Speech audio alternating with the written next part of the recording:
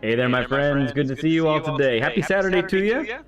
Hope all is well with you. Hope you, whether it's later in your day or earlier in day, that you're having a good time. We've already had some busyness this morning already as a family, so we got here. I got here about 22 minutes ago. I got back home, so it's been kind of a whirlwind here. I chugged some protein drink just before we got here. I got my Celsius, and I have my water, and I have my coffee.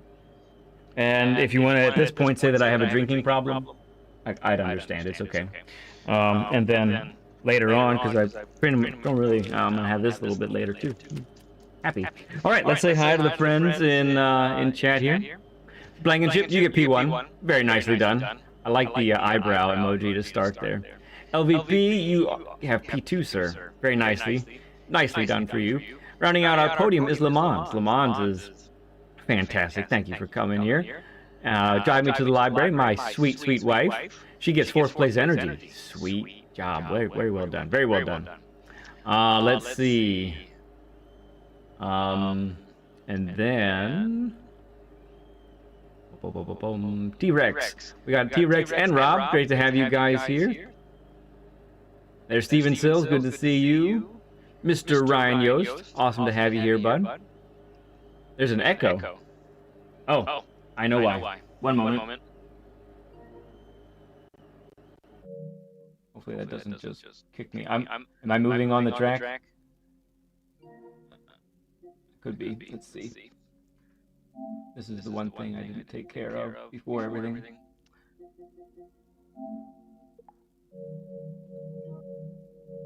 All right, echo should be all taken care of now. All right, I didn't even go anywhere. Excellent. All right, that should be all good. Thank you for letting me know that the echo was there. Adiz, good to see you, man. And there we go. Okay. Are you ready for this? I don't know if y'all are ready for this. I feel like I'm ready for it, but I've had like a lot of prep here and get ready. But this is going to be some fun stuff today, friends. I can't wait to get going here. So let's go ahead and introduce our guest for the day, which is Mr. Ramboi. Ramboi, how are you today, sir? I'm good, thank you. Thanks for asking. And then, yeah, thank you for inviting me to do this. I'm really looking forward to it. Well, if I remember correctly, you asked me, but oh, yeah, either way. I did, yeah. But you accepted my invitation. I did. Well, it's super awesome to have you come on today. You know, you've been a friend in chat now for a good several months, and it's awesome for me. I get a real kick out of having somebody who we see in chat, we dialogue with in chat, you know, and go back and forth with different things, and then we get to hear the voice behind the name in chat. And to me, that's like one of the coolest things about this. And I'm thrilled to have you on. So we could start at a lot of different places. I think today I want to start with your name, because to me, you know, if people see you in chat, they see the Rambo picture. You got Ramboi in your name. What's the story behind this name that you've given yourself here? Yeah, so I'm 38 now, so approximately 26 years ago, or maybe 25 years ago, I made the decision to become Rambo, and it really stemmed from, I was serving in the military when I was after school, and I was playing video games, and Call of Duty 4 came out, yeah, and I found myself doing really well using just a Desert Eagle on Search and Destroy, and so I just sort of, somebody said, you're running around with your Desert Eagle like Johnny Rambo, right, and I just thought, that's absolutely perfect. So I decided to adopt that name, but as a fully grown adult now with children, I do regret my decisions. Oh, you don't have to regret it, really. I mean, but that led you to a little bit of a switch from Rambo to what you have now, right? Yeah, so I decided to kind of like take away the edge of calling myself Rambo. And Yeah. yeah, funnily enough, my best friend in real life, his mum, if I go around to the house, she refers to me as Rambo rather than Rob, which is my actual name. Oh, okay. So she will happily call me Rambo. Would you like a cup of tea? Or Rambo, would you like a sandwich? So yeah, it's now Ramboi. That's fantastic. I love sometimes just the background for people's names is just great because you know it's one of those things where you got to call yourself something, and for a lot of us it's years and years ago, and then it just sticks. It just sticks like that. So incredible. Yeah, it's been my name ever since. All right, so so one of the things that we've got to get into a little bit is. Talk to everybody. Let everyone know, like me. Before I talked to you yesterday, I had bits and pieces that I could kind of puzzle together. But give us your story of, background in racing and doing different things, and some of the stuff that you do in real life, even right now, and how that has now translated to getting involved in sim racing. Yeah, so I've loved racing all of my life. It's been something that I think I spend most of my weekends watching, and I'm talking back to the 90s of British touring cars, so the BTCC, and sort of like the German sort of touring car leagues. And over the years, I've gone into Formula One more and more. I often attend track days. So my actual real life car, like you, I've got a sporty car. It's a Yaris GR, so the rally homologation. I just ordered my new car. Should come in 2 months. That's a Hyundai Ioniq 5N. Okay. So 650 brake. So excited for the transition to electric. It's going to be interesting. Yes. And yeah, so my background has been, I love racing. I always have. My son now is 6.5. It'll be 7 soon. Nice. And he just loves cars naturally. And so I thought, Gran Turismo 1 was the last time I played sim racing. I've been lurking on Rory's stream, your stream, Digits, many other GT7 streamers for 2 years, 3 years. And in October 2025, so only 3 months ago, I opted to get a wheel, a PlayStation, and a seat. And I don't think I leave it very much in the evening if I get the opportunity. I truly love it. So let me park on that and make sure everyone heard that. That was, you said, 3 months ago. Yeah, so October the 12th was when I ordered the the wheel turned up. Yeah, I've got the receipts. So it wasn't something that you were doing. You came across various streamers, and eventually it just the bug bit you, and you had to take the plunge, huh? Yeah, I'd played a game called EVE Online for a good part of 23 years, which is a PC game. I needed something to sort of give my evenings into when I'm not with my children or I'm not working and traveling. So I found watching GT7 streams kind of appealing. But now I've got the time, and my son wants to learn racing. His racing rig is within arm's length of mine. He's got a little G923 and a little seat next to me. And we sort of do sim racing together, and it's been great for a father and a son bond, really. Right? I mean, how, like that to me is like one of the coolest things. You got the dad's rig right there, and next to that is the son's rig. Like, that's pretty sweet. And we just, a couple weeks ago we had Wicked Quick Son on, and they too, he just got a G29 for his starter wheel, and they also have it side by side in the game room there, which I think is super cool to be able to do that.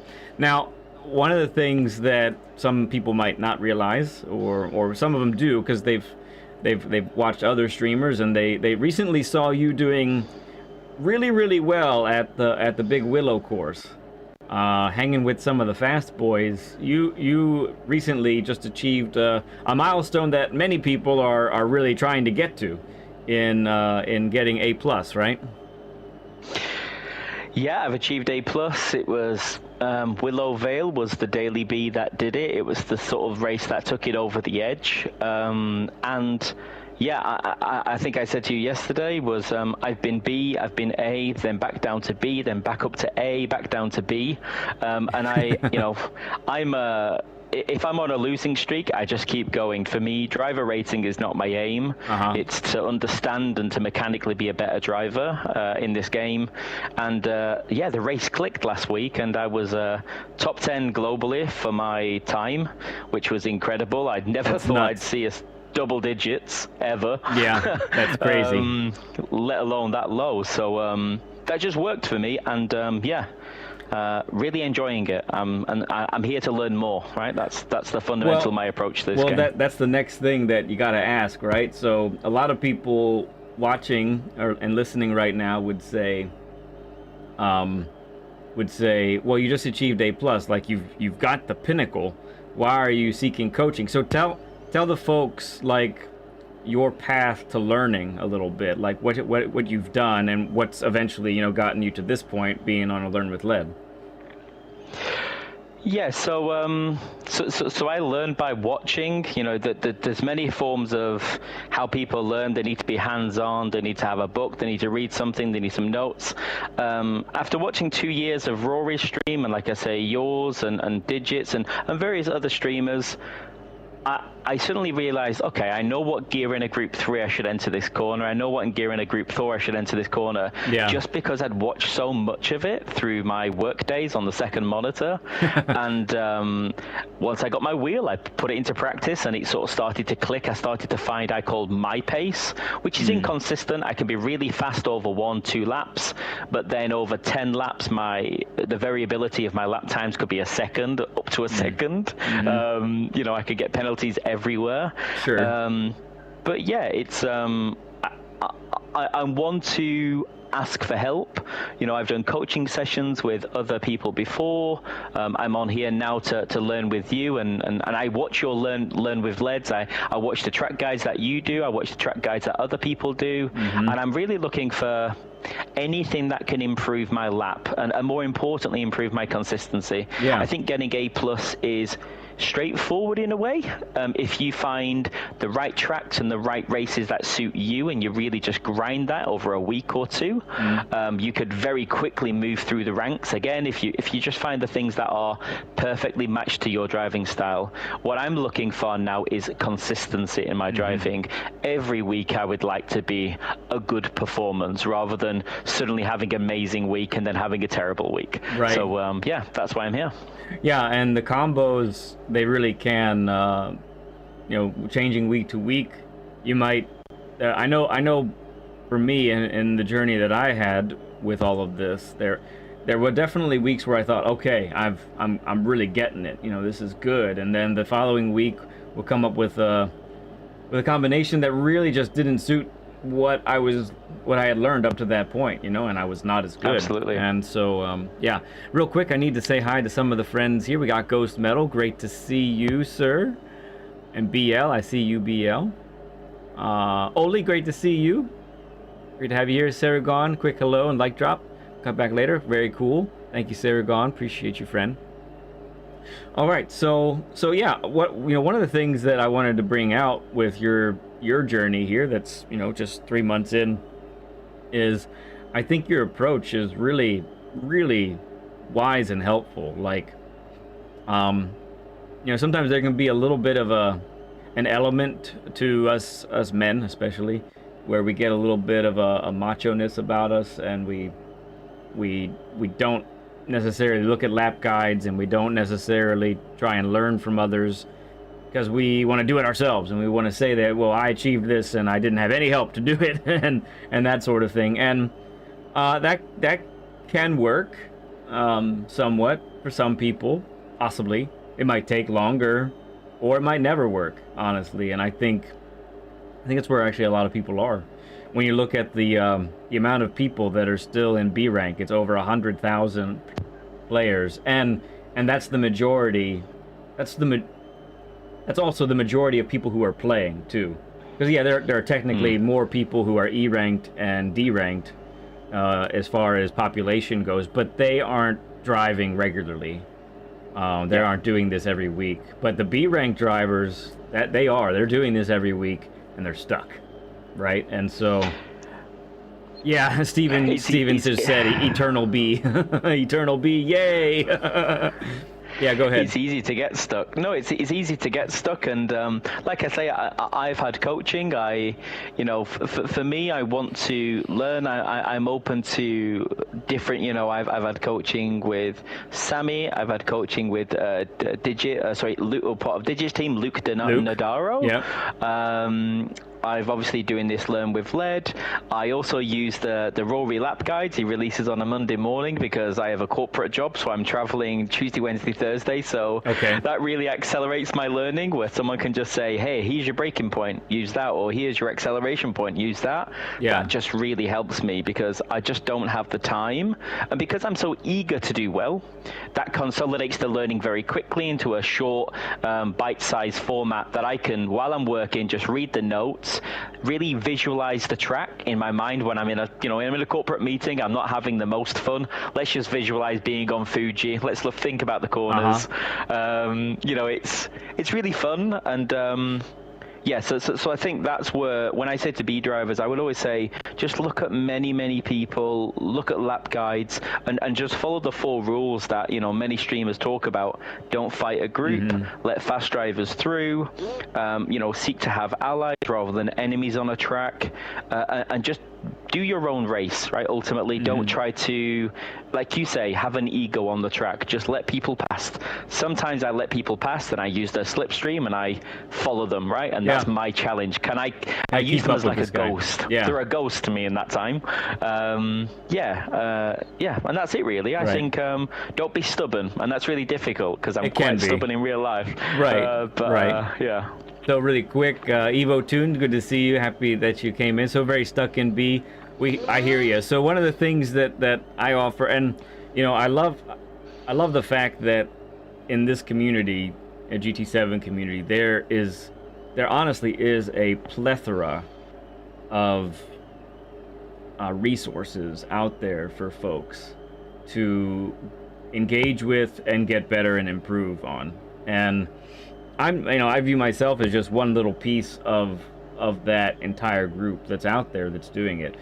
And we all have slightly different ways of explaining things and teaching things, and I think that's really important too, because not everybody learns the same way. Ramboi, you just mentioned how you're able to observe and watch, and you can really grasp a lot of what you actually need to do just by watching and such. Whereas other people are very much more hands-on. I have to actually do it to learn it, that sort of thing.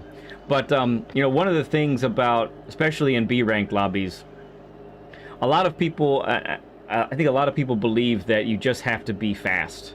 If I was faster, I could get out of B. And I'm here to tell you, just as a quick note, that's not true.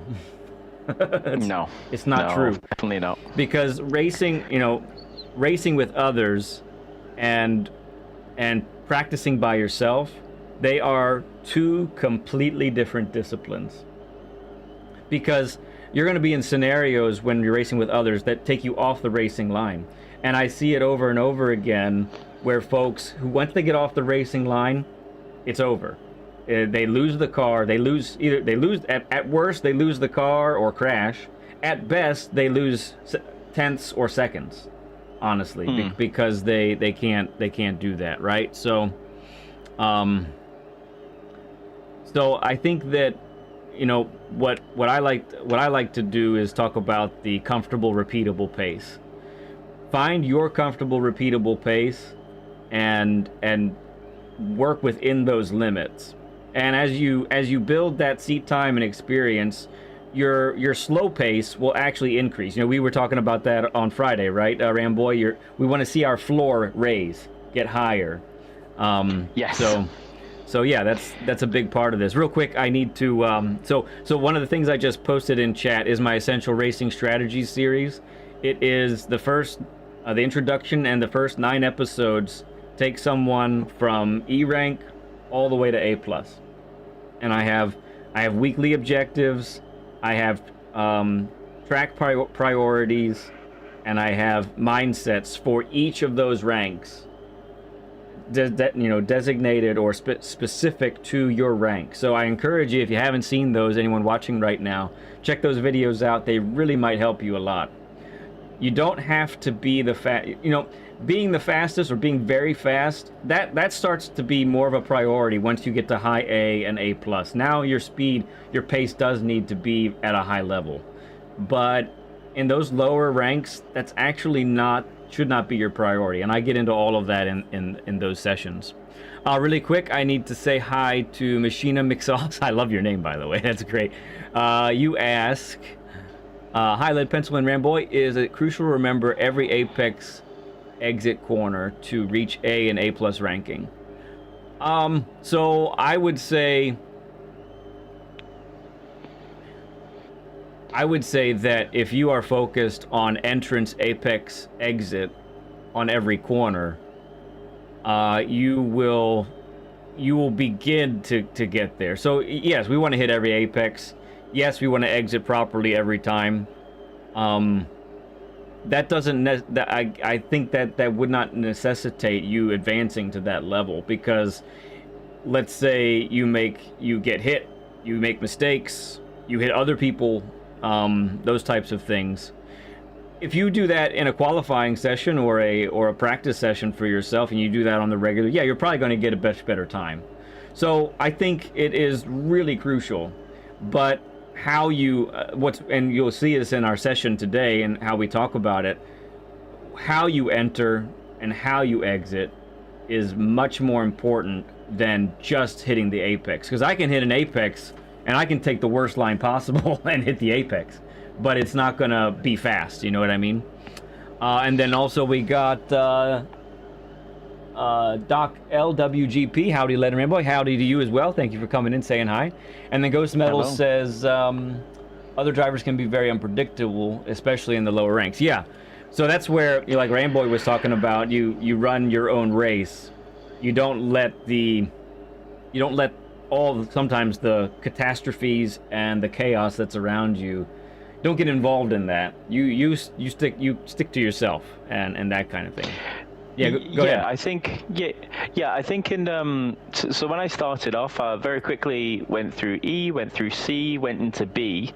I found in B that people were more not about unpredictability, but they were more aggressive, definitely towards the higher B, because they wanted to see that AS, right? That's that first digital accolade in GT7. I'm an A driver, not an A+, an A driver. Yeah. And I think it can be quite aggressive.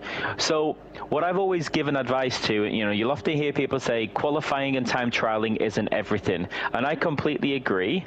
Race pace matters, race craft matters. Mm-hmm. But when you're in those lower lobbies, I would highly recommend you try to get yourself away from the back of the pack, the mid pack, and get to the front. Definitely in the E, Cs and Bs. But when you're in the B, be okay being in the mid pack. And again, as I mentioned to you yesterday, there were times when I was only 3 weeks, I think, into GT7, and I was a BS driver. I purposely qualified on pole and then put myself at the back of the pack by pulling over. I thought, I don't mind losing D Haria. This is fine. I'm not going to be a world touring driver going around the world next week. So I'm going to learn, how do I get through 16 people, hyper aggressive, wanting the next rank? And I learned to, like you say earlier, sort of know when people are going to cut you off, know when people are going to dive bomb. So I built a bit more peripheral vision. I started to really think about who's going to do what at what moment and anticipate those. Yeah. And that's helped me, I think, in A, again, where it's more competitive and tighter margins for errors. Yep. So yeah, just be okay being in B for a period of time, consolidate your learning, don't worry about the rank. I think what's important is, do you feel faster every time you get on the track? Yeah. Do you feel like you're improving? That for me is the most important. Yeah, I think that's huge. I think that really is, it's great advice. I think that, if you can, especially, I think if you can say you did you did race C, so let's just say it's 10 laps. You did 10 laps and you can say, you know what? I was comfortable with the car. I didn't get into any trouble. I made some errors, but they were only minor, and I finished 4th. That's a success, in my opinion. That's fantastic. That's a success. You cannot be upset about that. honestly. That's huge. But if your experience is, on the flip side, if your experience is, well, I started second, and I ran into the back of somebody, I got sideswiped by someone else, and then I overdrove the car to try and catch up, and then I spun, and so I finished 13th. That's not successful, right? I think that's that is unsuccessful. That's a level of failure, in my opinion.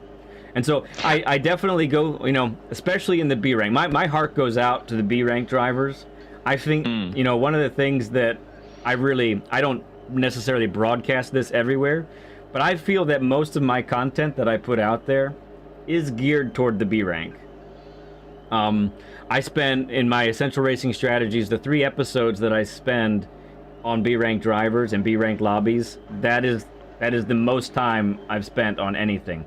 I purposefully got an alternate account, and I stayed in B for about 4 or 5 months just to experience it all afresh. And man, and I'm an A+ driver, right? And I did not have fun most of those races. It was really tragic what I was experiencing. But I did that because I'm fast enough, I can get away from everybody if I wanted to. But I purposefully I did not go to my absolute limit. I just stayed very comfortable, well within the limits of my capabilities, right? And I found that you need to put into practice certain levels of defense. So I talk about making sure you keep yourself, give yourself a bubble of space at all times. I talk about protecting the apex and how to do that. If you're going to get hit, make sure you're going to get hit from behind, not from beside you. That sort of stuff. So all of that's in the Essential Racing Strategies, and they can really, I think, really help you guys out. Really quick, need to say hi to Mr. Onions. Great to see you, friend. And Root, good to see you as well. Ghost Metal says, and I think very appropriately, he says, feels like a matter of survival in the lower ranks sometimes. It is. Just survive more than other people, and I think you'll find that things will be better. And then Onions, member for 6 months. Thank you, everybody. Throw up a stud emoji for Onions. Thank you for that. Appreciate it. Evo Tune says, I think B is where you either figure out how to unlock the speed or you don't. I tell you what, I don't totally disagree. You can unlock the speed and that can get you out, but when I finally got out of B rank, and it took a while, it wasn't because I was faster, it was because I started to drive smarter. That really is what did it.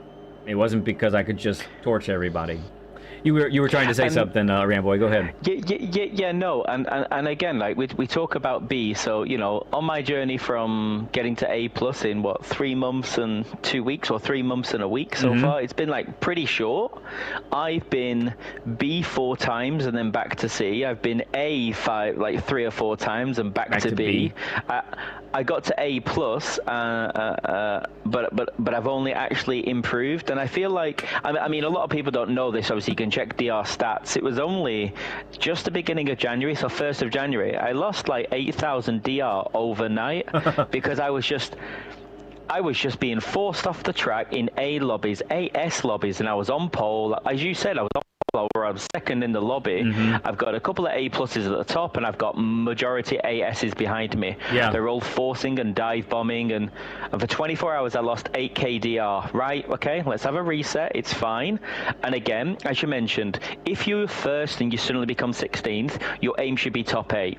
Right, that's the new podium to you. Yeah. If you're 8th and you become 16th, your new podium is maybe top 10. And again, consider what your recovery drive is and use it as an opportunity to learn. For me, it's about composure. I don't like being forced off the track, and there was actually a short that was released the other day from, I think it was Yield2D, of me absolutely launching somebody on Yas Marina, because I just had enough after it. Yeah, it was about 10 races of Yas Marina. and I was getting sideswiped, and I just launched this Italian driver off the track so far, and Yil was laughing his head off, and I was like, there's only so much one Rambo can take in an evening before even I lose my cool. You went full Rambo on him, didn't you? I just tilted. But what's important is the recovery. Like I say, I went from losing 8,000 DR to then suddenly gaining 16,000 DR in the following 2 weeks. So it's all about recovery in the race, but also recovery of what you're expecting for yourself. Ultimately, this is a video game. You should be enjoying yourself every time you're on the track, and if you're not, try a different approach, try a different car, try a different track, and also I'd say try a different race. I'd say this week, if you want fun, go on to Daily A. Right? Enjoy yourself in the Mazda, do a little bit of power sliding, It really depends what you're looking for, but enjoy Good racing stuff. is the most important to me. Yeah, I mean, the competitive. I think we all get onto online because we enjoy the competition, right? To be able to go face off against live human beings with that unpredictability of what they will do. For me, that's part of the thrill. I think that's part of the thrill for a lot of us, because otherwise we wouldn't get online. We would just do the in-game races against the AI and call it good, So, it really does come down to that sort of thing. And, I will say, for anyone watching right now, if you feel like, if anyone's watching right now and you feel like, I feel like I'm just about fast enough really to get out of B, but I'm stuck because I have 2 good races and I have 2 bad races, or I have 3 bad races and 2 good races, and then a great race and then a really bad race, and I'm constantly yo-yoing back and forth. Learn with Lead is not just about pace. You can reach out to me and we can talk about racecraft. We can talk about what it is. You can send. We can set up a situation like this. So most of the time when people reach out to me, they want to get faster, right? And so that's usually what we focus on. Now there are occasions where someone will reach out to me and say, I'm stuck in B and I can't do it. And then I ask them, well, how do your races go? Where do you normally sit in your position? And where do you normally finish? Those sorts of things. And so sometimes I will recommend to somebody, hey, I think your issue is racecraft. I think your issue is decision making in the race. So let's focus on that. So sometimes we have, on a Learn with Lead, we watch someone actually do a race live. And that gets interesting as well. Okay. So that hasn't happened too often lately, just because of recently this has been more the focus, but just letting everybody know out there that can be a thing that we actually focus on more than just, we will probably still focus on race pace and actual qualifying times, but we can focus on the racecraft as well. I do offer, the standard stuff in Essential Racing Strategies, those 9 episodes. I know those can definitely help, but if you want my eyes to see what you're doing and your decision making, that can be something as well. So I will put this out there right now.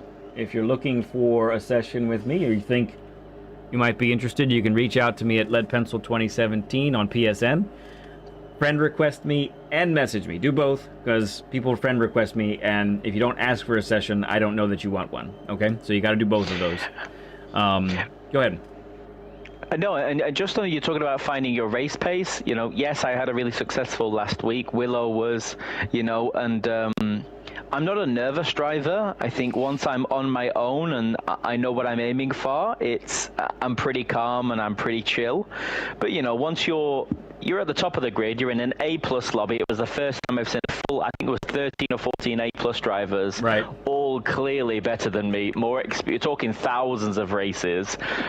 Rory popped in the race, Sparks popped in the race, Kentish Jen popped in the race from the UK. Yeah, all fast boys. There, my heart is pounding. I have this Italian next to me that I know is fast in the race. Yeah. And I remember typing in Rory's chat, I'm going to bin it on the first lap. And I didn't that race, but the following race, I completely binned it. And again, there was people in that race that were just faster than me last week in Willow Vale. Yeah, I had a great qualifying time, and I did it over like, I think 30 or 40 laps. I got my time right down. But then when it got to the race, they could just maintain it. And actually, do you know what? I just indicated and pulled over. Just let them through. Yeah. Hey, yes, I qualified pole. I would love to win.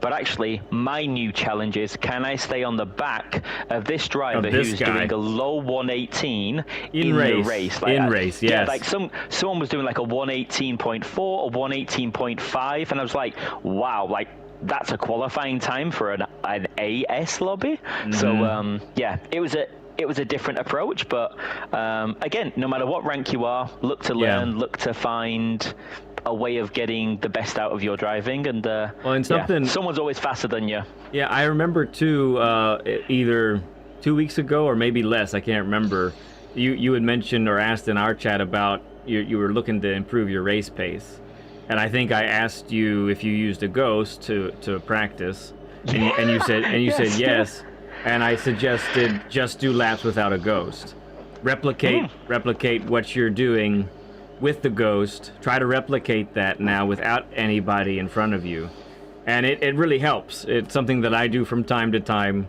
to help that race pace. There's certainly more that can be done. That's definitely not everything that could be done, but at minimum. But that was massive. That was massive for me, actually. You know, I could on the warm-up lap of Willow do a 118.1 on the warm-up, which was like incredible. I could do 118s all the time, but then when you turn the ghost off, I was doing 119.2s. So I kept on practicing, and I think I got to a mid 118, like 118.5, 118.6, and I was like, wow, this is without a ghost. This is fantastic. That helped me more than having a ghost in the race, because I really knew my braking points. I really knew my turn-in points. Yes. I wasn't just following the routine of a ghost, which is very easy to do. So it's much easier. And again, that's an A+ driver nearly asking for advice, right? Like an A driver asking for advice. So I think, that's the biggest takeaway for me. Keep asking questions. Keep, act like a child. Ask a million questions, get a million answers, and hopefully one of them will stick. Right. Great stuff. Well, I think we could talk about this for a long time today. But let me give everybody a quick breakdown of what's going to happen today. So, because Ramboi is still a newer driver, yes, he's had a lot of success. He's a newer driver, just been doing this for 3 months and change. The plan today is to spend time on Catalunya and spend time on Gilles Villeneuve as well. And the reason for that is the two tracks couldn't be more different. Even if we were in the same car, same group, same car, if we took the BRZ here and we did it there, it would be a totally different experience.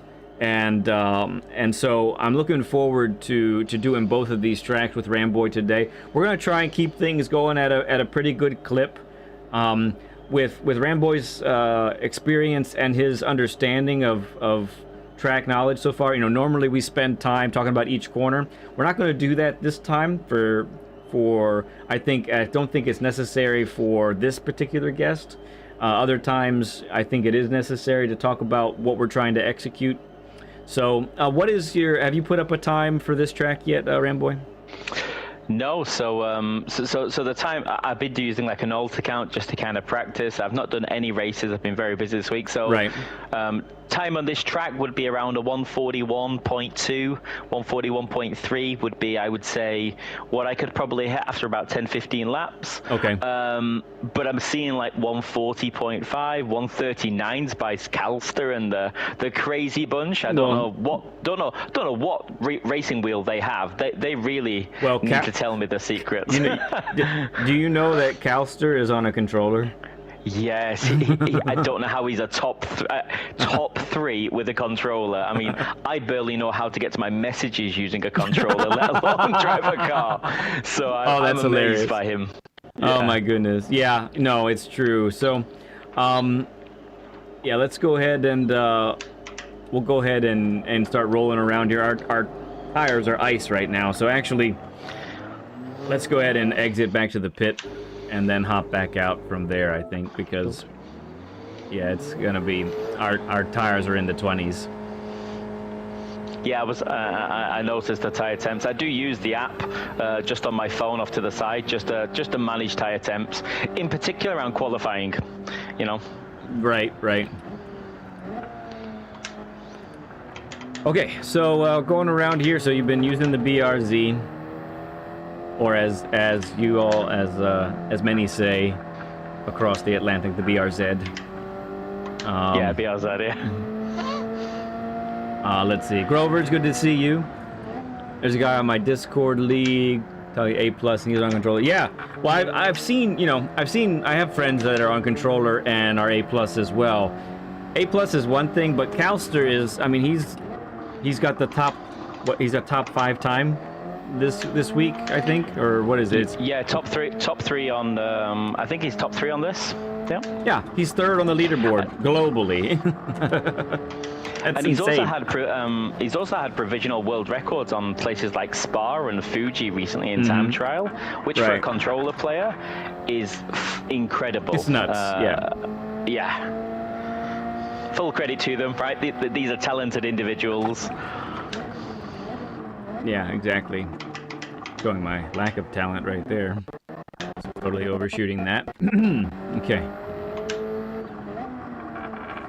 So the BRZ is a handful. This is the only car in the top 10, I believe. And I think maybe Gallo's got the NSX, maybe top 15. Okay, yeah, but but that's Gallo, so. Yeah, alien. All right, we'll go ahead and have you take the lead here. Yeah, this car is such a handful. It's, regardless of how skillful you think you are, that 3rd gear is the death gear. It either works with you or hates you in the same moment. Yeah.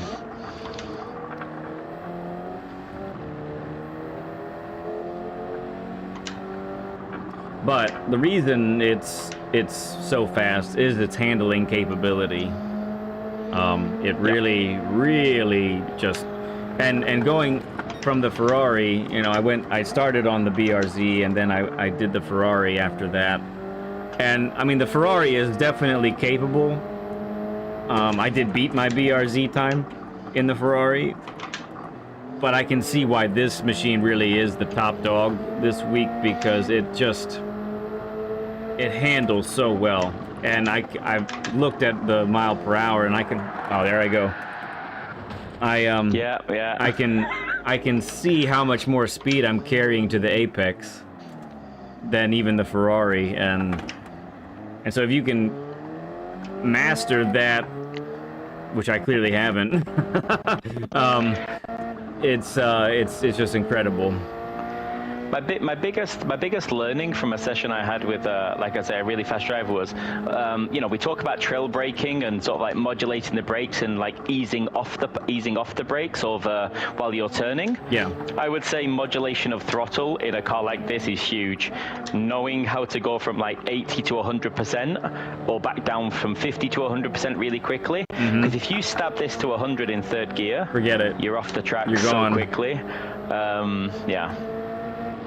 Yeah, and so getting rotation, this is key with any car. I don't care what you're driving.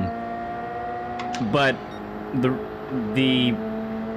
BRZ will punish you if you don't do it. Like you can get away with it in other cars, but this thing will punish. So getting rotation on the way to the apex is just paramount. You have to do it, right? So that you can, like you were talking about, so that you are not having to steer on exit. You can straighten out much earlier on exit. And like I said, you can do. That's important always. That's always the goal. But the BRZ, if you are bad at that, it will expose that weakness in a very real way. Yeah. These FR cars with the turbos are just phenomenally aggressive on the power. My favorite car by a long margin is this Alpha, the MR Alpha, which was used on Willow. It's just nice. Great on tire wear, great speed, nice handling. It's very good on tire wear. Yeah.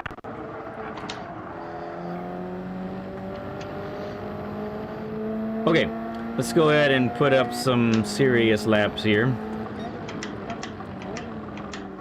He says as I go extremely deep on that corner. Fantastic. We'll start it. We'll start it in the next lap. It's not yet. I was giving you fair warning. Like this corner here, like just playing with third, like tickling it a little bit because I'm just so scared. Yeah, and rightfully so. And I think another tip I would give and what I look for on sessions is I often watch you and I watch people do lap guides. I look at apex speeds, so I'd say, oh, you're going into that corner at 100 or you're going in at 50. I look for those like little markers in your lap guides, which helps me know if I'm carrying enough momentum. Because if you're not, it's very hard to put the power down, so I'd say try and keep your speed up in this car as well is my biggest learning on this qualifying so far. Yes. Yeah, don't slow it down too much. And that's technically, so that's really what you're trying to do all the time also. Because it's even worse in a Group 4 car because it has less power. But generally, yes, what you're trying to do is get to identify where you need to be at your slowest in a corner, okay? And then identify how slow that actually should be and try to get to that. So let's say, for instance, this hairpin coming up, I know that I want to be at about 41, 42 miles per hour at the apex. That's where I need to be at my slowest, and when I get to that point, that's also where I want to be on the throttle. And I want the transition from brake to throttle to be seamless. I don't want any wasted coasting in there. When I do that, and I don't always execute it, but when I do that really well, that's when I get my best times. And technically, that needs to be the case for every corner. So I'm a big coaster, but I'm a big coaster, unfortunately. That's the bit I need to get better at, is being slow at the apex, so I don't have to do so much coasting, because I do enjoy just chilling mid-apex, which is not optimal. So with the race cars and the stiffer suspensions, coasting is usually not very beneficial. Because, oh my goodness gracious, this car. All right. This is what I get for trying to talk and drive this thing at the same time. This is a great test for your audience. It is actually, yeah. Get this car, be quick, and try to talk to a family member about a serious problem. Right, not going to work. One or the other is going to get ignored too much. Hey there, Nielsen. Good to see you, friend. Let's see what we were saying. We were talking about being at the slowest. Then what? I forget. I know. Slow it at the apex and around coasting, yeah. Oh, coasting. That's right. So, so the stiffer suspensions don't really. They aren't very conducive to coasting. You will likely understeer if you just coast.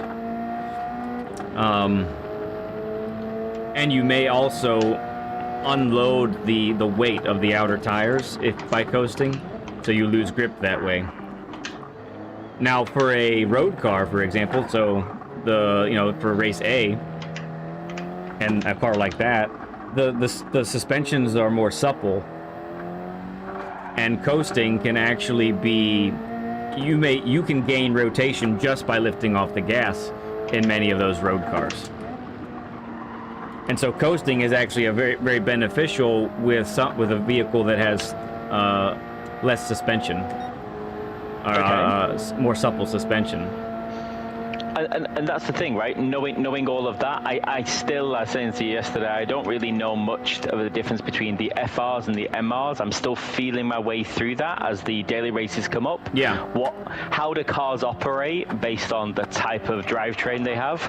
Yes, still don't have that knowledge, and that's something I think I want to improve on over the coming months. Yeah. Farouk with the $9.99. Thank you, sir. Yeah, come and call the medic. I just crashed the car. Appreciate you, friend. Drop us that emoji for Farouk, everyone. Sounds good, Farouk. Thank you for lurking. Thank you for the gift, bud. Means a lot.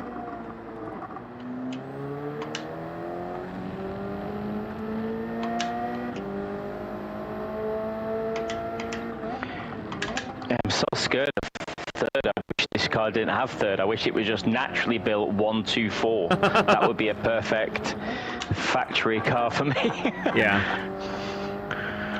But yeah, like right there, that turn right there, with the Ferrari, I got to be at like 90, 91, 92.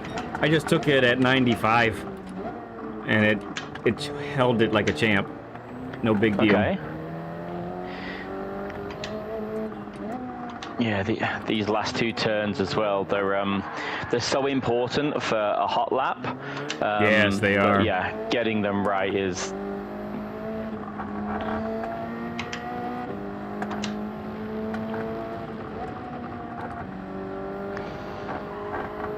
One thing you do on your Learn with Lead, which I really enjoy, is you build your pace up. You go around the track, you're running at maybe 70% of your speed, then 80%, and then you're sort of ramping yourself up to that kind of optimal, so you don't just throw your cars into every corner. Yeah. And that's something that I've adopted as well in my practice. You know, go around, I call it as an exploring lap. Yeah. You know, don't watch any replays, just go explore. Drive around the track, see what it looks like, see how the cambers feel. Yeah, that's been really helpful. Yeah, sort of a Sunday drive aspect. So it's interesting because there are 2 types of driver. I've mentioned this before. Normally people fall into one of 2 categories. When they start practicing, they exceed every limit the car has immediately, and try to back off from there, right? The other type of driver, and these are the extremes, right? But the other driver is the conservative, and actually they are afraid, they are fearful of losing the car, and so they actually drive well within the limits of the car and never even explore how much the car can actually do. Okay. So it's interesting. Sometimes I have to give opposite advice depending on who the guest is. So if you're the aggressive one, then I have to say, look, man, you got to chill out. You need to stop exceeding the limits on every turn, back it off, find out what can be done, and then build up. Sure, mess up a little bit, exceed the limit here or there because you needed to explore that, but stop killing the car every time, because you're never going to get a consistent lap time that way, you know. Yeah, I try to be fast into a corner, which is something I recognize. I feel like if I'm not doing well on a lap, I just try to launch myself at the apex, but I don't set myself up for the next 2 or 3. And on some tracks, that's so important. It might not be this corner, it's the 2 after in the complex of corners that matter more. Yeah, that's just trying to catch up when you feel you're going slow. Yes, and usually if your aim is to be fast, you won't be fast. Yeah. Fast comes by fundamentally being sound on each corner.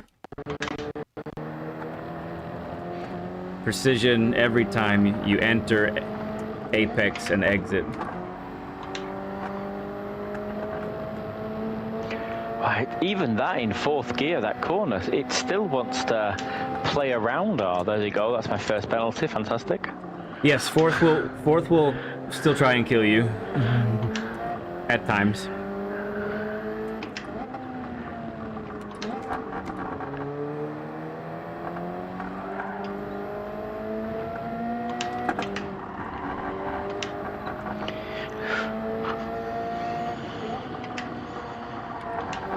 So, in the time that you've practiced, is there any particular corner or sequence of corners where you feel like, man, this is really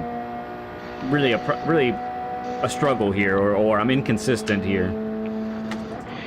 Yeah, so the main two, I would say, I mean, the first two corners, these ones are perfect fine. So turn 1, turn 2, long turn 3, comfy. I'd say it's sort of like turn 5, turn 6, where you've kind of got to, you're on fourth, you've got to break down into second, and it's the one where I think you get the most penalties. And as it comes up, I'll point it out. I don't know the turn number, but it's even this one, you can lose it so quickly in fourth. That's fourth gear, and my car wants to go away. The other way. Yeah. This one, you've got to be really patient to be straight, because again, I've lost it quite a bit, so I'm very patient on that corner now. It's this one coming up. Yeah. This one here, where you've got to, it's like apex without wiggling. Like that. There you go. Yeah. Prime example of that corner. Yes. And I don't know what it is about that corner, whether it's there's a camber to it, not that I can see really, but it's very difficult. I feel like you just can't hammer the power down. Okay. And you can get a penalty on the right side as well, so there's always a hesitance to enter it with a lot of speed to get more grip. So Got it. Okay. Yeah, so I think that's the worst corner for me. Got it. Okay, so both of those, so we talked about coasting earlier and kind of the not so beneficial nature of it. Both of those corners can be very much corners where people coast, and they don't really need to. And in fact, they want to avoid that. So when we get to that hairpin here in a little bit, let's stop there at the brake marker and talk about that one, okay? Yeah, of course. Perfect. And then we'll talk about the next one as well.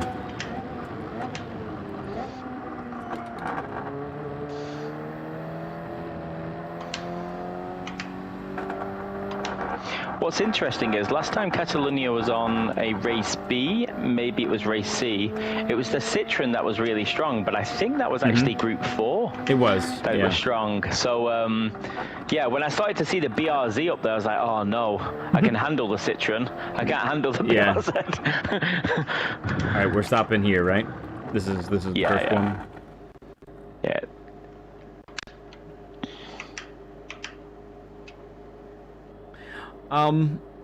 Is this one off camera? I don't know that it is. Is it this one? So I think this one, I think it kind of, I don't know if it goes away from you a little bit, but I sometimes feel like you've really got to wait to get on the power on the other side, not here. It's when you're exiting the corner. Otherwise, you end up facing left into the wall, which is never ideal. Yes. It's not optimal.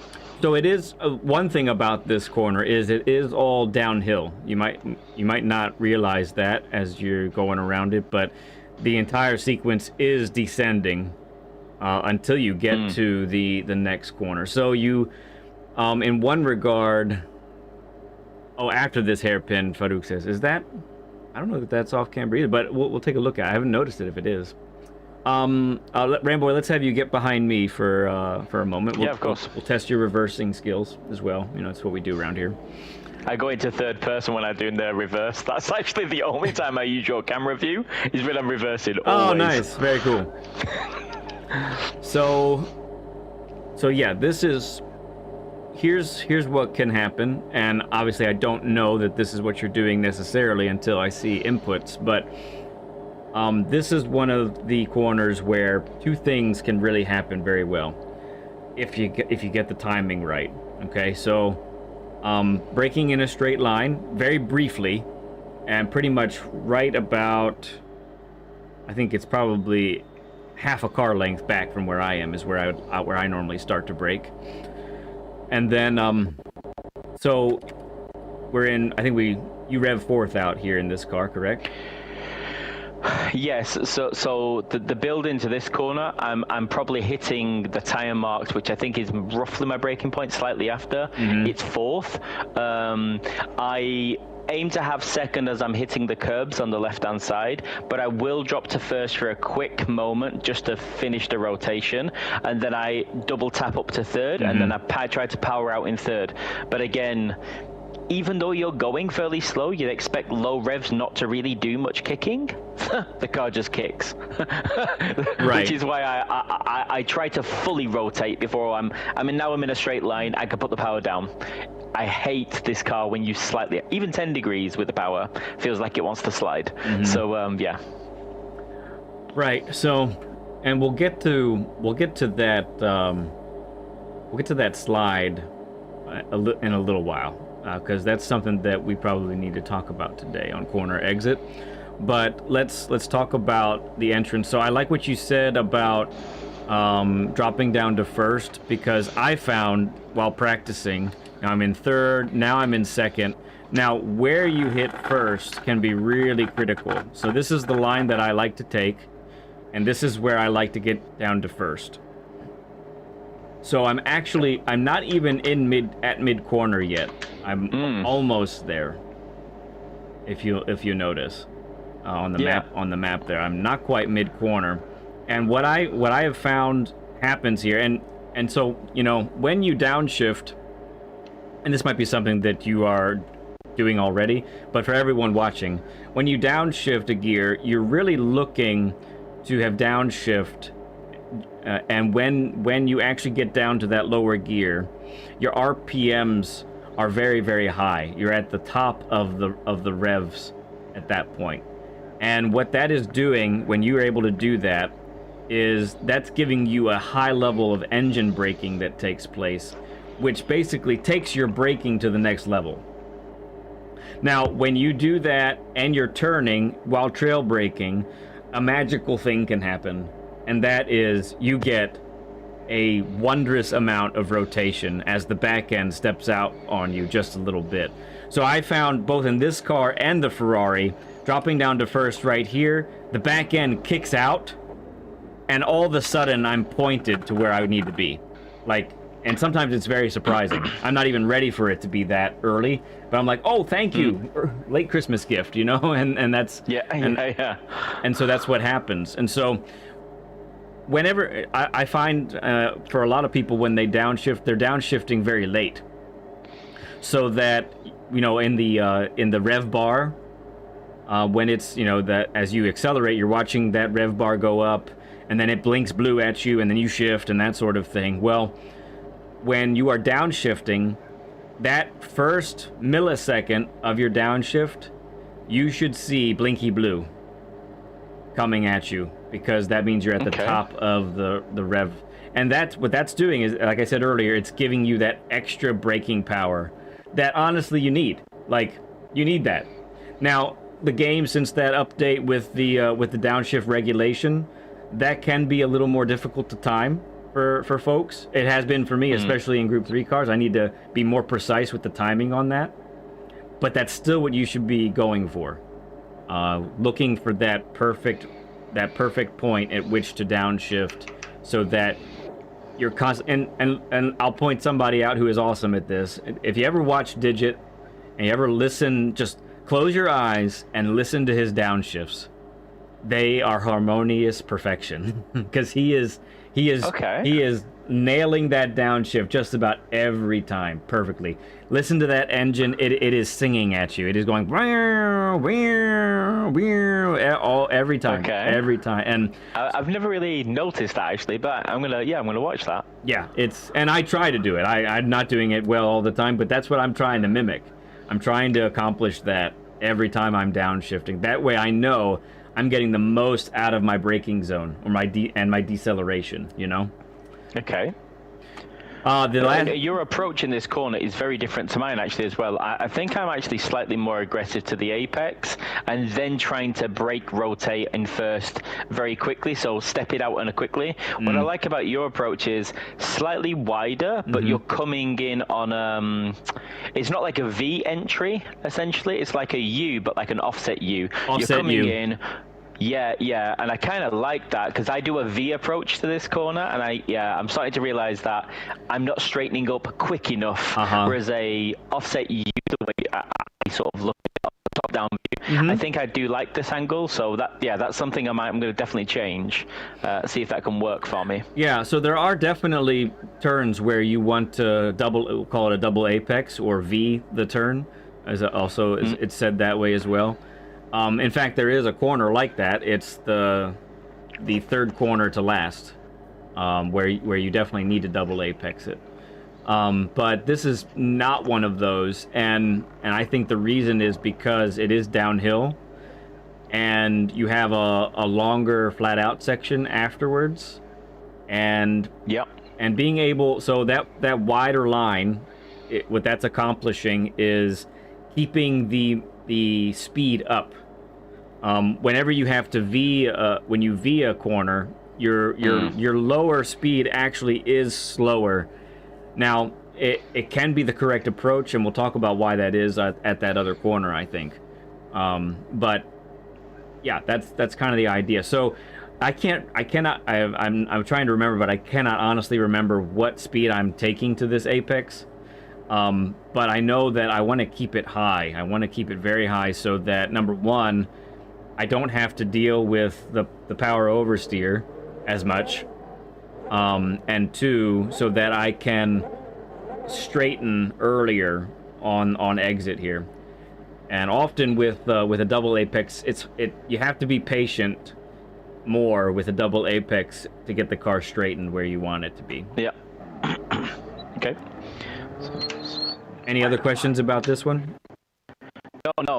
Like I say, your approach I think is massively going to help, because, like I say, I'm having to wait so long to get on power, and I am going very slow. So if I don't slow down and perfectly be straight, then I can, because I come out of that corner in second and I put the power down in second, quickly switch to third. This one does get me. I know where I should be braking. It's as soon as the curve starts, but everything else after that, guesswork. And sometimes it works, sometimes it doesn't work. So yeah. I'll tell you about this one.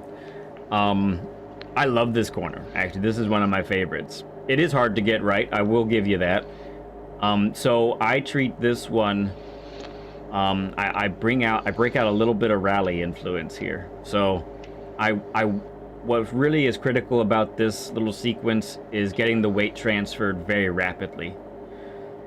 So in that previous corner, for example, you are braking briefly in a straight line, and then you are gradually increasing your steering input to the left, and you're trail braking off. So now you're transferring the weight from the front wheels completely and gradually translating it to the right side of the car as you trail brake towards the apex, right? With this one, you don't have time for that. You got to get the car turned quickly, pointed where it needs to go, so you can be on the throttle as early as possible, so that you can and exit as straight as possible. So when I say rally influence, I'm talking about that quick weight transfer. So you're right about the braking point right here. So we're braking in a straight line. I think it's really necessary to get the right tires onto the curb here.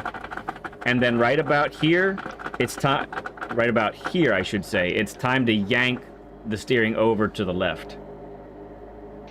Okay, wow, okay, I think I'm going later on that, just, or maybe sometimes earlier. Like I say, I know where to brake, it's everything after that, so I don't actually have a turning point. It's very much by feel at the moment, which is, I know that's not good for consistency, but it's sort of... Yeah.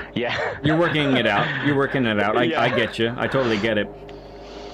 So from this point to the apex, what makes this part difficult is achieving the right amount of brake pressure as you trail brake. It is briefly trail braking, but it is trail braking to the apex, and trying to keep the speed up. So the BRZ can handle 74 to the apex, and that's what I'm trying to achieve as I'm coming in here. Right here, okay? 74 to this part. This is also where I'm up to fourth gear. I want my left tires to raise this curb. I don't want my left tires to get onto the green, because that's pretty much a death sentence. But I want them to graze the curbing because that'll add some rotation. And for steering, I want to be straight enough so that I can steer no more than, we'll call it 11 o'clock on if it was a clock, right? I want to be just like that. And what I'm also hoping for, and this doesn't always happen, but I am hoping that the rear steps out a little bit. I need it to. So, and that's the scary thing with this car. But I need the rear to come out just a little bit. So I'm hoping that that initial push on the throttle at 4th gear will give me a little bit of a kick out. And one of the things too about this is I'm planning to be all the way over here. I'm not trying to be cautious on this part. I'm trying to put my left tires all the way onto that portion of the curbing there. Yeah, this is so like this is when I was saying that, you know, this was a daily. See, I think maybe a month or 2 months ago, I had a penalty at least every lap, if not every other lap here, because I was really like looking at where you are. That's where I wanted to be, but I wasn't getting the entry right. I was a little bit too far the other way because I was off, and then I slowed down too much, so I could completely stay on the tarmac to avoid the penalty. Right. But yeah, it's really difficult. This corner, this is probably for me the hardest one. Okay, so that's why that later turn in that we just talked about there. That's why it helps. You're sacrificing some distance between the turn-in point and the apex in order to maximize exit speed right here. That's the objective. Okay. All right. Anything else that you want to go over with the remainder of the corners? No, just this one here. There's probably two. So there's this one here. Now, sometimes I brake, sometimes I don't. Sometimes I know where to turn in. It's basically follow the curb. It's sort of like the edge of the curb. You want to follow that same sort of like turn in. Sometimes I don't even brake on this corner. I've just let off the throttle for so long, which isn't, again, ideal. I've coasted like the entire corner. But other times I brake. It's just, again, this is more about feel for me, this corner, rather than a consistent approach. So sometimes I completely overshoot it and I have to go down to third, and I'm third, and then I'm suddenly. But this matters so much because actually there's quite a nice straight after this before the final complex, and I can see the ghost getting away from me here so often in both approaches. So this is a difficult one, I think. And it's blind. You can't see the true apex because it's uphill and off to the right. You can see the little itty bitty sausage on the inside of the curb there. And so that's something that I would use as a reference for your eye. You're actually trying to apex just a little bit after that little itty bitty sausage. Okay. Farouk, you're right. I forgot to mention that. So yeah, looking at that, there is a little bit of negative camber on that previous one, which probably also is why the later turn in helps. And so that's a really good point that Farouk's bringing up. So I think for consistency's sake, I like a really minimal bit of braking with a simultaneous yank to the right. And I do mean yank. Okay. Again, you don't have time for the car to gradually get the weight over to the left side here. You need to get it there immediately. So braking and turning simultaneously gets that. That requires a later turn-in than you might think. I think the turn-in is more like... Actually, I'm going to push forward a little bit more. The turn-in is a little bit more like if you want to ooch a little bit forward. Yeah. It's right about there. So if you look over to the left, you've just passed the little F sign on the left there. Okay. So that's kind of the turn-in / brake. And by brake, again, it's like 25% or less. It's nothing more than that. But that gets the weight transferred, and it is kind of okay. After that, how did you do? See how the car is oriented, and if you've done it right, you can get on the throttle no later than where I am, And if you've done it really right, you can get on the throttle where you are. And then I'm getting on the throttle sometimes. It feels like maybe another keep going, probably about there sometimes. Like my tires have just touched the curb. Now I'm on the throttle because I feel like I've got a bit of rotation from the curb, and I'm not going to get a penalty on the outside. Right. And again, it's a very cautious approach, and I'm I'd easily maybe 0.4 seconds on this corner. Not this corner alone, but it's this corner and this straight here is where I'm losing the time. Right. Okay, excellent. We love the hairpin here. I would say that this one is the same thing as the other hairpin.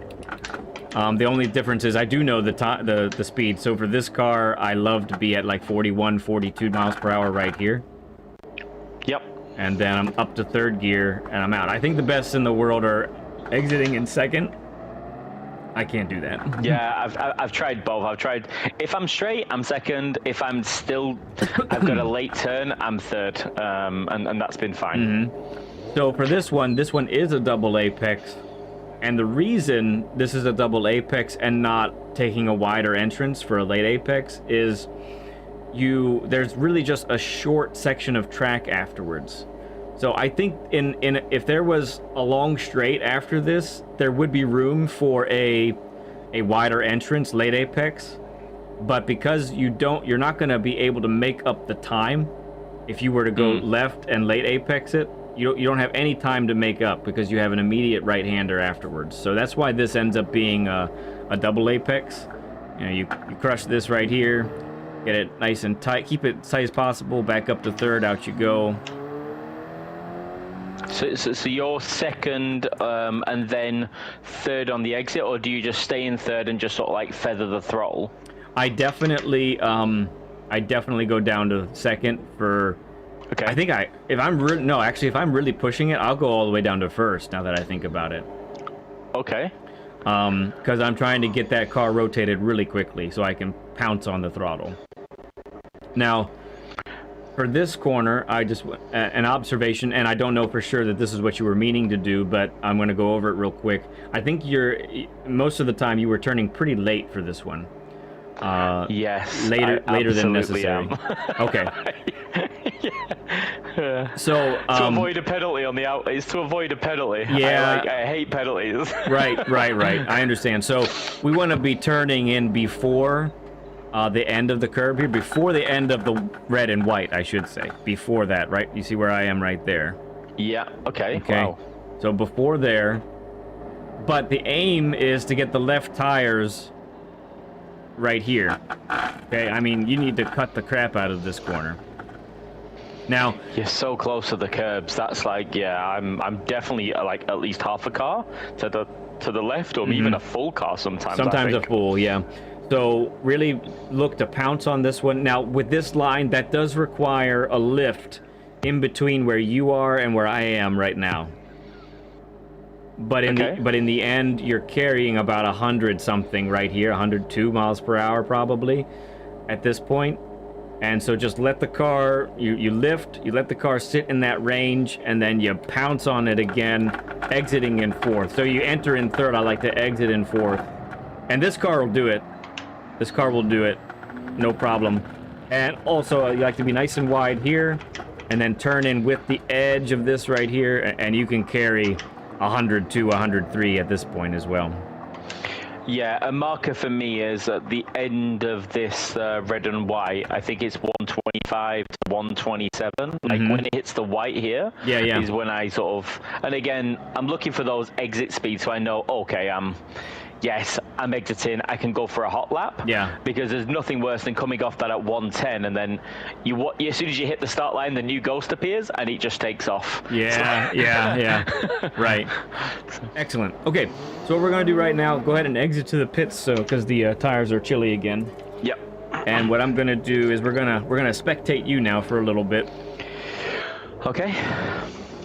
No pressure. Nope, no pressure at all. Just give me what you would want to do as you're like trying to gain race pace. You know, this is like just a session with you, no ghost. Looking to see how you would approach all of it. And I'll watch your inputs and And so will everyone else. I mean, technically, but...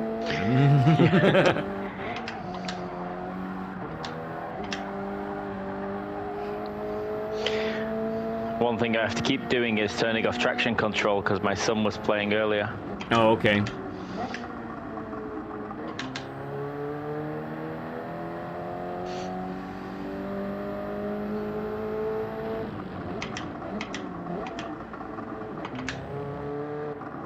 See, I'm too narrow on that, I think.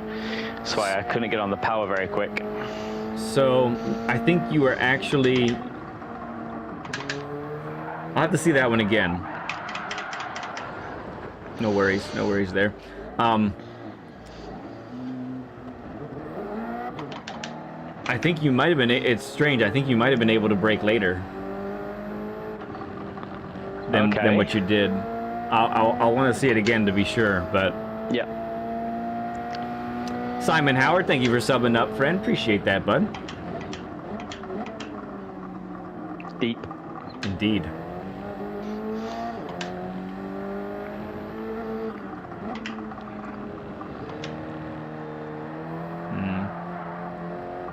I'm still dealing with some dirty tires. Yeah. This car, though. Oh, it's scary. It is. Too late on the turn-in. I would definitely use third there to tighten it to the apex. Yep.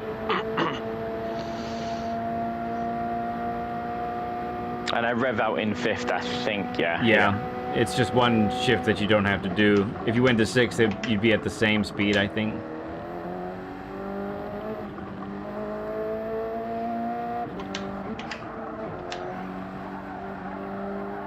A little early on the throttle that time. Yeah. And then I had to manage because I didn't want to go on that green because he sort of pulls you like quicksand off the track. It does. It super does.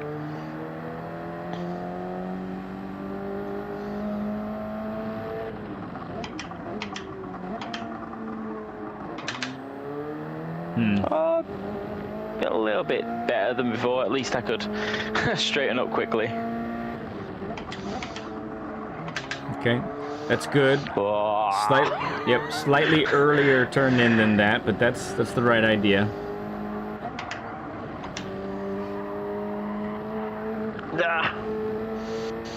Penalty.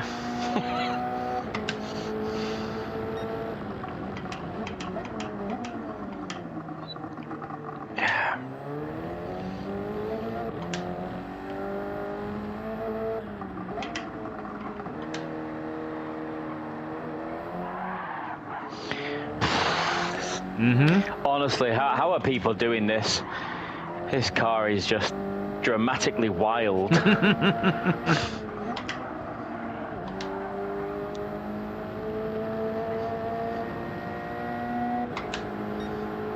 Okay. Slowly ramping up. No problem. This is how it goes.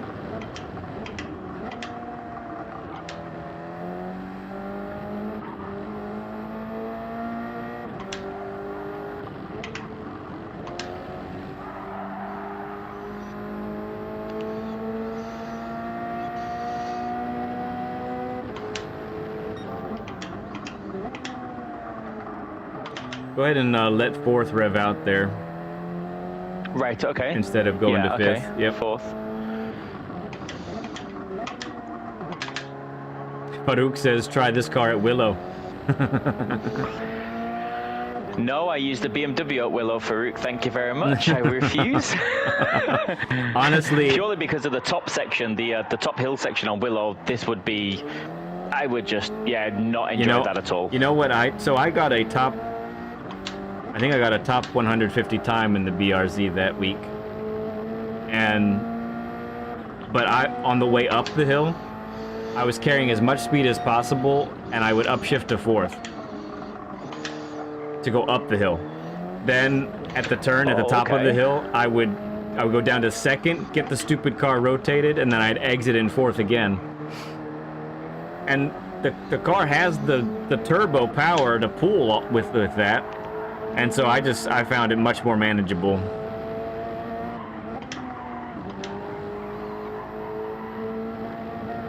Whatever, game. Stuck. To be honest, this is why I don't do the Red Bull ring, because that red text being on there for like the next minute really frustrates me. Like, at least hide it. Right.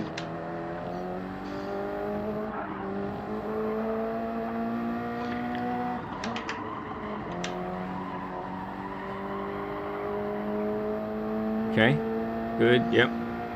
That's a tough corner to gauge how early you can open up. Oh. So, all right, so let's take a pause just a moment. Yeah. So, and you'll notice this when we go to the daily here in a little bit. What we need, I think, is just a little bit longer on the brakes on most of these corners. Okay. Letting the car get that last little bit of rotation. So on this corner, for example, I think you ended up at 70 miles per hour and then we're on the throttle. Whereas you actually want to be more in the 65, 66 range for this car, which then gets the car and that little bit longer to decelerate all the way to that speed. Then the car is turned. Then you can get up to, and honestly, I'd go up to fourth. I don't do third here. I do fourth. I think maybe you were at fourth too. I forget. And then power out like that. And I think that's the case for most of the corners I'm seeing. Just a little bit longer. It might feel slow, but that last bit of rotation, I think, will benefit you quite a bit. So let's try and implement that. Yeah, it's something I need to work on better. I often look at the data logger, and I'm just coming off the brakes too early. And like I say, the biggest thing I've seen in data logger is I enjoy a coasting line more than any other line.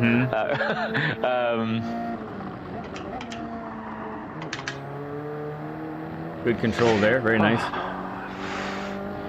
It's trying its hardest. Oh, there you go. And and often, I'm sure people look at it going, how is it A+? I'm A+ because, again, right tracks, right combo. I've still got so much to learn. Right. I don't think the DR reflects the ability right now, right. if I'm honest. Right.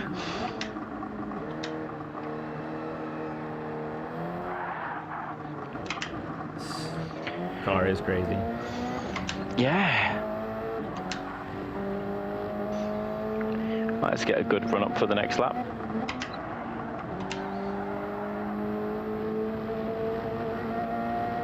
Okay, 123.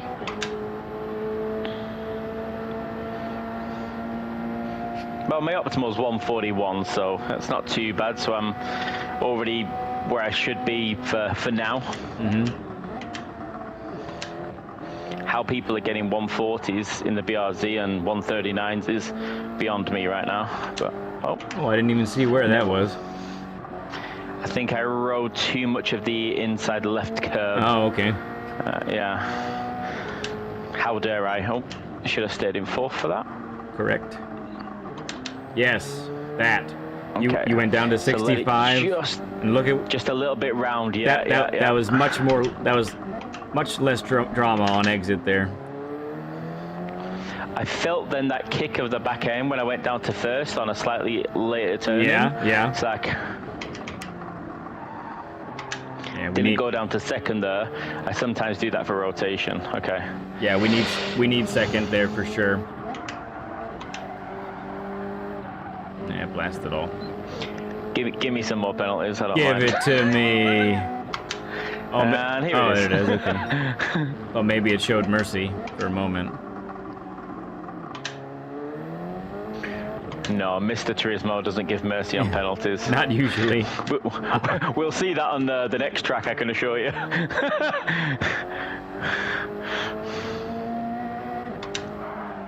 Too late. I really need to eat more of that. That was close, though. You carried 104 to that apex, so that's really close. That was better. That was still an improvement there, I say. Yeah, I mean, the times are coming down slowly. 1:46, 45. I mean, it's just doing it without a penalty, right? That's maybe there's a lot of thing. there's a lot of red on the right side there. We have to admit it.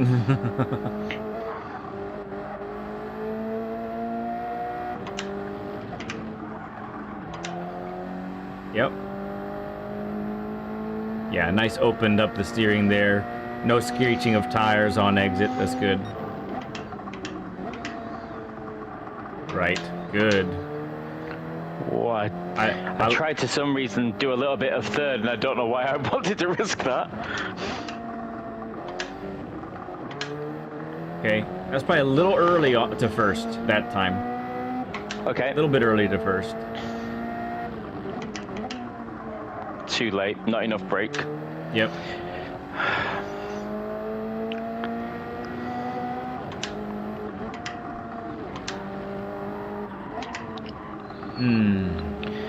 It's going to give me one.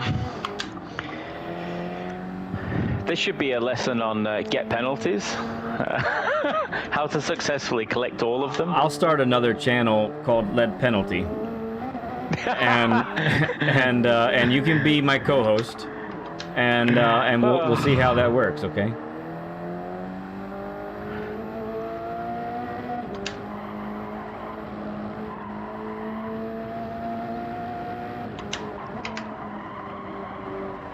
Yeah, rev out fourth there, go down to third. Fourth, yeah.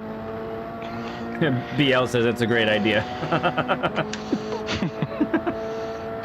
I mean, there's plenty of tracks where, you know, I've been watching videos of you are 1 pixel and it gives you a 1.5 second penalty, and you're like, I am a pixel, I have not gained a second here, I can assure you. Yeah.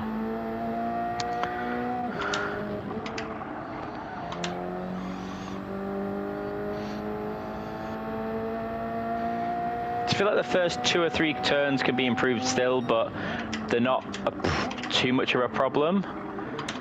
This is the complex now. It's like between here and the end, so it's like sector 2, sector 3 is just killing me.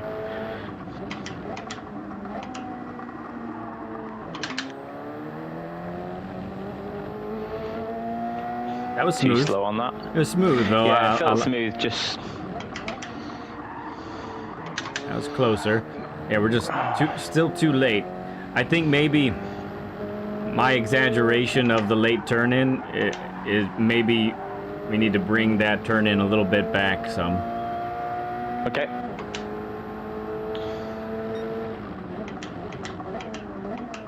And I hate to break it to you, but we haven't seen that apex in 6 laps.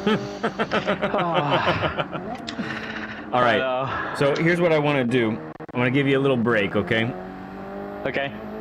And I'm gonna try 2 things. I'm gonna exit the. You go ahead and spectate me for a second, okay? Yeah, will do.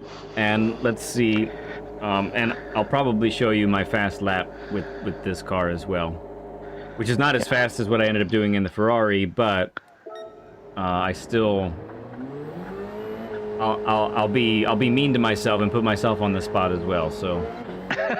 No, and to be quite fair, and this is the thing, right? I always say to people, I can be fast, but this is a demonstration of my approach to learning. I am gonna, like, I'm a guy who will do 100 laps on my own, not streaming, no videos, just 100 laps in my room doing this, getting penalties, getting a coffee, getting penalties. I eventually get it. It just takes a little bit of time because the track, I've only been on this track twice now since, yeah, which is really not a lot. So, yeah, much to learn. Right. All right, so I hopped out. You're spectating me right now? Is that right? Yes, yeah. Okay.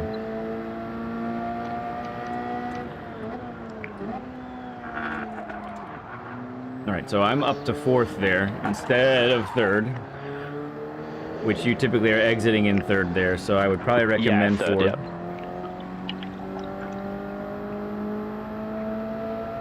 All right. Let's talk about this one here.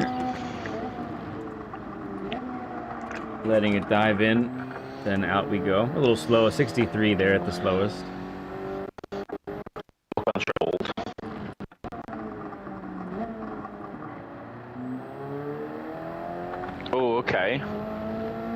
Yeah. Wider line still, I think, is what I'm doing there than you are.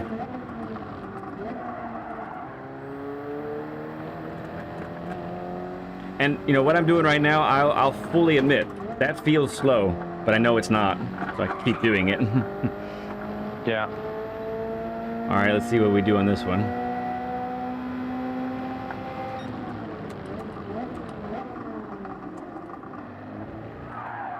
Almost got it. That's what an apex looks like. It does. All right, I didn't need first that time. Might be getting it confused with the Ferrari. Oops, I missed that one that time.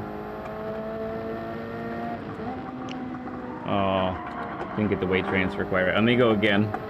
Power's a little warmer now, so I can push it a little bit. It's amazing how important that weight transfer can be on some of these camber or slightly off-cambered corners. Big time. Like, you just hook up so much more if you're aggressive on the wheel, and I'm not an aggressive yanker of the wheel. I'm a gentle turn. Yeah.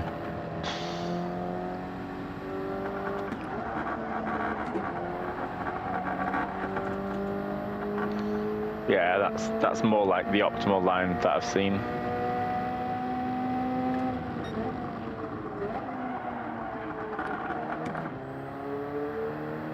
Still missed that apex some, but... Yeah.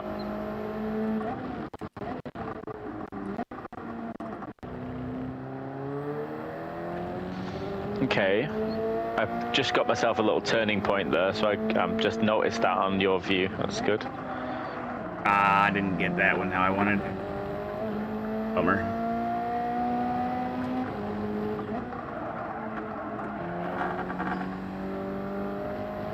So difficult, this track. It's a phenomenal track to learn on.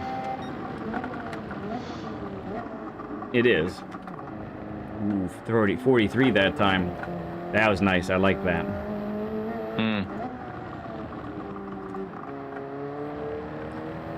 One of the things about that double apex there that I've noticed for you, I think you're too slow too soon most of the time. And so you're wanting to get on the throttle, and you do, but it's technically not time to do it yet.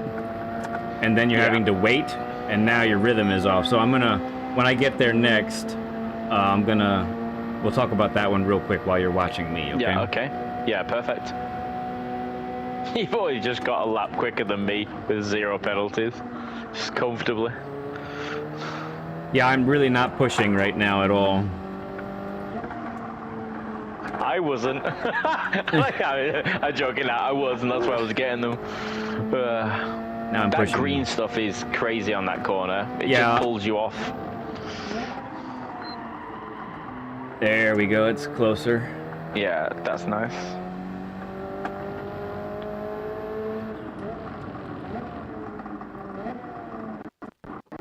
Oops. That was almost death. All right, let's see if I can get this one right as well. I haven't really done this how I want yet.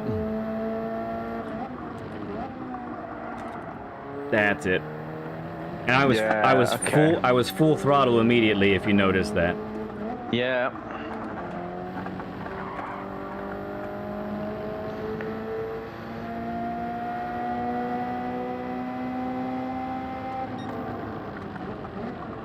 Yep, up 3/10 from my other time as well.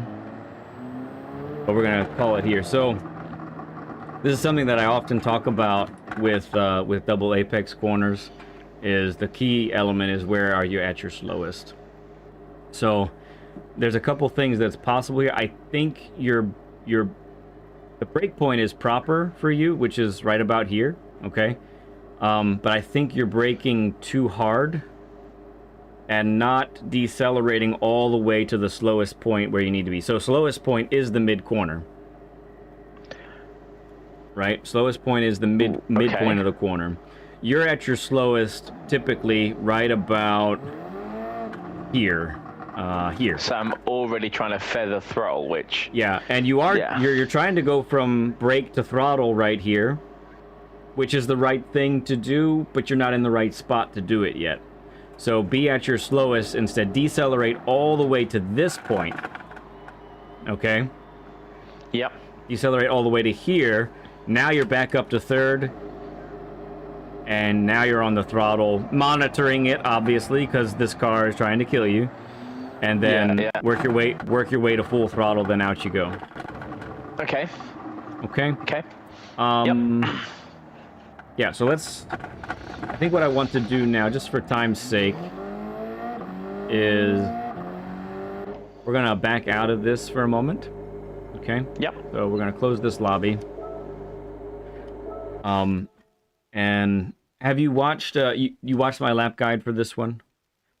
Yes, yeah. So I've watched the lap guide. It's and to be quite fair, it's watched it briefly, then I watched some more replays, and my track time has been so minimal this week. But I think I've got I know what I should be doing. It's that getting it all right in the same lap and feeling my way and getting slowly more confident in power application. Yeah. I've considered changing car, maybe going to the Huracan, slightly easier to control, I think.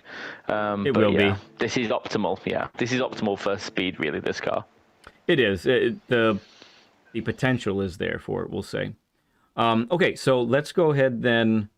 What I did there is pretty much, I mean, I guess we'll go ahead and start a share screen real quick. You'll watch me for a moment as I show everybody my fast lap. And I think what I want to do while we do this is I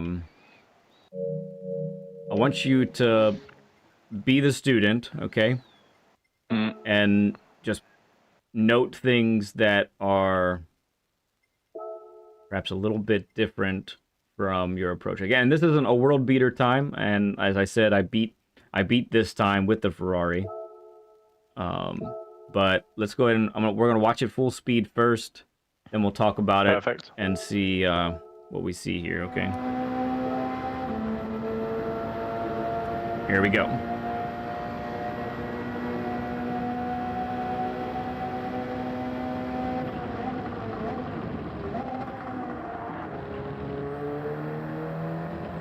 Okay, so straight away to fourth. Wow, that's early. Holy cow, I can't believe I made it. I barely did. I was going to say, confidence though to go half throttle then full and stick it. And it worked. Holy cow, okay. I took 69 to that part. Yeah, you used the curb as well on the inside, which was nice. There's that little kick. And easy into third. Zero wiggle on the out there at all, just... Ooh, nice, okay. You probably had more speed in that corner as well. That was probably conservative. Possibly. I was trying... And there as well, yeah. I technically missed the apex a little bit there. Yeah.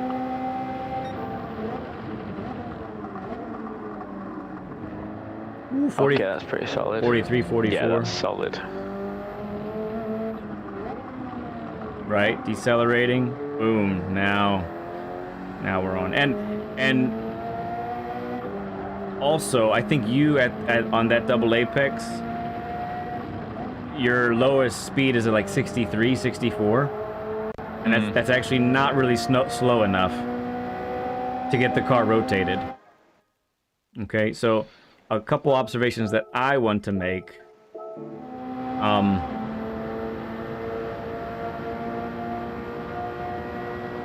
What was the first one? I saw it here. Let's see if I see it again. Ah, yes. Okay, so the downshifts. Something I just want to point out here. I really liked my downshifts on this one. I think it's a big part of why this lap came to be. You'll notice I'm surprised that the game actually let me downshift like this, especially going down to second. But second is why I can enter like I did here. It's actually bleeding at me right there, right? Yeah. And then up to fourth, 72, out we go. I like, to be honest, that switch to fourth. I just feel like it's more settled. You don't have to, with third, you have to come off the throttle on the second corner where you're touching the green. You're off the throttle momentarily, so you may as well just stick in fourth. I think. Yeah, I think so. like at Big Willow, I'm exiting fourth everywhere. There's not a single place I exit in third. Because I I was gonna don't. say it should just remove the gear. Just get rid Right. of it. It It's a doesn't. silly gear. It doesn't It need it. shouldn't need. That's fantastic. Here, so weight transfer we talked about, right? So look at what I do to transfer the weight here. This is actually much more like a rally entrance. I take it over and then switch it over. Use the high revs of second to help suck me to the apex. And now I'm up to fourth. You're already fourth, which is crazy here, right? Like, yeah, I've watched replays where they're not even at fourth here. They're still at second or getting their turn in, and then they go fourth and they really run wide. The fact that you're fourth here, I think, is is a lot earlier than I'm doing it anyway. So part of it's the car, obviously, because of what it's trying to do to you. But I do find when I'm watching a lot of fast guys, before they get on the throttle, they're up to the gear that they know they want to exit in. And they are early to full throttle. I mean, it happens again and again and again, turn after turn after turn. And that really seems to be, number one, it's kind of, you get the grip that you're looking for.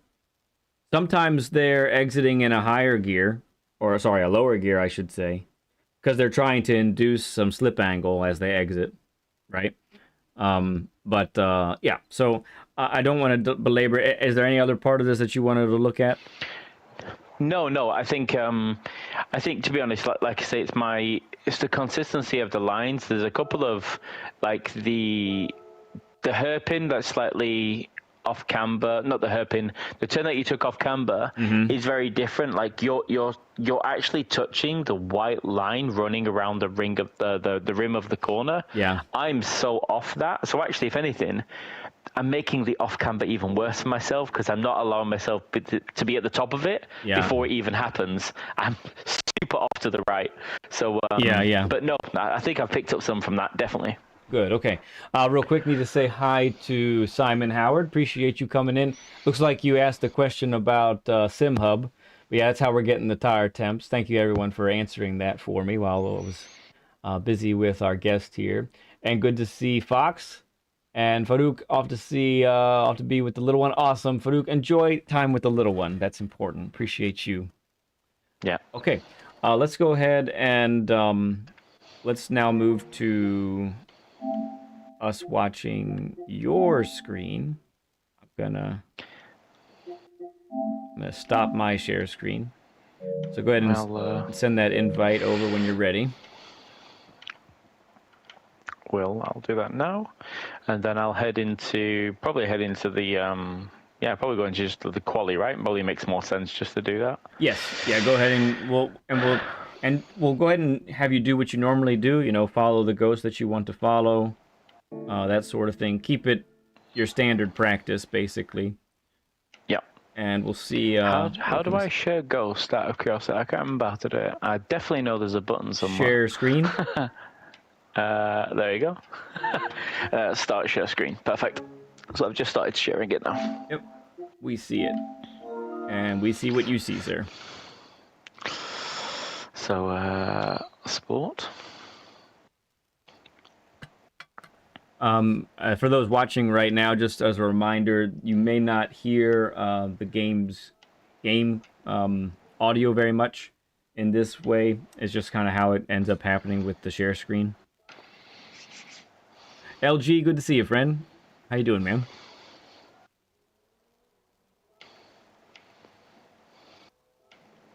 Ooh, I'm second on your friends list. I feel good about that. Yeah, and to be quite fair, like, these are great times. I know Kimmy's fast. I know SimGT. I know Radian can be fast, and Yil is fast. So, yeah, I'm surprised Top Smoke is down here. He's rapid. Like, he's worryingly fast on some tracks. So, worryingly, I love it. Yeah, he was one of my Willow enemies amongst the many. Yes. Okay.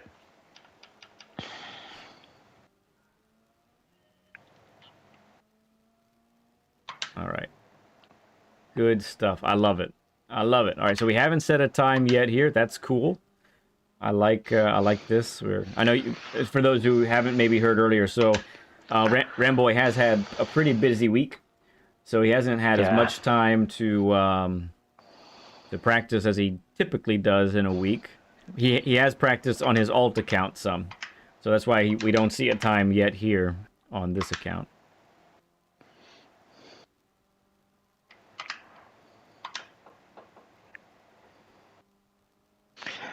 Yeah, I went to Holland and Belgium this week, so just, no time, unfortunately. Indeed. So one thing about a sim rig is it's not entirely transportable. And there she goes. She's gone. Just like that. And I would have said, honestly, if that's the second lap, I think those tires hold. I do. I believe that. That's the product of colder tires, I believe. I didn't think that was an aggressive angle, but this car's like, nope, you're 1 degree more than appropriate. You shall be punished. Off the track with you.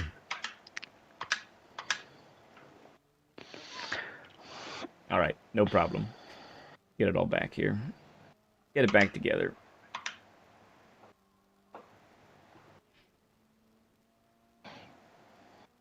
Right, there's an apex down here.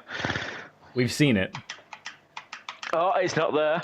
Oh, for God's sake, that corner.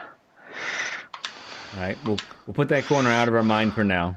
Not going to worry about it. We'll worry about it next time. Yeah, so I need to be slower around there and then on throttle rather than the way I'm doing it. Slower later. Okay. Yeah, be at your slowest later. Mid-corner. All right.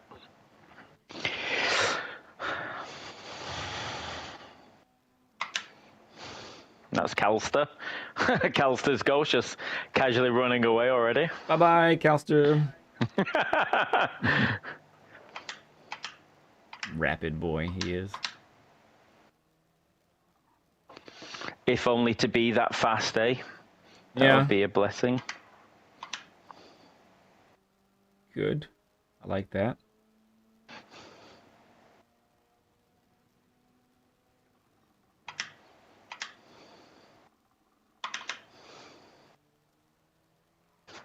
Yeah. That's not aggressive.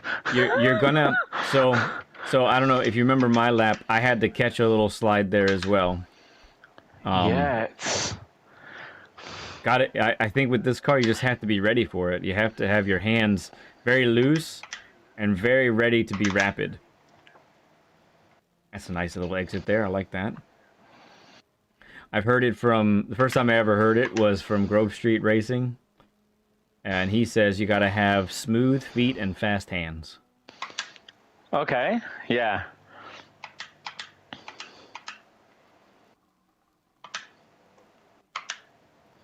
Okay.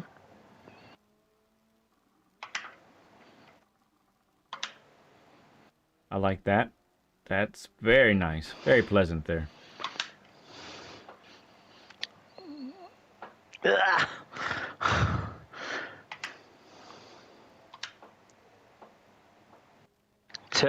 Turn car. Okay. And I think what's important is like, some people are off the gate will just do a really quick lap. I think, no matter what the driver rating is, it's the progression of speed. Mm-hmm. So by tomorrow, once I've done more of this evening, I'll really push myself to get a lower time and better sectors, and every corner will be more optimized. Right. I can't just turn it on straight away. It's just don't have the experience because of the time I've played. I'm looking forward to being able to do that. Yeah, I remember when we had Saragon on a while back, and he was able to get good times. Eventually, it would take a good bit of time, right? And I said to him, "Yeah, it used to take me all of Monday to get a top 1500 time. It would be forever." But what's really cool now, and it's what I told him, is and the more experience you get, the more time you get. the time it will take to get those top times will decrease dramatically. And it's just a matter, like you were saying, it's a matter of experience. That you just have to... You can't replace seat time with anything else, basically. So yeah, most times, an hour, takes me an hour, and boom, top 500 times what's going to happen. Yeah. And I usually don't try to beat my time after Monday, usually. Typically because, as far as streaming goes, I can't be just trying to beat my time all the time. I gotta be racing and whatnot.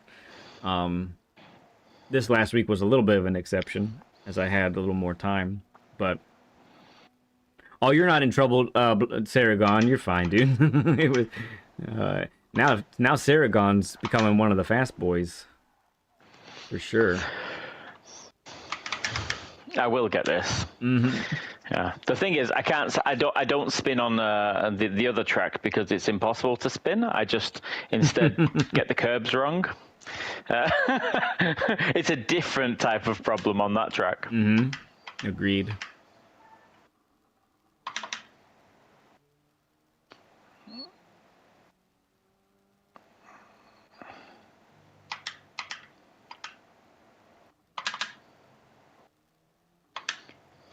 So I will say, and I think I mentioned, I don't remember where I mentioned this, but the BRZ is not a car that I would have been trying 3 months into playing this game.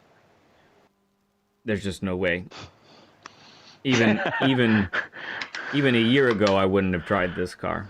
It wasn't until... Glutton for punishment. Yeah, it wasn't until this year where I said, you know what? You know, next time the BRZ is top dog, I think I'm going to give it a go and really just try and learn it. And so you are a brave man, to be fair, working with this vehicle. Gullible is that's probably a penalty. It's close. You didn't lift at the top, which is why. Yeah. Oh man, harsh. So just. I will never understand that system, and I don't want to. 1.5 seconds for clear.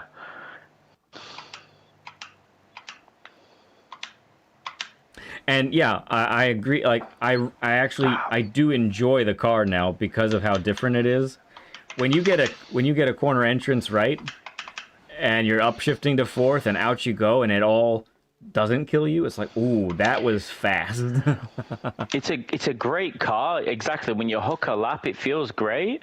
And I've used it on a couple of other tracks. I think I used it on the reverse track of Daily B, which was fairly recent. I think I used the BMW, and I used the BRZ was a Daily B, and it was a reverse track maybe about 2 or 3 weeks ago, and I really enjoyed it. Was it Lago Maggiore? Yes, the compression section and things like that. It was great, fantastic car, and I never found it slipped. I turned the console on this week after traveling. Was like, what is this changed this car? Yeah, exactly. So in the chat here, we've got Saragon says, my BRZ baptism was at Laguna Seca. Yeah, that was the second track I used it at. The first one was Willow for me, way back. Not this last time. We should start a therapy group of like, do you remember the time the BRZ, impacted you in a traumatic way? Yes, yeah, that could be a serious discussion. Probably needs to happen. Blank is mentioning Miyazono. Yeah, he's incredible with this car. All the guys that drive this at the highest level, yeah, major props to them for how they make that work. Ghost Metal says this is the first corner he used, first course he used this car at. Oh wow! So I'm going to give you a recommendation, okay? Can I give you a recommendation? Absolutely. Try the Lambo or the Ferrari. I think I'm going to, because I just can't hook this up. Yeah, so I'll tell you, I'm going to give you a secret as to how people can be that fast with this car, okay? You ready for it? Go on. They are able to harness the power oversteer to their advantage. And this is probably the most difficult Group 4 car to actually try and, or sorry, Group 3 car to try and do that with. Because it's so snappy. So it was really interesting when I try to catch power oversteer on this, I usually overcorrect. Yeah, okay. It's very, very rapidly overcorrecting. Whereas I would think to myself, if I had been in another Group 3 car, that would have been basically perfect. I would have caught it fine. So what's happening with this car is the margin of slip angle that the car will tolerate on exit is super narrow. Much narrower than the other Group 3 cars. Like any of them. I think this is the only one that I would say has this narrow of a margin on slip angle. But the best in the world have found that margin, and they're able to live there. And I don't know how they do it. I don't know how I could ever Raise do a it. family there. Yeah. I don't know how they can do it. But they do it, and they do it masterfully. Evo Toon says that's when you aggressively turn into the spin to stop the spin. You're not inducing understeer. So what you're trying to do is harness that oversteer.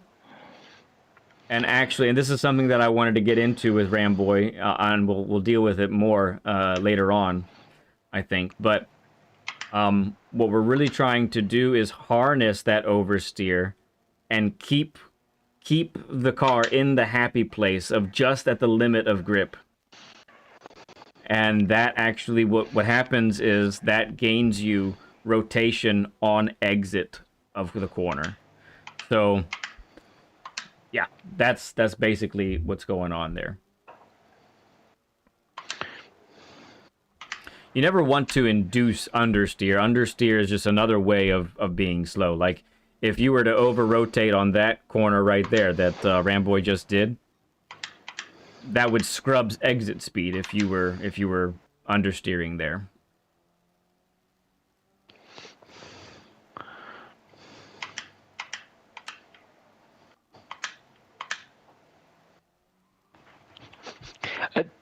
Yeah.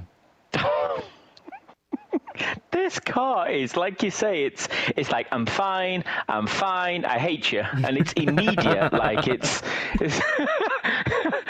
yeah. It's like with my children, like, you know, I'm not hungry, I'm starving. Like, we've just got home. Like, we need to go get some food. Yeah, so I would say, you know, in my opinion would be that this car is typically for the much more experienced driver. It really is.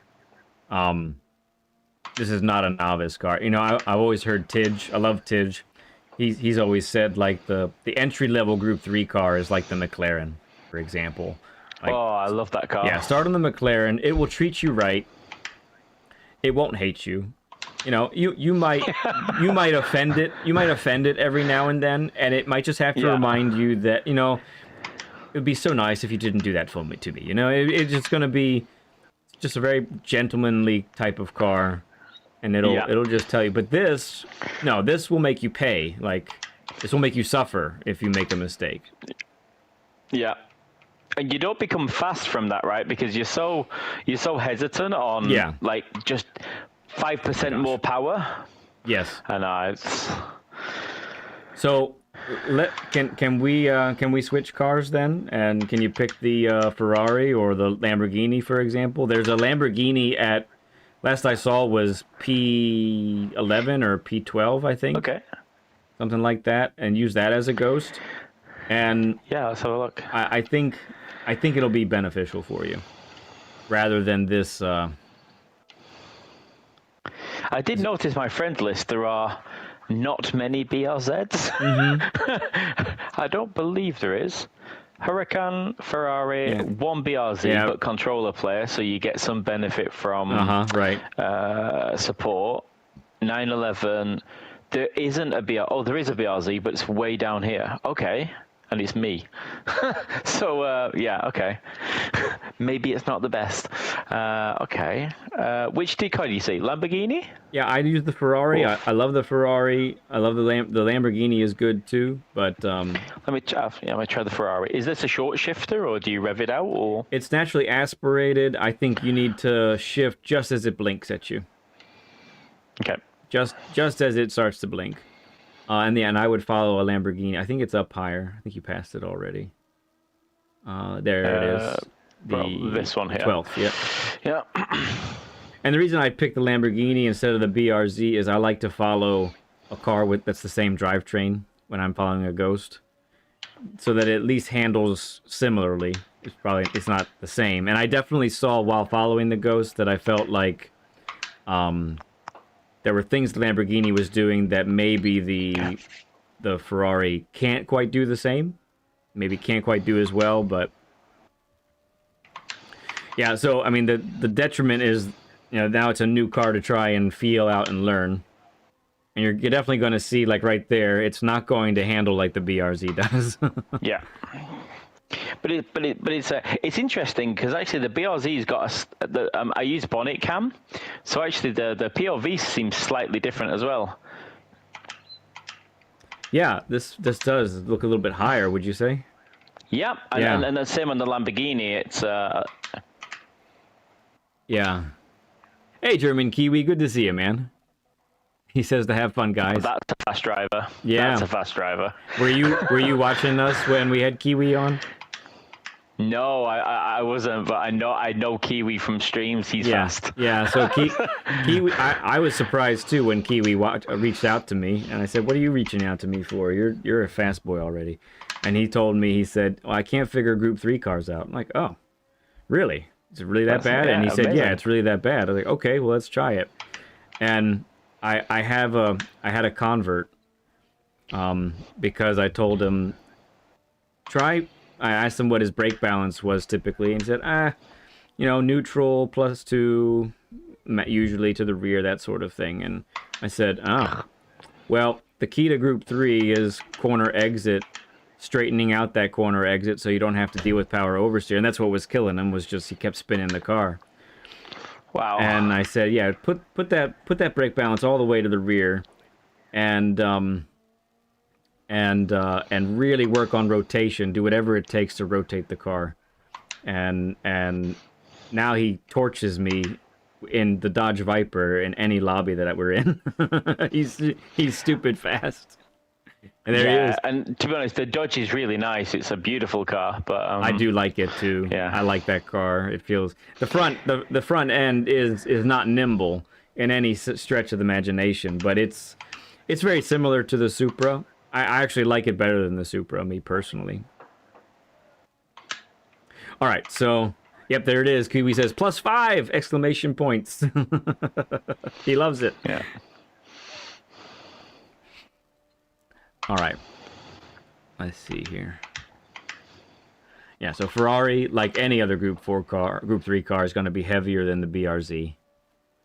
I'm noticing that a little bit more. Really got a brake earlier. It's interesting. I didn't realize how late you can do the BRZ braking on some zones. It's really noticeable. Yes, it is very noticeable difference in these two cars. Ooh, but you got that apex nice. Look at the speed you carried out of there. Yeah, this feels more like the Citroen. Yes. The Citroen. Yep, exactly. So yeah, it might take a couple laps here. But let's it's worth I think it's worth the effort. That'll be about a 10-second penalty for that pixel. Could be. There you go. Mm-hmm. You know when you feel it's coming? Yeah. Like there's that dread, isn't there? There's just this little bit of a dread that comes into your stomach. Yeah. Especially when you've not had a good lap in 4 days, it feels like. Right. Let's go again. Number 5, he's saying there's a 40 burger. Thank you for the 40 likes, everyone. Yeah, and thank you for watching me fail miserably at using the BRZ. It's been most enjoyable. Nah, you're among friends here, Ramboi. We love you. We're cheering for you. So yeah, like I said, the Gilles track, I'm definitely going to be able to have a much better pace. But yeah, just a combination of what's fast here and the types of corners, it's so complex. Yes. Whereas the other one, there's a bit of curb management, but I'm okay on it. Yeah, there's only 2 corners I don't like on that. Yeah. Right. Beecham says, "You're welcome for watching you fail miserably." He puts in parentheses, your words. Yeah. Yeah, we're breaking way too late for that one now. Yeah. BRZ breaking points in my mind slightly after the tire marks. This one should be fairly...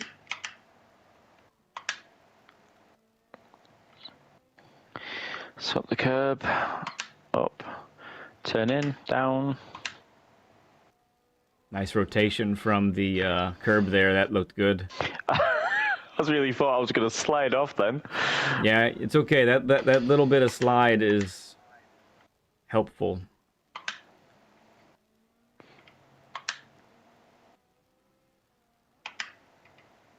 LG says, "Make me drive the Swifty. Led loves it."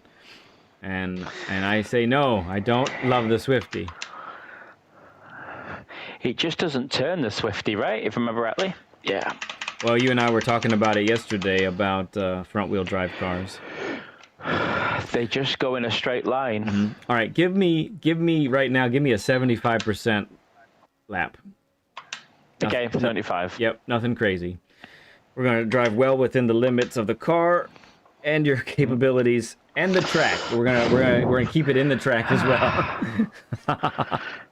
Such a dire. Yeah, nice and easy. Easy lap. Easy lap. Okay. We're gonna get one under our belt with no pens.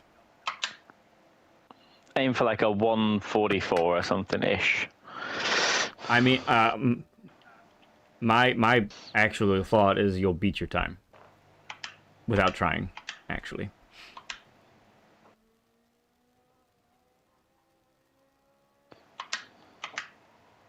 Wait for it. Yeah, so you can't get on the throttle quite as early with the Ferrari there. Gotta wait more, more for that orange part of the barrier in the distance as a visual reference. Wait, go. Yep.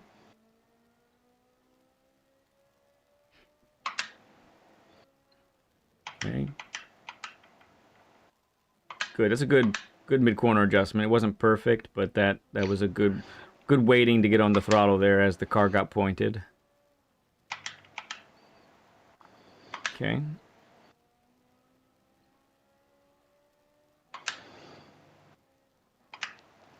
Yep, wait for, yeah, very nice. Easy. Easy. Easy speed. Easy speed.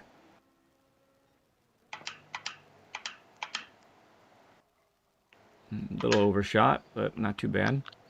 We'll wanna work on that and bring that, harness that corner in. Okay, nice. Oh. Is that a cone? Yeah, too early. Okay. It was weird. At least for me, it looked good, but maybe I saw it wrong.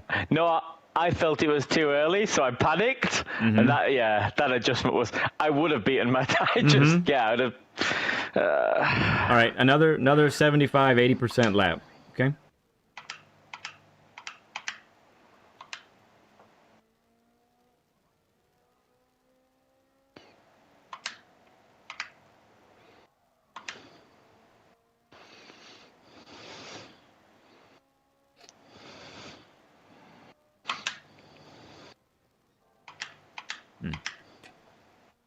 Okay.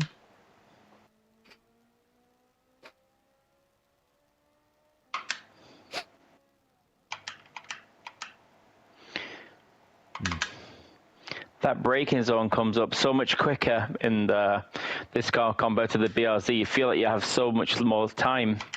Well, another thing too is, good catch. How you take the previous corner really affects your braking point for the next one there. So if you really, really nail it on the previous corner, that really backs your braking point up.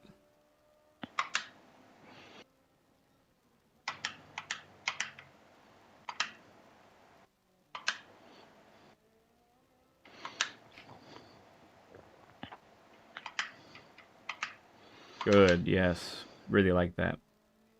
You were slow at the right point there.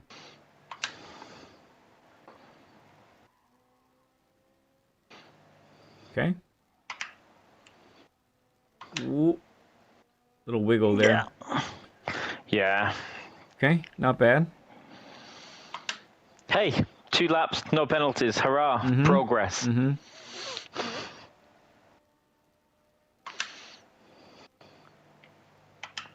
Beecham says, I've noticed when I do a relaxed lap, I can get close to a fast lap. It's weird. Yeah, sometimes the things that we're doing to try and be faster are actually slowing us down. And to just, I think I said it earlier, but I'll reiterate it now. If you're trying to be fast, it's a cruel irony, but if you're on track and you're trying to be fast, I can almost guarantee you won't be. But if you're on track and you're looking at your turn-in points, your brake points, your acceleration points, and you're just doing that over and over and over again, then the result will be that you're fast, you know? So, good. That was a good entrance. You induce a nice amount of slide there. And that rotation really made your exit comfortable there.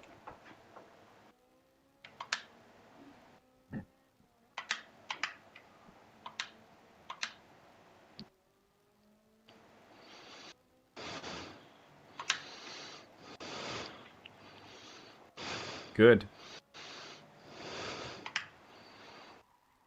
So you actually, I'll tell you what happened there. You actually carried more speed at the penultimate corner, and so you needed to adjust your braking point and turn-in point actually for the next one.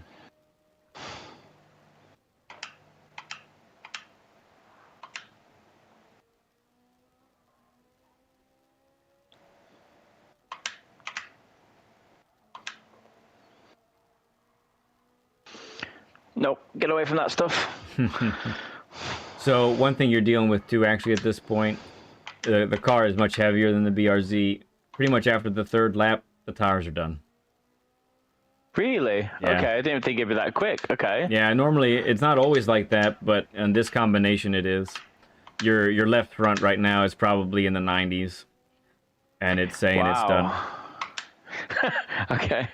I mean, you're not actually dealing with too tight of a time right now, so you might still be able to improve here, so we might as well give it a try. But it will not perform well like right here, and it won't perform very well on the final 2 corners. Wow, okay.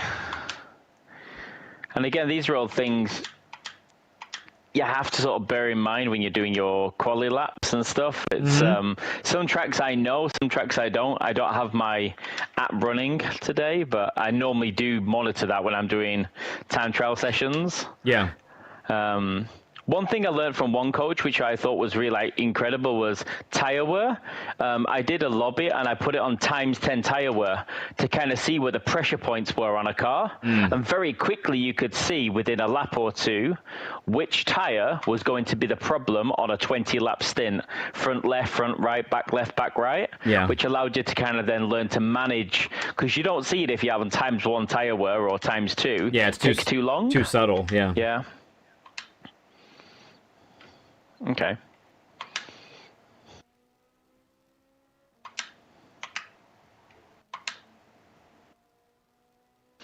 I am going to spend tomorrow definitely time trialing this till I get. Yeah.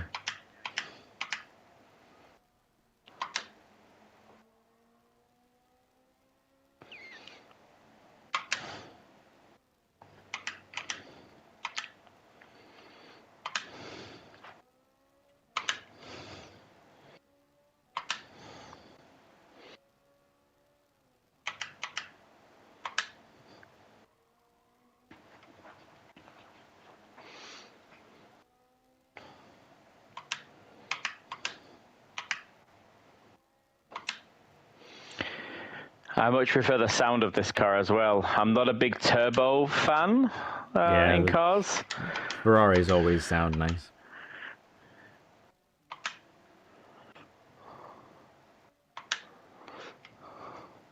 So at that hairpin, something that's consistently happening is throttle input is happening after the apex. So I want you to really focus on orienting the car so you can be on the throttle before that apex. Okay. Or at the latest, at it.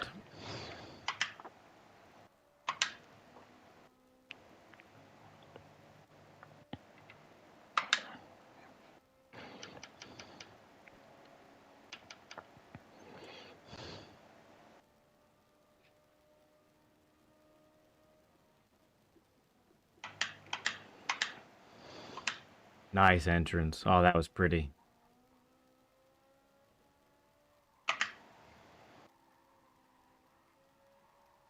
Yeah, turn. I think it'll do it. It'll do it. It was loud about it, but it did it. Good patience there.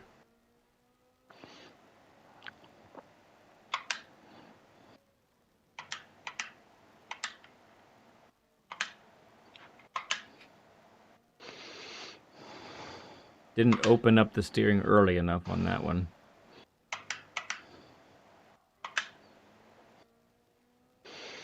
Oh, that corner. It's like I need counselling for that corner. Just.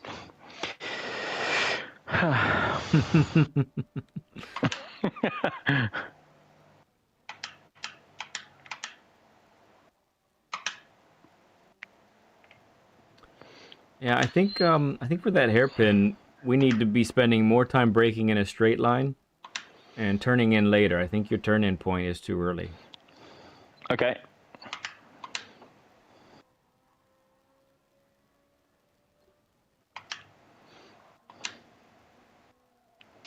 No. Oh, come on, Mr. Turismo. Oh, there you are. Wouldn't expect anything else. Kiwi says... It's interesting. Go on. Kiwi just says, I was away for a minute and came back, and there it is, 42.5. Very cool. Yeah, much more time to gain, Kiwi. Much more time. Acres of time.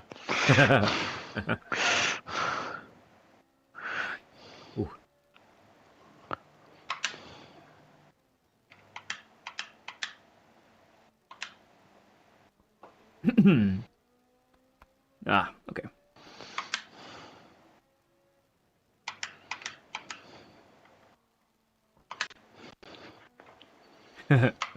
That's well said. It's just me. Very well said. He says, I am faster when I'm not trying, but I find it difficult to not try. I like that. Yeah. So off the apex, it's unbelievable. Yeah. This will moves the breaking point. But this has been much more nicer to kind of do though than the BRZ. Yeah. Feels like you're just hoping you land a lap and you're hoping that you don't apply too much throttle. Whereas this, you can be a little bit more not relaxed as such when you're driving it, but you can make a few more mistakes and it isn't as punishing. You can catch the slides quicker and yeah. There's forgiveness. Oh my goodness. Oh. But not on the track. Something with that last corner right there. I think you're turning in a little too early as well. You know, you're straddling that orange sausage there. Yeah. Make it so that when you turn, your left tires don't touch the yellow. You're actually turning and going over the sausage. And not only is it too early, it's also causing the car to bounce some. Oh, okay. And I think that's unsettling it, and you're not getting the immediate grip that you need for that one.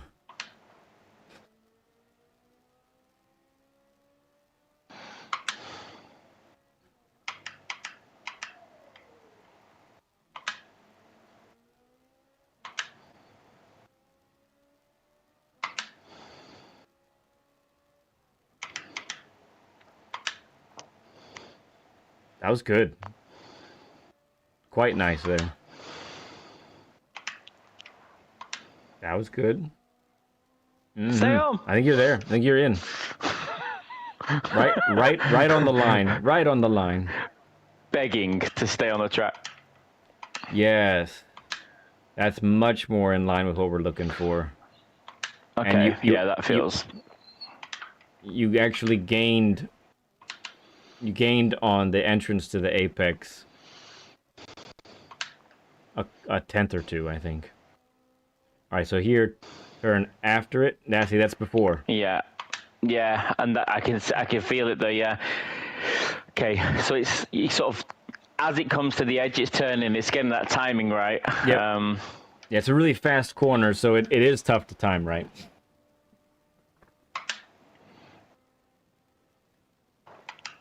Too late.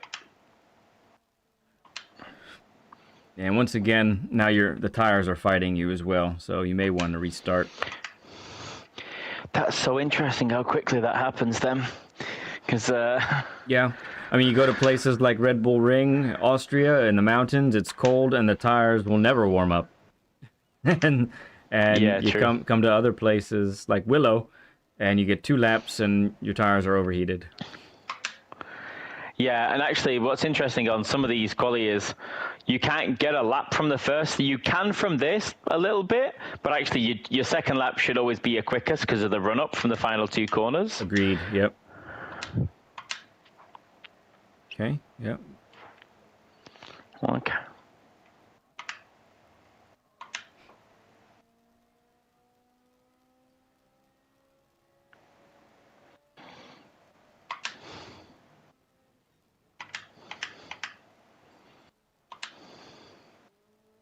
That's workable. Not optimal, but that's still quick. Yeah. Give me some of that. Okay, that's slightly nicer.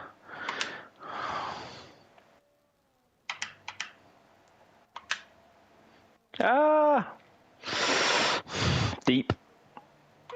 That's deep. Stay in. Got it. You nailed it. That's pretty much as good as you can take it. I mean... Begging to stay on the track. Wait, a little longer on the brakes. You just let off a little too soon there. A little bit longer, the car would have slowed just a little bit more, would have gotten a little more rotation, and would have said, yes, please, we're ready now, accelerate.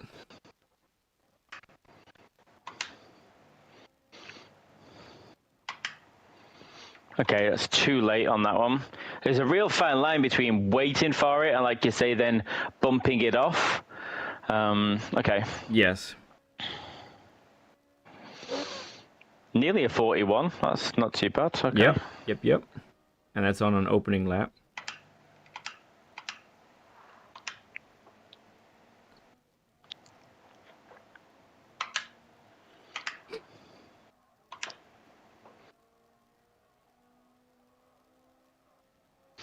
Stay away. Whoa.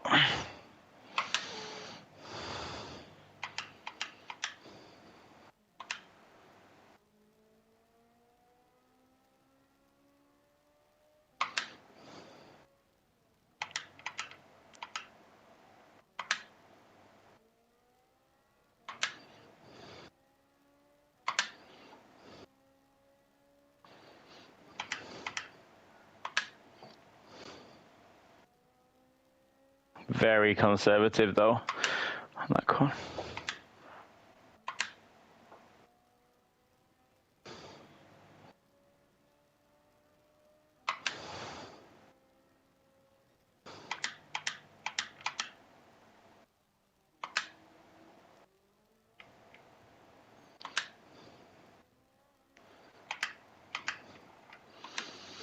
Oh, that was terrible.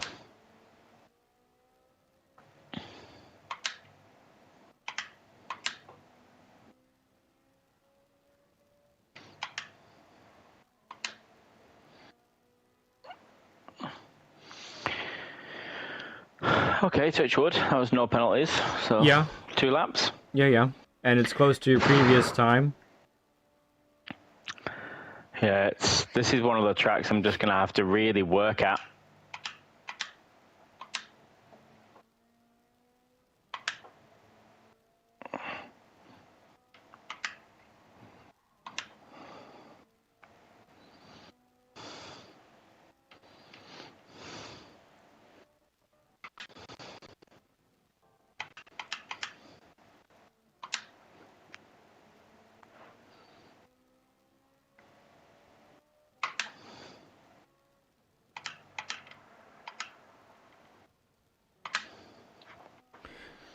All right.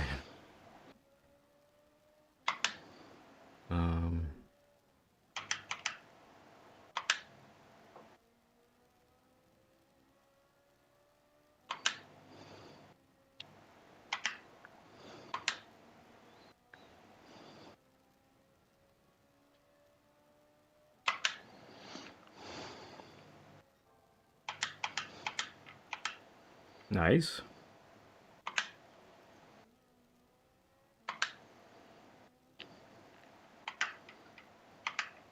Yeah, really good there. This one seems to be really coming together well for you there. Getting slow at the right point. Nice rotation. Uh-huh. Yeah. Stay in. Oh, it's going to do me. Yeah, there you go. Okay, well, it's doable. It's doable. It is. You were right on the edge. I mean, that's dirty. You were right there. As soon as I went over, I was like, no. It's a good time. That doesn't count, but it's a good time there. Yeah. No, I'm happy. I'd be happy with the low 141, to be quite fair. I think with the time on the track and this type of track requiring so much, for me, that would be just a pretty solid time, you know. I wish I could get a low 140, there's no doubt, but I think I'll, yeah. I don't know if you want to call it on this track or... We can, yeah. We can call it on this one for now. We'll take a break, Yeah. and I have a couple things to go over with you before we get to Gilles Villeneuve, okay? So I'm actually typing right now. 1 second.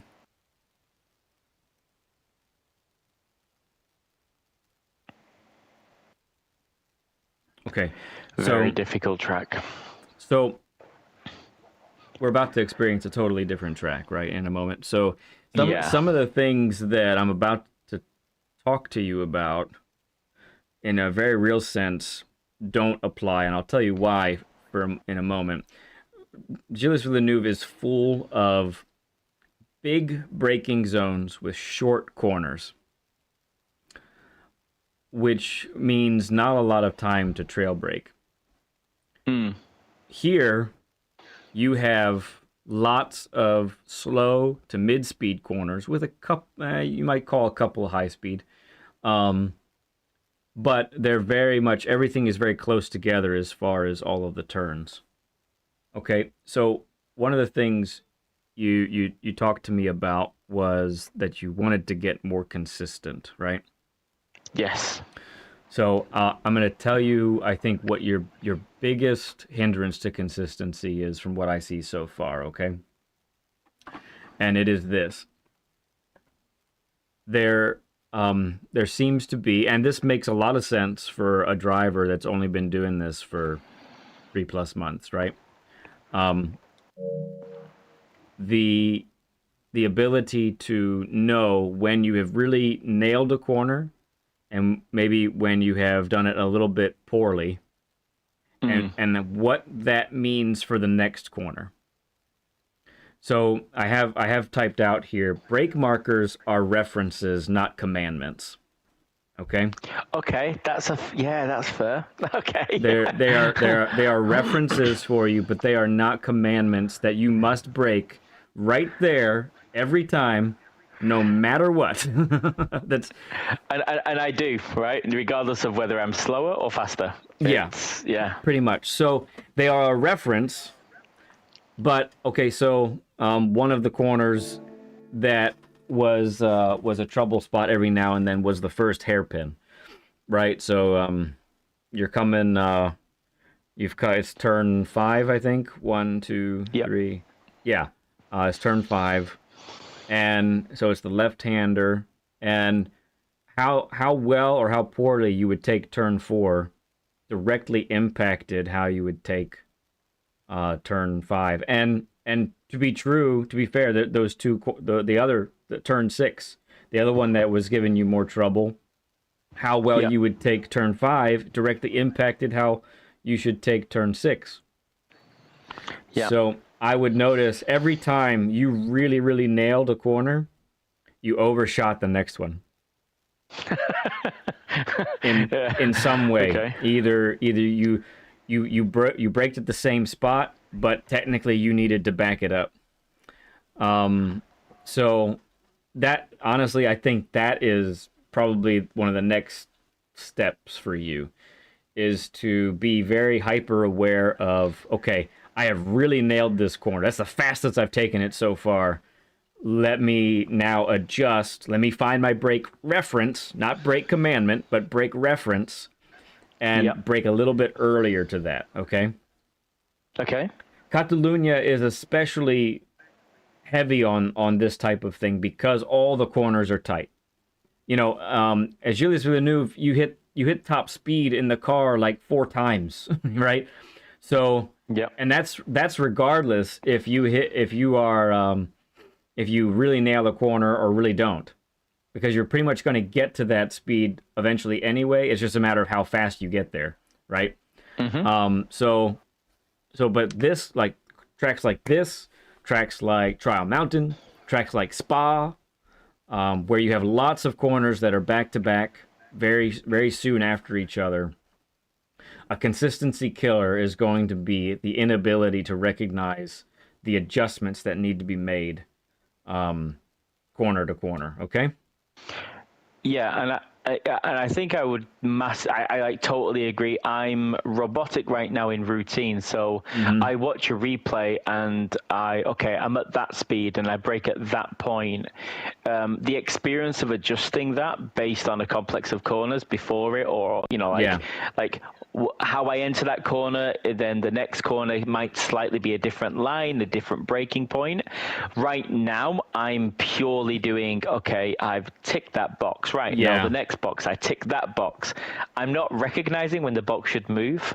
Or maybe and that's totally fair. That's just, it's such an inexperience for me to do that. Right. So one of the things that I talked about in one of my cornering videos, and I love to tell this story because it's self-deprecating, but it's funny. It really is. So my go-to lap guide for a very long time was Tidge's lap guide, right? Tidgeny, and so he gives you brake reference on all of the corners, and there were some times where I found that I could brake way later than what he was suggesting, right? And I'm going, oh man, it just, maybe he had an off day, maybe he's just slightly wrong, whatever, right? And then it began to happen where I would think that, and then I would nail the previous corner, right? And be carrying 5, maybe 10 more miles per hour to the corner that I thought I could brake so late at, only to find out that now I'm shooting off of the track, right? I'm like, oh, that's why I could brake that late, because I was slow. To be honest, I do that sometimes with a Ghost. I set it to, like, once I'm warmed up, I set it to 0 if I'm getting to pace. And sometimes I think, I'm ahead of the Ghost. Oh my God, I'm ahead of Ghost in this apex. Then I watch it leave the corner, and I'm like, oh, yeah, it's gone. Okay, I was too fast into the apex. Right. Yep, exactly. For a brief moment, I'm quicker than the number 1. And right, but not where it counts. It feels. Yeah, exactly. All right. Chris, anything else on that? I do have a one other thing, but I'm going to save that for later. But that's like, for me, that's like, I think the main glaring thing at the moment. There's more to talk about, but that's what I wanted to focus on for now. I never liked it. Yeah, no. Thanks for letting me go through that track. That, like I said, that's probably my least experienced track. I know Gilles is fairly new, but I've had a bit more time on that track. I actually did more practice on C on Monday, and I didn't do any B. Gotcha. So yeah. So yeah. All right. getting this next lobby set up for us, so bear with me.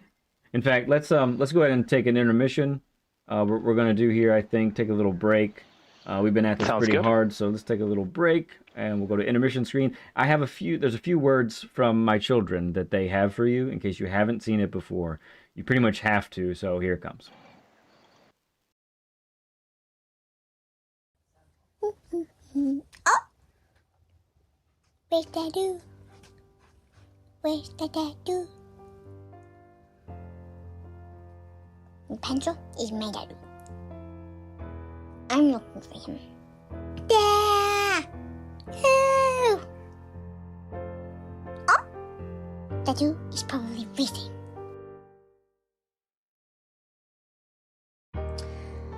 What to do? Oh my goodness, do you know what I have not done in so long? Okay, I have not gone onto somebody's stream and said nasty things about them. It is seriously so much fun. Like, literally, I'm just there to tell them that their methods of playing a video game is not satisfactory to me. But anyways, okay, so I haven't done this guy before. Let's see here. You are a nut bunny. Why do you measure things with burgers?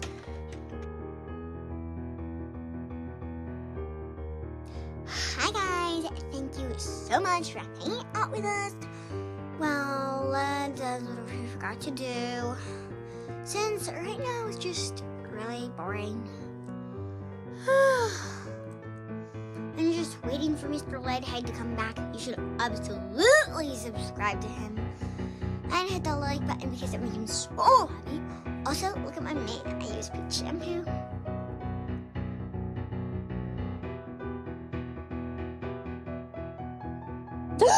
You guys!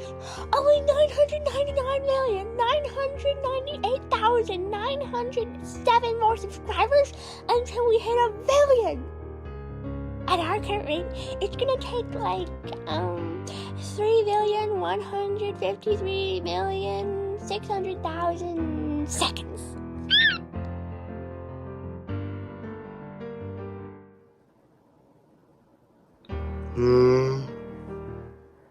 Oh, hi. I was watching Lead Pencil, but it looks like he's not on right now. We gotta wait.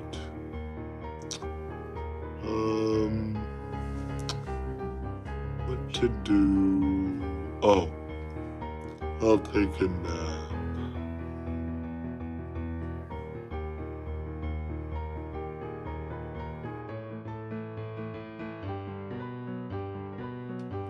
Hello class, welcome to the first day of Miss Neverfeather's Gormless Guidelines. Now, take out your driving journals and write down the first 6 tips on the chalkboard. 1.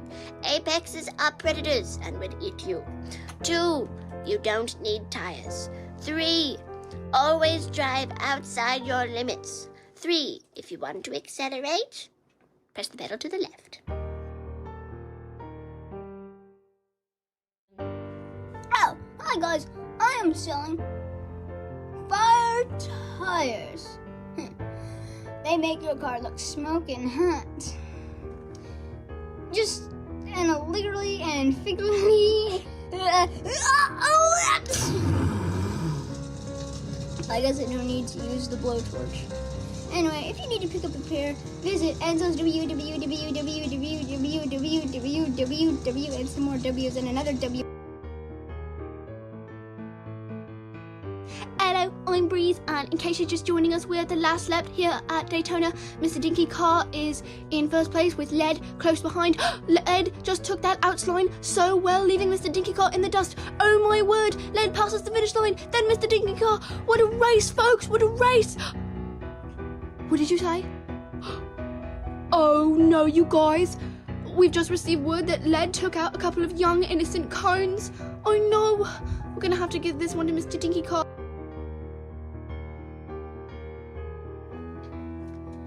Okay, so Lead Pencil asked me to get a book by,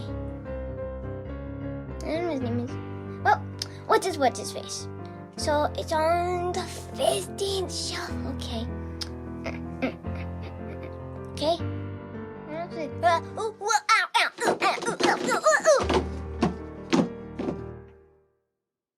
I'll just hit my way out. You most certainly will not. I'll just read my way out. So guys, do you know about gas? Because gas is really important for cars, because cars need to drive, and if they don't drive, that's bad. Also, and make sure to put gas in before you go racing, because if you don't put any gas in before you go racing, your car will stay in the same place, and that's bad for racing, because in races you have to go really fast. And also, make sure to turn off the car before you put in any gas, otherwise it could blow up. Okay, so I'm figuring out what manufacturer to use for the Manu Cup. Alright, let's see what we have here. So, oh, I hear that Penso really likes the Renault, but I'm thinking I'll go with Mr. Bushi, or Fraud, or maybe McLaren? Wait, what's this one? Perske, Porchle, Po, give me a break.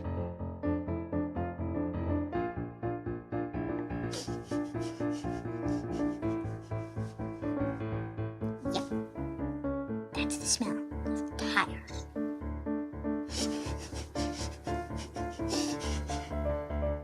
That's the smell of tires and racing.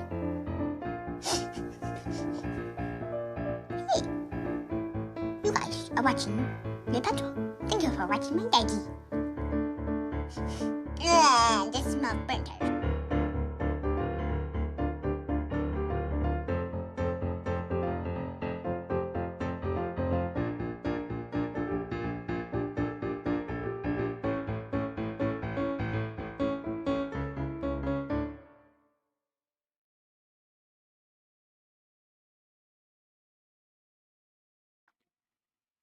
All right, friends, we are back.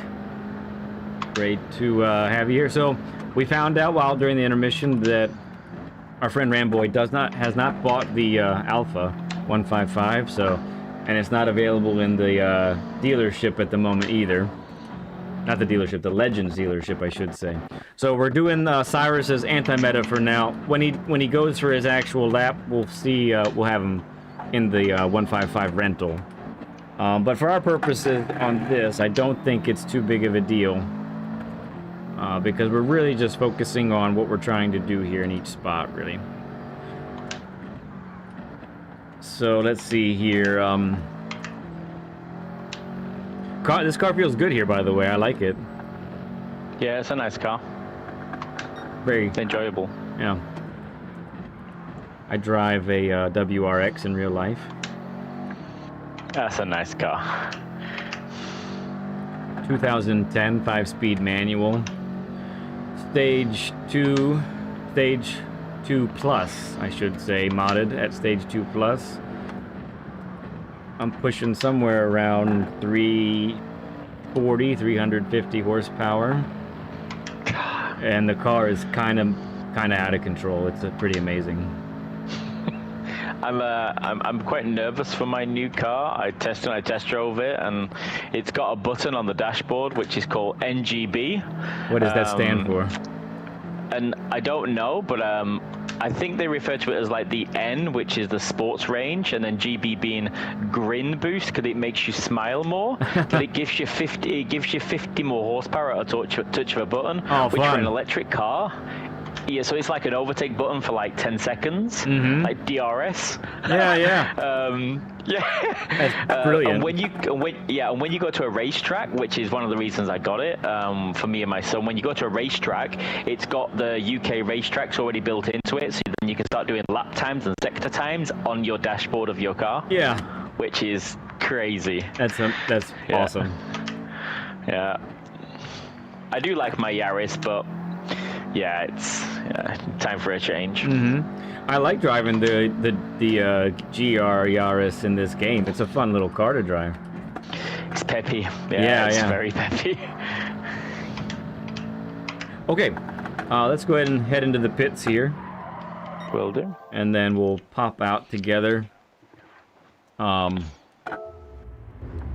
So let's stop here at the first corner and talk about a couple things about this track. So, all right. Okay, so, like we were talking about earlier, this track is, oh, it reset me. Did it reset you? It's funny. Oh yeah, I'm on the track. Yeah, okay. I didn't realize it would do that. That's funny right there. Okay, I guess we can't just sit in the pit lane. It's not allowed. Whatever. Canadian, I don't know. This track is so fundamentally different from the last track we were at. And like we were saying, you know, there's a lot of long, sweeping corners. A lot of corners that you have to trail brake for quite a bit of time, quite a long time. And so you end up with brake balance to the rear so that you get more out of your trail braking. And for those that are watching that maybe don't know why that is, so when you have more brake power to the rear tires, they end up as you are trail braking in, you're trailing off the brakes as you head towards the apex. Those rear tires are doing more work, and there's a little bit of slip that's taking place, and so you can gain more slip angle as you enter into the corner, right? So that's what's taking place as you head towards the apex. And the longer the corner is while you're braking, the more impactful that will be. And so that's why many people will have brake balance fully to the rear when doing that. But guess what? You look at this track map, and what do you see? Not a long corner in sight, right? You see chicanes. You see big braking zones from high speed, and you see chicanes. You see quick turns, right? So you actually spend almost no time trail braking on this course, which is why if you're going to be fast while decelerating, you actually don't want brake balance to the rear. If anything, you want it to the front. And so what I did to get my time, and what even someone like Cyrus, he mentioned brake balance to the front as well. It's really important to actually brake as late as you can, and brake heavy in a straight line as long as you're supposed to, and then get the car to turn. Once you get to that right point and right mile per hour range, then it's time to turn the car. What brake balance to the front does is it gives more power to the front tires under braking, and that's actually where all the weight of the car is being transferred, right? So all the grip then is on those front tires, so you're able to begin braking later and therefore eat up some tenths while you're heading towards the first turn. So that's there. So I am running brake balance fully to the front for this track. Okay, interesting. Yeah, I've always defaulted to 0 or +5. I've never had to do it on the negative, which, hey, so that's a new one for me. Mm-hmm. Okay. Yeah, and for example, so at Red Bull Ring, that's like a tale of two halves as far as that course goes. So when I'm really time trialing that, I will have brake balance to the front for turns 1 and 2.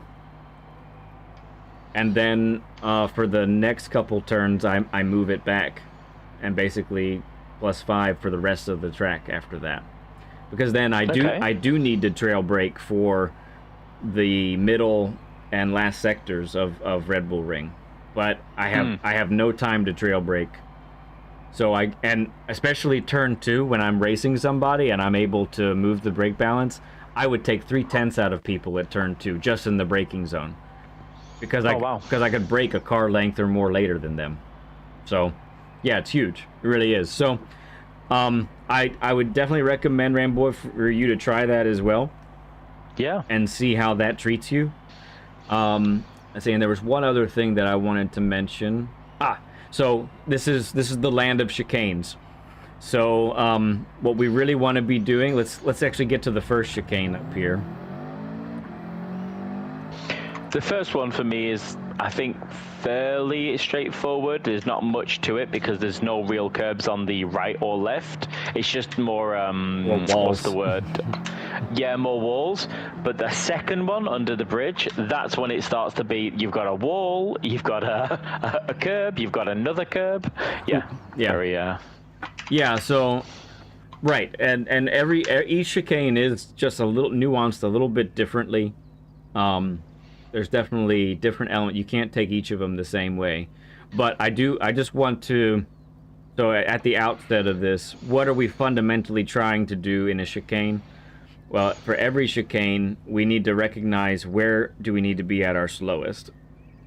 Where we need to be at our slowest so that we can exit the chicane with, number one, no lift, and number two, with the steering as straight as possible.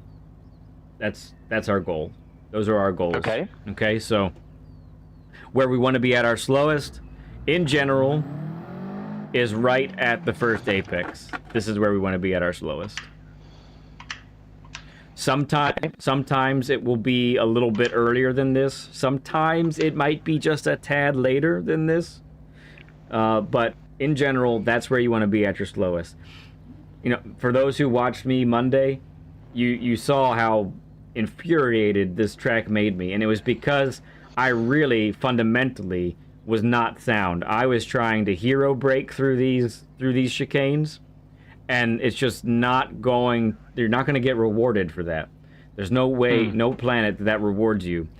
And so really the entrance needs to be dedicatedly calm and collected to get at your slowest right here, so that you can then get on the throttle, and with the four-wheel drive car, pretty much get on the throttle fully with no lift and still make the corner.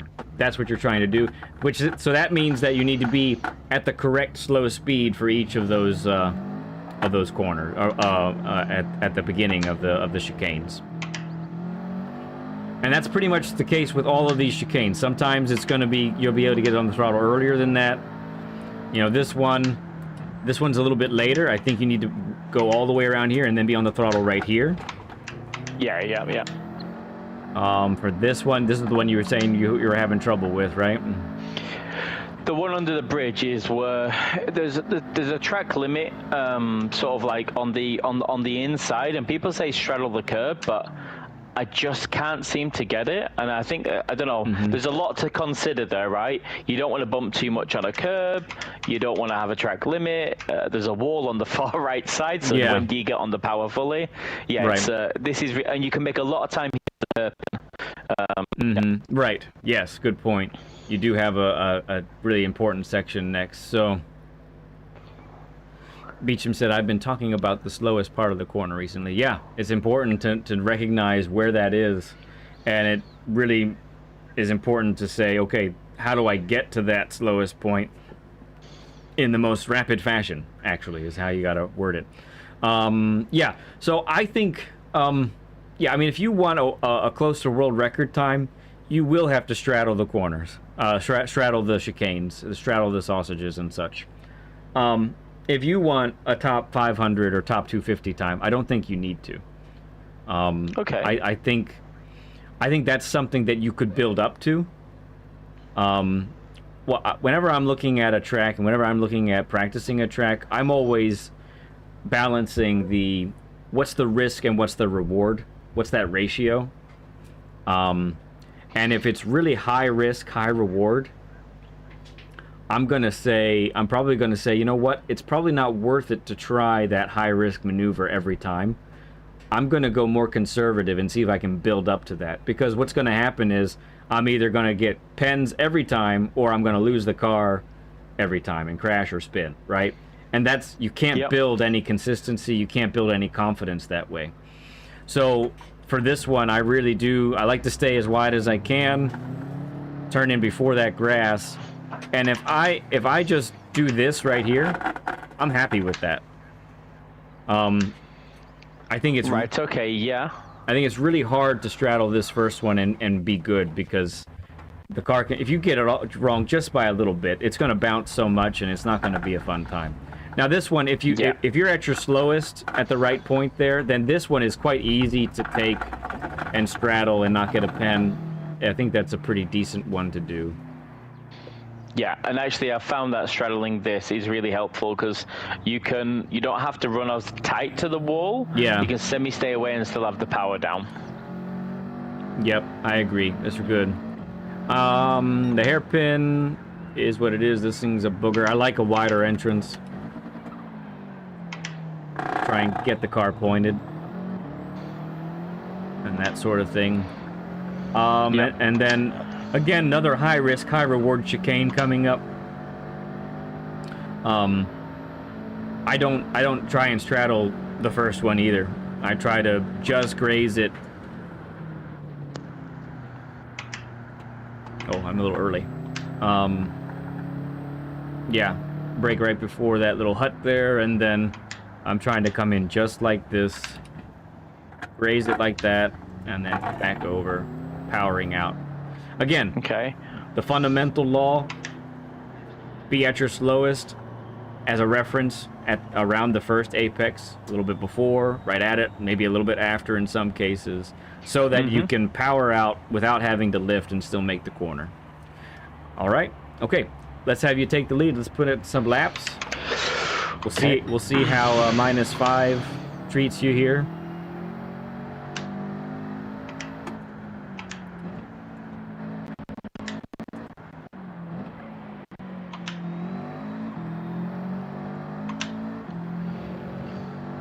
Yeah, I do like this track. I'm so happy they introduced this actually as part of the availability on this game. It's so good. I don't think I like it with the super formulas when it was on the daily A the other week. It was too wild. Those are death machines for a track like this.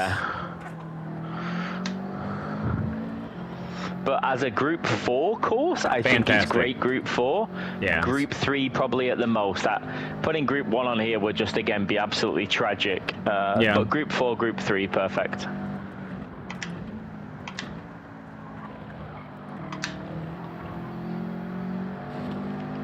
Little kiss of the wall.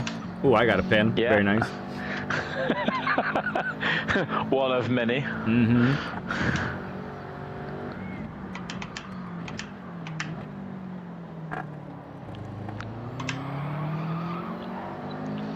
Bit of rally cornering. I like it. Only thing missing is a handbrake right there. Get the car rotated faster. Yeah. Actually, is that a thing in Gran Turismo, out of curiosity? The handbrake rotations exist, or not in sport mode? Oh, okay. You can do it in lobbies, and I did that actually. There, I was the first weekend after this track released, I had lobbies open, and I was driving the Bugatti, and that thing turns, doesn't turn. So at that hairpin, it was really tragic how bad it was. So I was actually hitting my O button to engage the handbrake to get rotation. Yeah, it worked. It worked very well.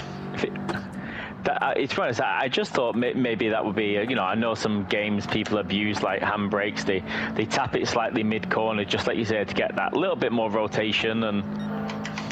But I didn't realize if Gran Turismo actually had it included. Yeah, it is there, but it is a function that they disable for sport mode. Don't know why. It'd be kind of cool. If you have if sport mode, it's rare, but if sport mode does a rally race or a dirt race, then it'll be re-engaged when that happens. Oh man, I think that's a penny for me. Yep. God's co-pilot said he had been to Montreal once when he was a teenager. That's cool, man. Oh, very jealous.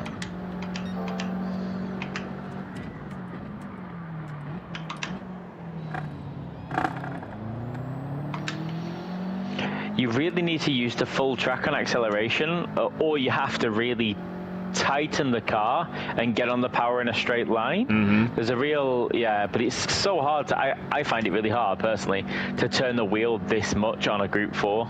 I don't enjoy that hairpin at all. Yeah. I'm with you. That is my least favorite part of the course for sure.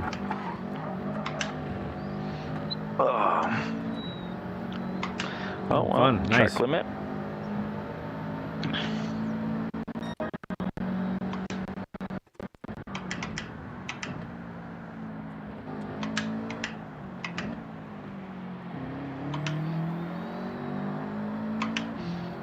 I like how this car feels better out of the slow corners actually than the 155. Yes, agreed. I mean, yeah, like I say, I've done more laps in the 155 than on any of these courses this week. I think I've done maybe 25, 30 laps, and I do enjoy the feeling of it.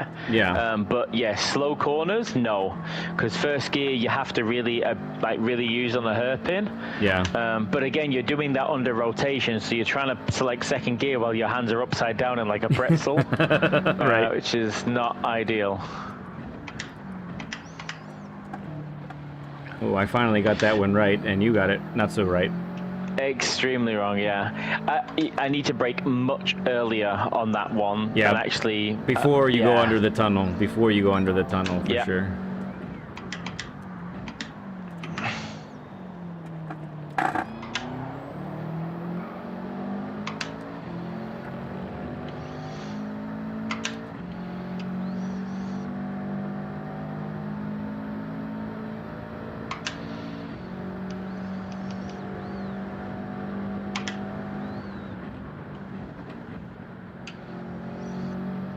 And I'm also always amazed at how fast you are on your camera in the third person. Oh, yeah, I don't know. I tried the other views after I found... I tried the other views after I found out that my view is pretty uncommon. And, but I found that I did not like them as much. I really liked seeing the car. And I like the vantage point. I think I mentioned to you that, I started off when I did this in October. I started off with bumper cam because I saw some of the fastest drivers, Sammy, Wind, Calster, all on right low down. But actually, it was Catalunya, the track just before it, that I was really not getting the last two corners right because I couldn't see the apex. Yeah. So I switched to bonnet cam. Probably not the best decision. I just did it because it was that one track, but I've stuck with it since. Yeah, it's well,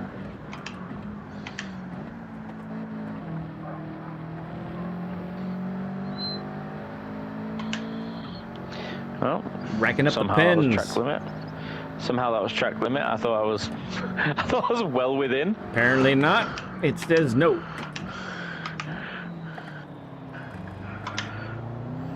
Mr. Turismo does not want me to have a successful lap time. Sabotage. It is sabotage. It's rigged. It's rigged. That's what it is.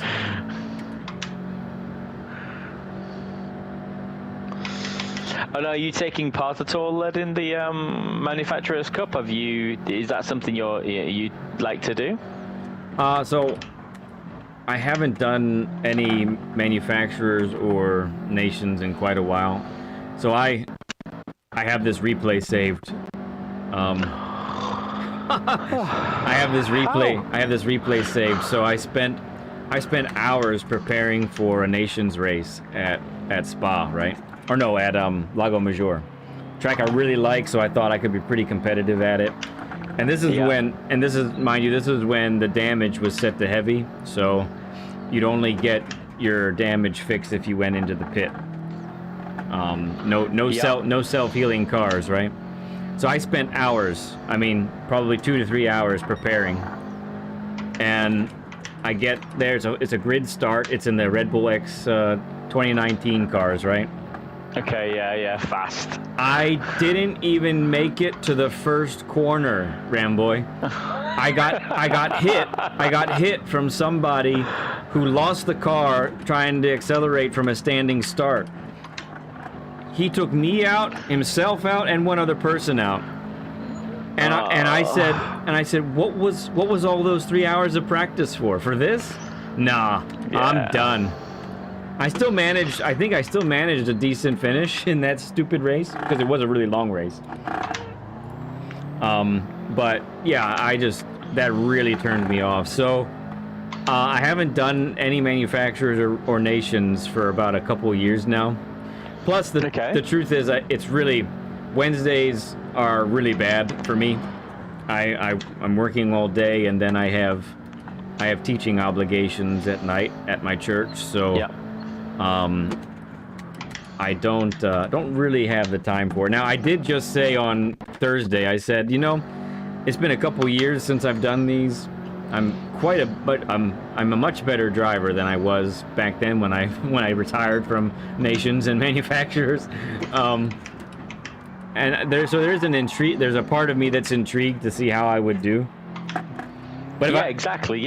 But if I were to do it on a Wednesday, it would probably be just that last slot. I wouldn't have any other shot.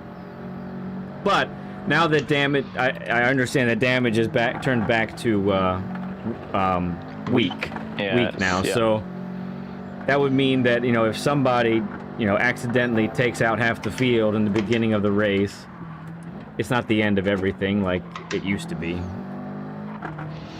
Yeah, I really like the format. You sign up, a normal sign-up window, 15 minutes, and then you get your qualifying 6 minutes or 5 minutes. And yeah. I don't know, that to me just something really competitive about that. You know, it's how you perform in that very small window.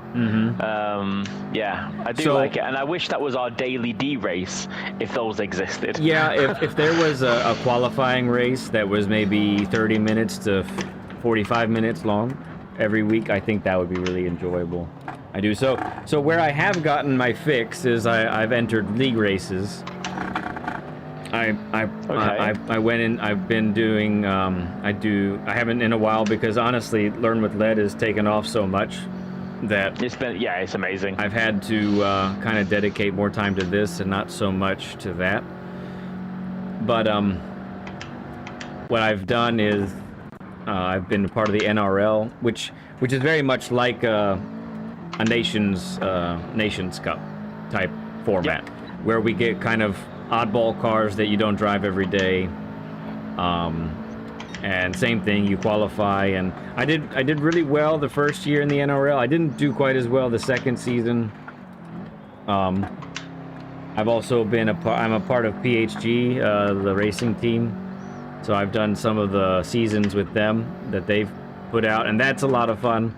And that's a different animal, honestly, and I do recommend it, Ramboi, if you ever get a chance to get into a league or do some races, because it's a little more pure. You don't have any ghosts to follow. It's just you, the car, and the track, and you got to figure it out.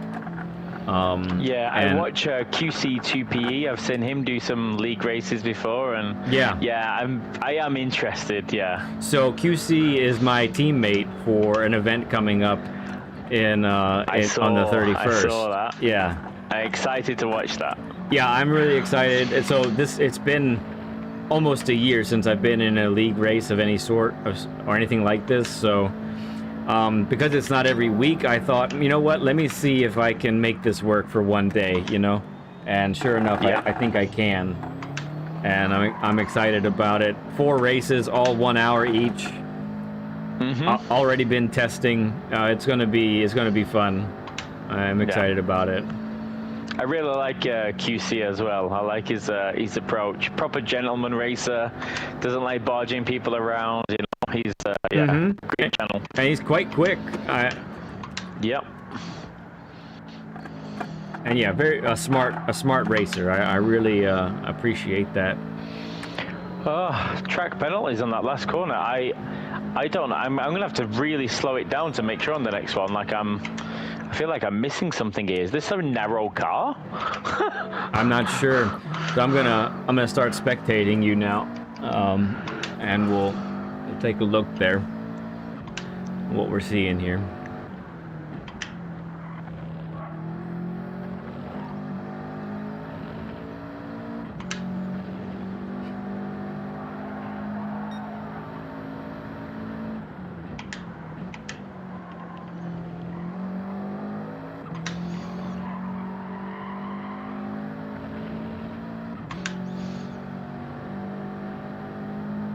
Blank says lots of fun in QC's lobbies on Friday nights.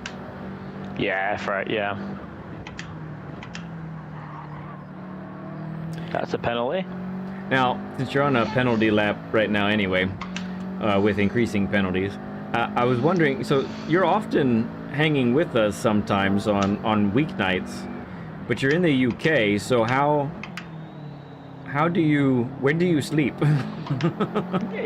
Yeah, so I mean, yeah, I'm a late person, unfortunately, so it's annoying. So I generally go to bed about 1 a.m., which is terrible for a fully grown adult with responsibilities. But yeah, again, very privileged. I have a diary for work, but it's very much my own, and Okay. yeah, I sort of manage that accordingly. So if I'm doing something personally of an evening, I could just cancel the following day or half day, and again, see. the flexibility goes the other way. I turn up to Belgium and Holland. Right. I think I arrived in Holland midnight on like a Monday night, and then I got home on midnight on Thursday, yesterday. So, that's my time then, right? So, Yeah. Okay. Very interesting. Yeah, I wondered because I had noticed I didn't know you were in the UK at first when you started to show up in our streams, and when I found that out, I was like, how is he staying up with us that late? I am a late owl, yeah. You and Chris would get along really well as far as that goes, because he's over there too. And he's staying up late with us. I will stay up with Learn with Lead. There's no shadow in my mind. I will stay up for that. Like, it's for me, it's 23:50 on a Monday. I think is normally you schedule it for my time, and I just normally I've done my racing and I'm sort of like doing okay on laps, and then I'll just pop that on. I might put it on the iPad, relax in bed, relax on the sofa, just watch it. Yeah, that's just cool. chill out. Yeah, it's well, nice. I certainly appreciate you watching. It means a lot, for sure. Hey, I'd much rather watch a Learn with Lead where I'm actually learning something than some TV soap where it's been the same script and drama for 10 years, just recycled. Right.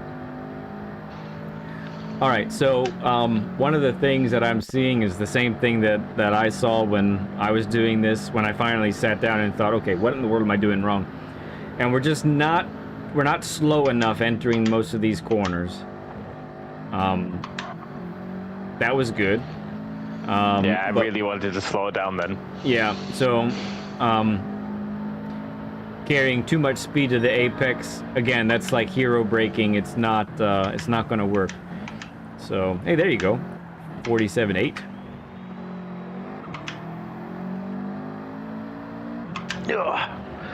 Yeah, it handles very, very differently to the 155. Not like massively differently, but enough that it's noticeable for the laps I've already done in that car. I do prefer this though, if I'm honest. Yeah, totally. Yeah, that one especially. So you're at 54 there. You need to be like actually closer to 50. Okay. And just being that much slower allows you to stomp on the throttle, and you have no reason to lift.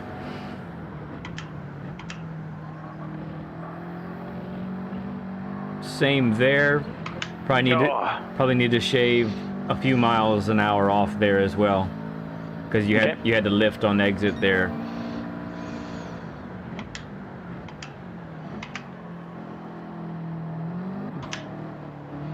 Oh, it's so hard that corner to I get know. the power down and rotate. I hate it. I hate that corner so much. I need a lot more practice on that spot. Yeah.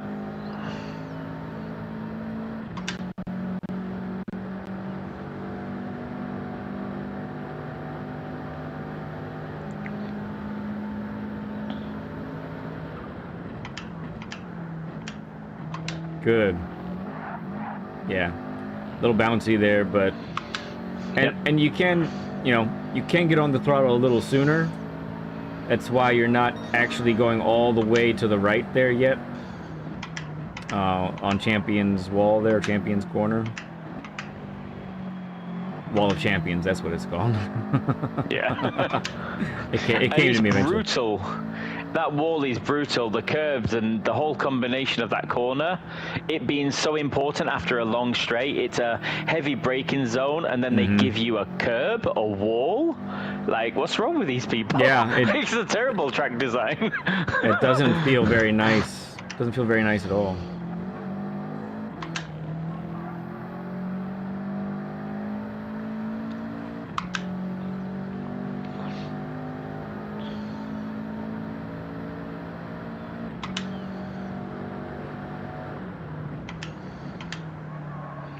For that corner right there, help yourself out a little bit and get your left tires over the white lines that are on the left to widen that entrance a little bit more. It's tough to see that line because it's under the tunnel and it's shadowed and all that, but you can put the car over there and it'll work splendidly. Yeah, I think that's definitely a one corner that I know I can gain time on, even when I've done it in time trial. That one has eluded me.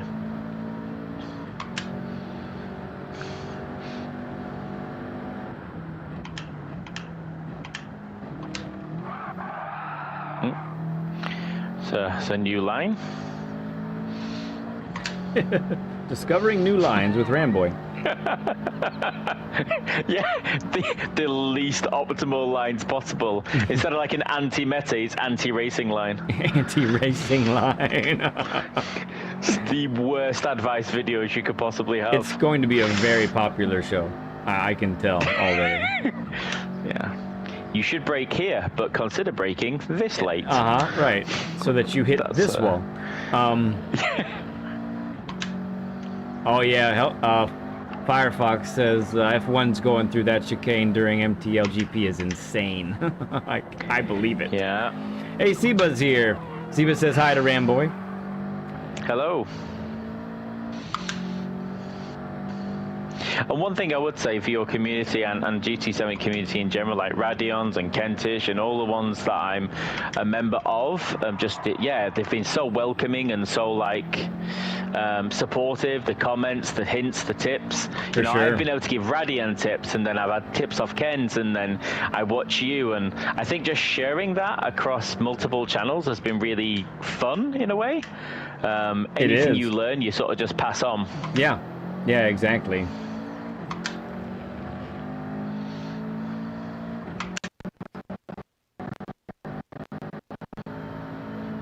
Okay.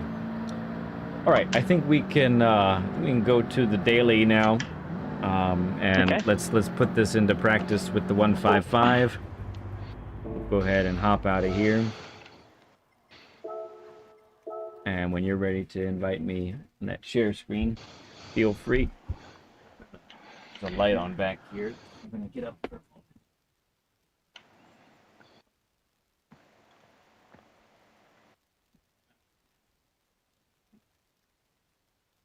Hi, Seb. I saw, Seb's with us, which is great. Yep. He's awesome. He's a fast boy in his own right. He's doing a good job over there. Yeah, he really is. Great to see you, Seb.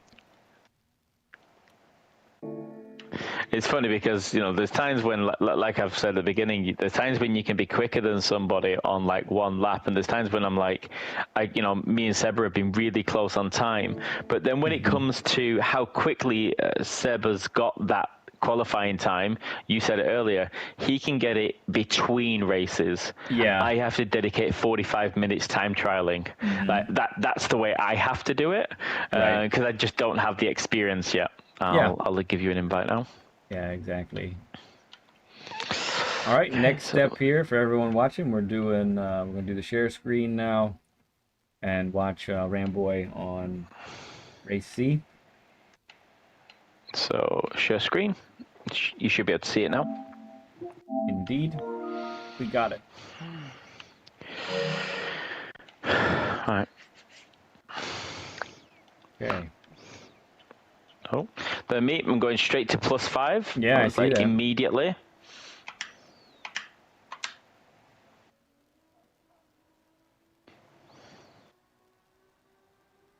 It's been a good session, Siba. We've done Catalunya already. Worked on that one, and now we're working on this one here.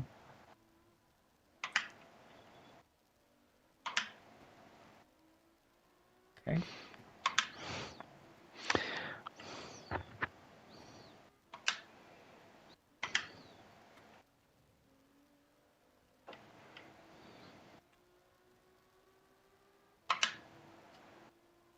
Yeah, keep it nice and tight there. Good. Too late on the brakes there. Just barely, yeah. It's close. How close Lewis the ghost gets to that wall is just... It's magnificent. Yeah. It's magnificent. I love it. Oh, I just saw the future. Blue Moon Speedway and Daily B. Oh, I'm so happy. It's one of my favorite courses. Yeah, I believe the courses are out now, so I'll be taking a peek at those later.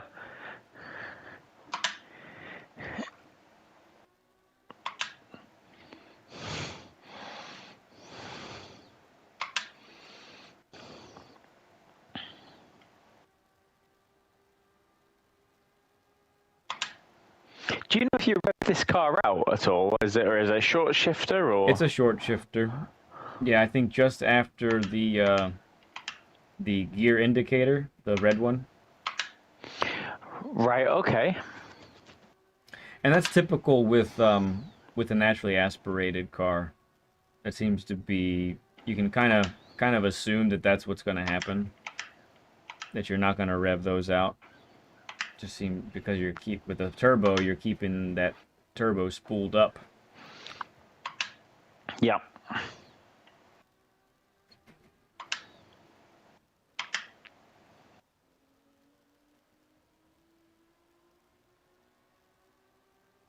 See, but you've never tried Blue Moon Speedway? Oh, man. So it's one of the things I like about it is it's a short course. I really enjoy it. I like the fact there's some risky sections that are very thrilling when you get it right. Yeah, and hopefully it's Group 4. If that's the case, you will find me there all week next week. Ah! Ooh, that was close. It's good. Waiting for the penalty. Oh, okay. Yeah, I didn't think so. I mean, I fully expected to be wrong, but I thought you were good there. Nice exit there. That is tough to come by, that exit right there. It really is pretzel arms trying to get that right. I need to work on my yoga just to do the hairpin at Gilles. So I don't know how large your paddle flaps are, but I know that when I'm doing that, I actually I let go on my right hand. Right. Okay. I let go on my right hand, and I'm thinking about what I'm doing now that I'm in front of my wheel, because I know we talked about it yesterday. But I let go of my right hand, and I have my hand underneath the wheel, and I click it with my index finger, and I'm just reaching for it. And then as I unwind, then I put my right hand back on. So that may be helpful to you, maybe not, but. Yeah, I have seen many people actually do that corner one-handed. Yil was doing it one-handed. I even watched Digit take his hand off. You know, yeah, it's. I think it's catching a few people out because of the low rotation on these cars. They just Right. See, but it's because we're doing a share screen. So most of the time when we do a share screen, we lose the game audio, unfortunately. Yep, number 5's all over it. He knows the deal. Ooh, Lemon says it's a 50 burger. Thank you for the 50 likes, everyone. Appreciate you all.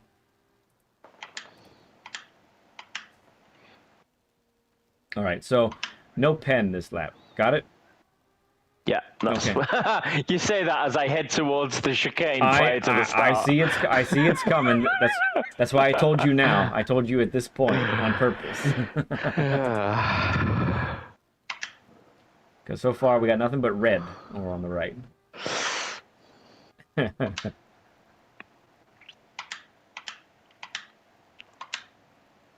There we go. That's clean. Okay. Good run too. Clean but slow. But this lap so far will count, so that's good. Nice entrance.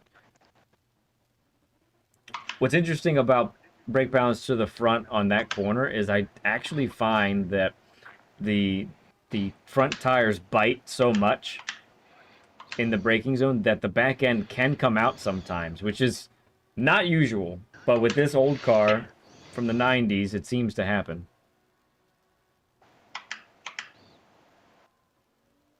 Nice entrance, yeah.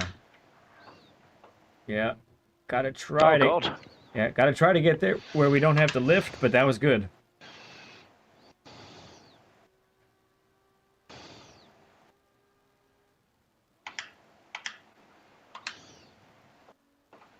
No penalty. Calling it. Yeah, it came in a little hot. Yeah. Ah. Ah.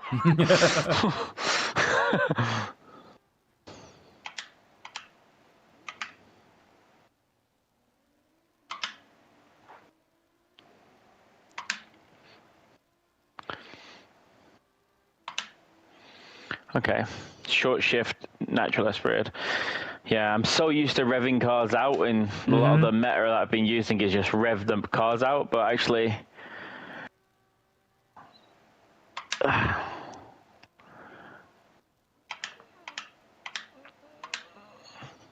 Nice. That was great. That should count. Yeah, that's good. I think that was fair. If I'm the steward, I'm letting you go through. Mr. Turismo. Good. I like your entrance there a lot. That's right with the ghost. It's spot on.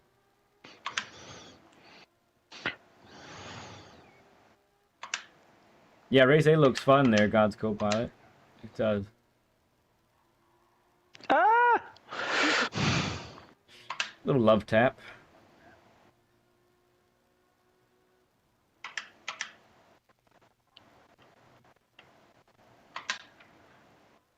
Yeah, so be patient enough on that entrance to get the car pointed a little bit more to the left. So you can open up that entrance, and then you shouldn't have to lift, and you shouldn't have to worry about hitting the wall. That's good. Very nice. Gaining loads of time on exit.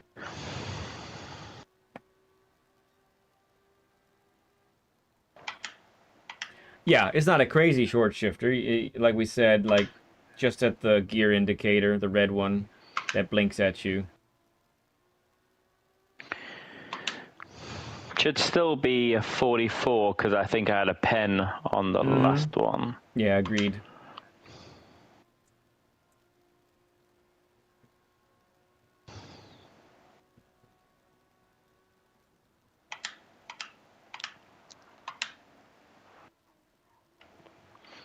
Love tap. You sent it.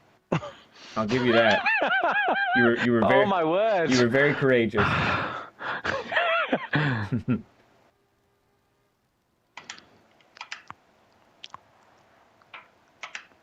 Should have been a 44. Yeah, they also what I've noticed is the ghost is a little bit more left on that right hander there, just ever so slightly. Yeah. Which means you can.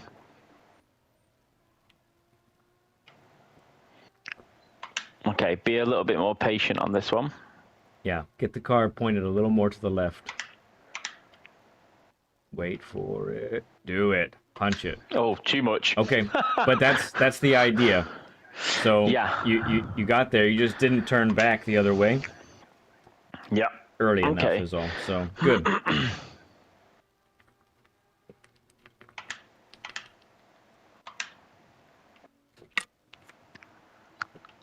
Nice.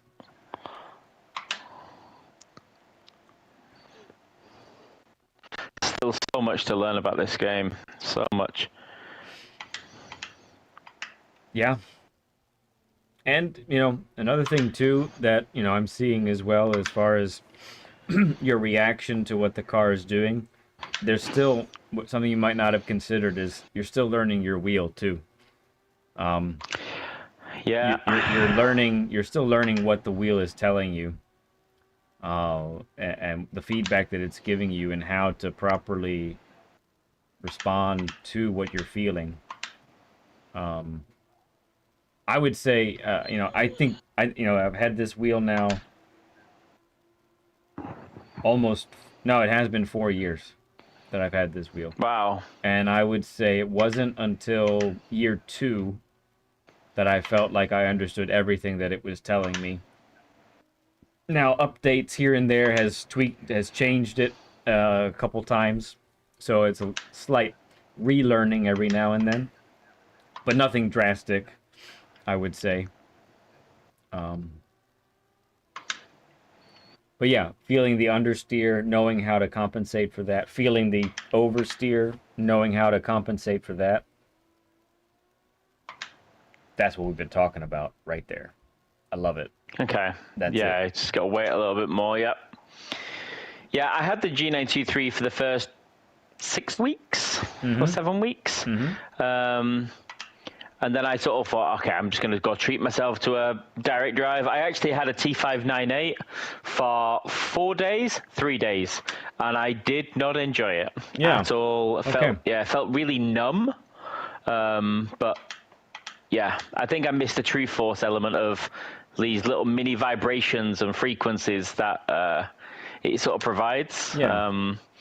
So went back to Logitech, and yeah, it's been much better overall. And now you're on the RS50, correct? I don't know that we talked about that. Yeah, RS50, yeah.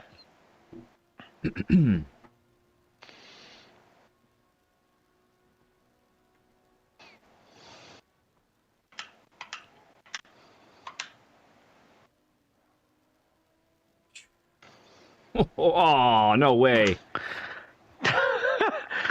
That would be close. Yeah, that would have been a nice. I think that was really close.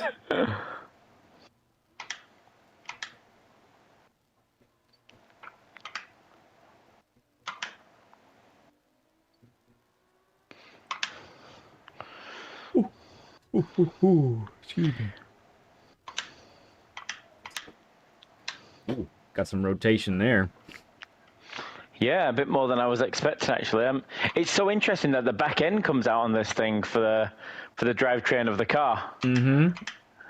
You don't expect it. With brake balance all the way to the front. Yeah, yeah. And, you know, that's something that that a lot of people do with the Lamborghini as well, because the Group 4 Lamborghini is so tail happy that you can get rotation almost without even trying. And so they put it to the front to get some extra stopping power because they know they can get rotation anyway. Okay. It's an interesting aspect to that car. But for me, in this case, the track is dictating what type of brake balance should be used. That was not an optimal line. I was sideways. It was not.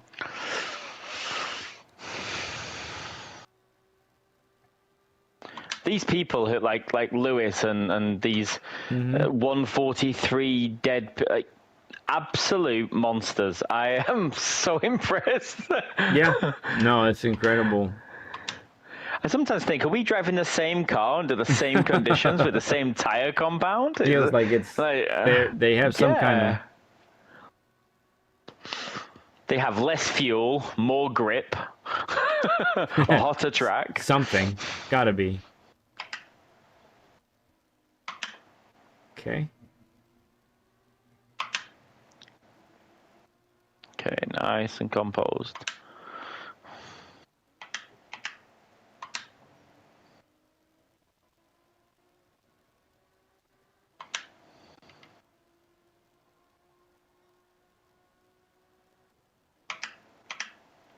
Nice and patient here. Good. Yep, whip it over. Oh, wow. I didn't see that either. My goodness. You're finding all kinds of Don't know. places where pens can be achieved. Yeah. There you go. For those watching, this is how you don't do it. There are penalties hidden. I have no idea. I've never had one on that left ever before. I don't know what you did. I did not see it. Hey there, Slow. Good to see you. I took too much of the inside. It's gotta be. Yeah, that's probably it. All right. Let's serve another pen. Pay for our crimes. Yeah, how dare you? Our crimes against tracks. Crimes against cars.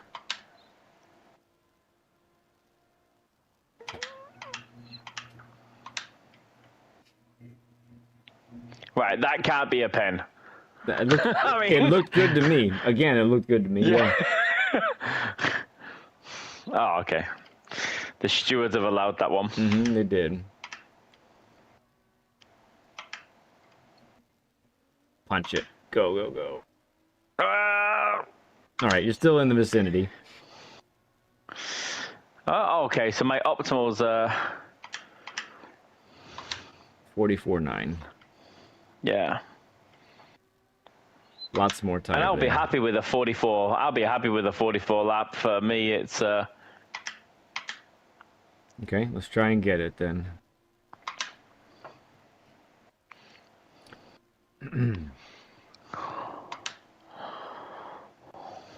Mike number 5 says, Canada runs a tight ship when it comes to rules.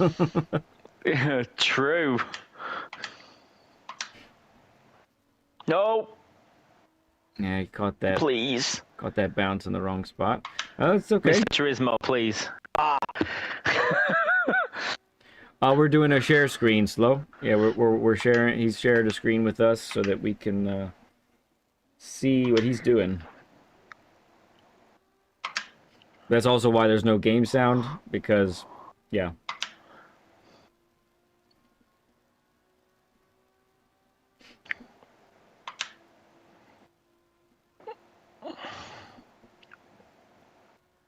Right, you served a pen on that 45-3. Okay, nothing heroic here, just need to get through it. Nice and calm, deliberate. Very good. Little bouncy, so we lose a little time on exit, but there's your 44. Oh, happy days. Success. Hurrah.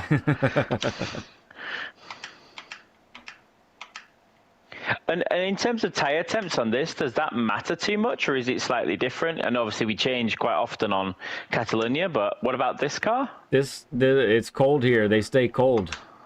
Oh, okay. They never actually warm up to optimal temp, which makes it really tough. Yeah, they get to high 70s. I think, well, maybe some of the cars could get into 80s, but I was noticing just high 70s, and that's it. And so it makes them pretty much slippery the entire time. Okay. Yeah. My optimal is a 144.2. Oh, wow. Okay. Yep, 4/10. Better than that, so... So 143 is just would require quite the lap. Well, I'll tell you what it honestly what it meant for me was being exceptionally consistent on the entrances of the chicanes. So really nailing that first part of each one. So that way it presents a consistent exit. You know how you were talking about the bouncies and all of that? Well, if you enter properly time and time again, then that's really gonna... So let's try that this lap here. Okay. Vidar, good to see you, man.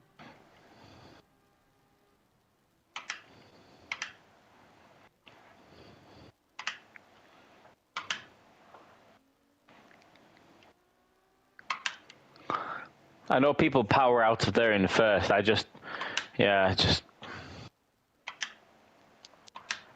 Too slow. Like super slow. Yeah, it's a tough balance there. I find the first gear exit there easier than the hairpin at the north part of the track. But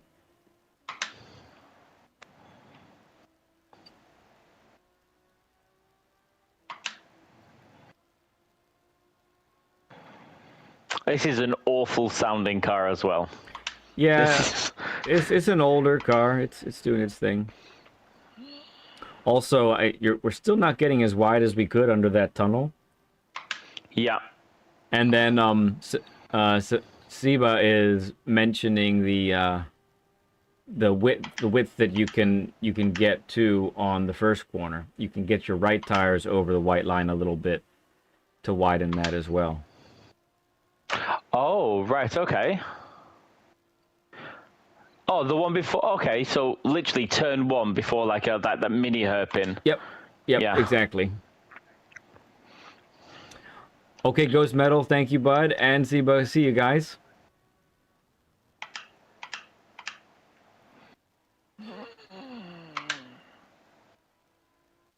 Right. Tires over the white line. Yep, right here, coming up. Just that little extra width.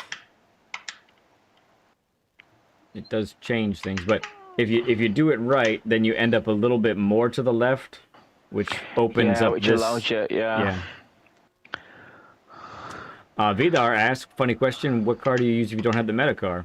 So Cyrus picked the WRX as an anti-meta, and we just used it here earlier on track together, and I do like how that feels. It's still, nothing accelerates like the 155 does, but I think it's an appropriate car to use if you don't have this car, which we found out that it's not in the Legends dealership right now, so you can't get it. If you don't have it, you can't get it right now. Okay, I'm gaining on that part. That was a good... Yes. Yeah, okay, I was slightly over the line, ever so slightly, but...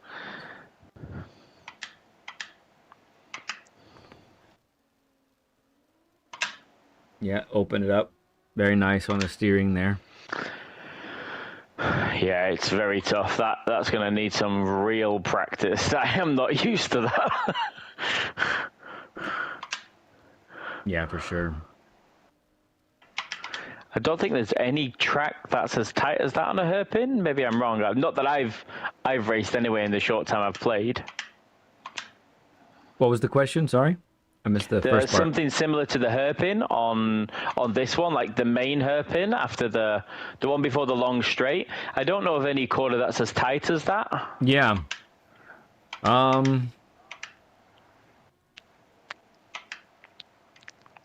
Yeah, I'm struggling to think of one that's quite like that also. Definitely, and I've not come across it, which is why I'm just not used to it at all. Ooh, very nice. All right, focus on those entrances. Consistent braking going into the corner here. Let's do it.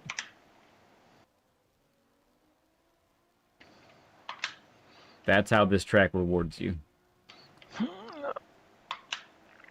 Okay.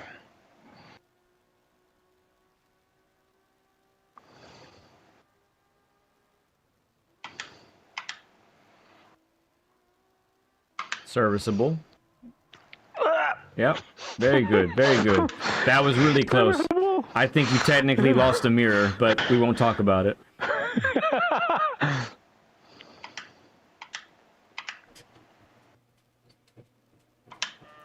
Yeah, that'll work. Yeah. You lose in the beginning, but it's slightly a wider entrance, so then you start to gain on this straight. It's a tough balance there. But yeah, we're 2/10 up. Okay, nothing heroic here. Just keep it nice and steady going in. Focus on the exit.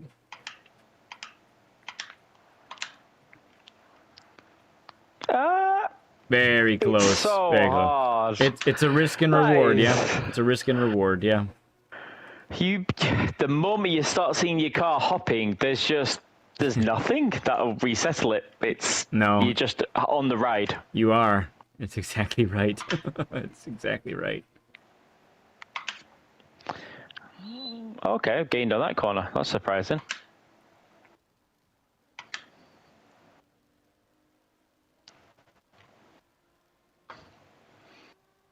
That's a penalty. Or is it? No? I think you're safe.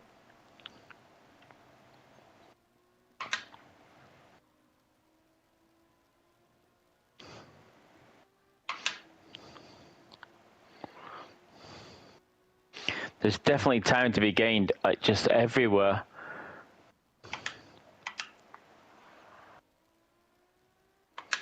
That's so conservative going into that hairpin.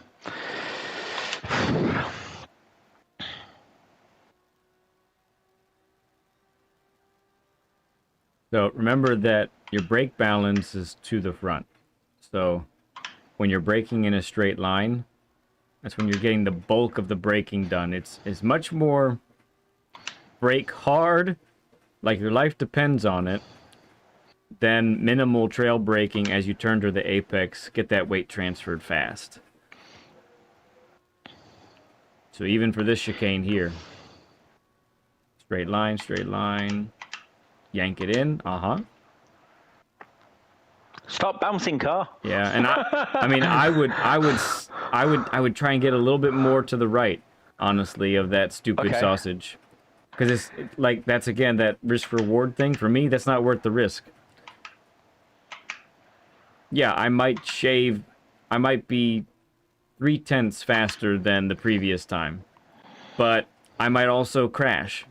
So what if I take it a little more conservatively and get 0.2 faster instead? I'll take it, you know? Yeah.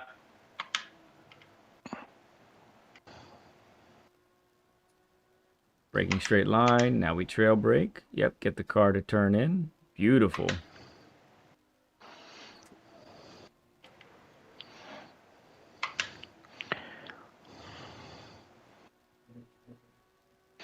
Okay, here we go.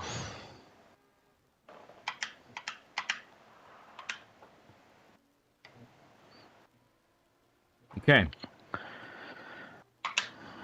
We missed that first. Yeah, we missed that first apex.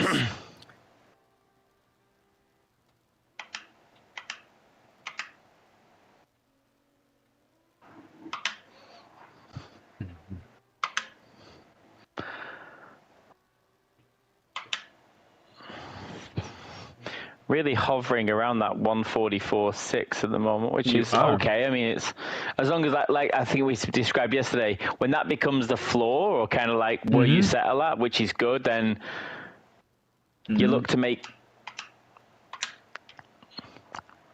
It's a foundation you can build out off of. Oh, whatever game.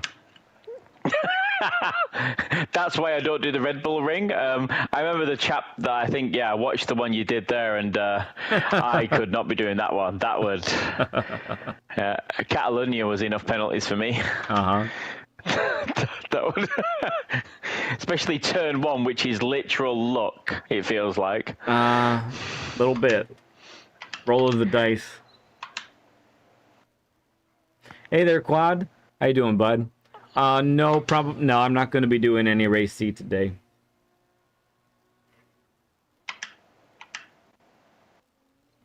Oh, I love that entrance.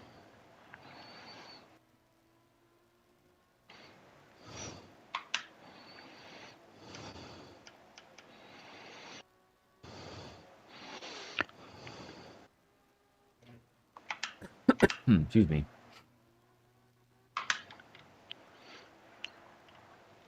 Oh, I should have been in third already. I was in second. Yeah. So it's really just down one. I think I'm going down two there. Okay.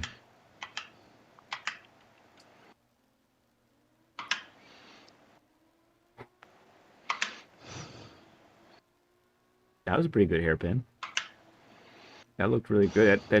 That actually turned when you told it to turn. Believe. Yeah.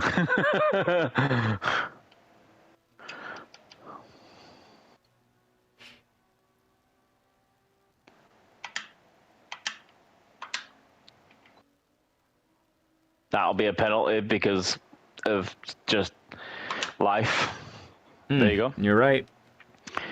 The thing is, it's when you can feel it coming. It's the most gut-wrenching feeling. You're like, oh, great, that's another lap I have to put down the drain. It's over. Done with. Yeah.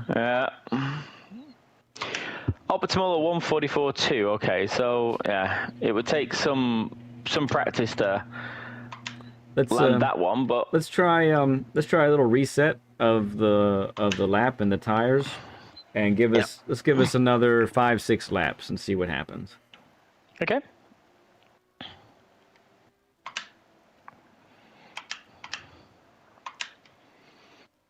That's a penny. If it is, I'll reset immediately. Yep, there you go. Yeah, I would try and avoid that line. I mean, it's too it turns the lap to red too often for me. It's not worth it. Okay. So, let me just back this up, right? So when I'm coming in, just trying to like visualize what I'm just doing there. So I'm coming in like. Yep. Graze that one. Bang. Yeah, and I would so I would graze it. I would just gently caress it on the way in for that first apex and caress it for the one out. Now the only difference I would say is if you're slow enough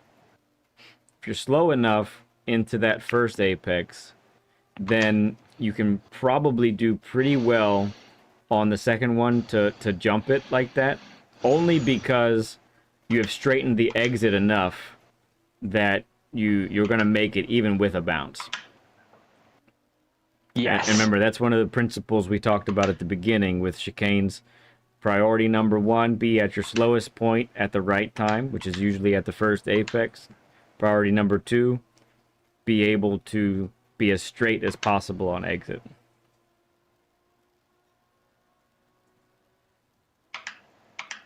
And those two work in tandem.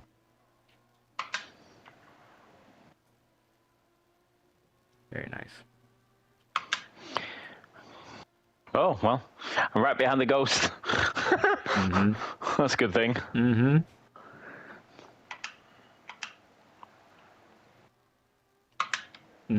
So wrong close.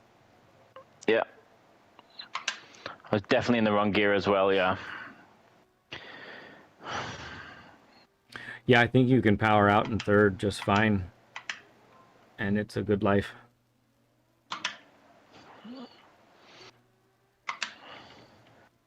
The only benefits of the penalties here, you normally get them just before the line, the majority, apart from the last corner.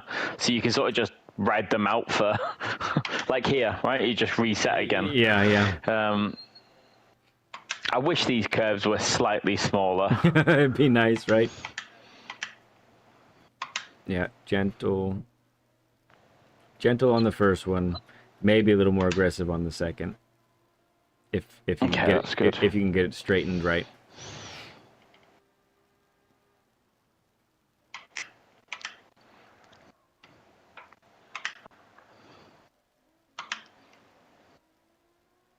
Nice.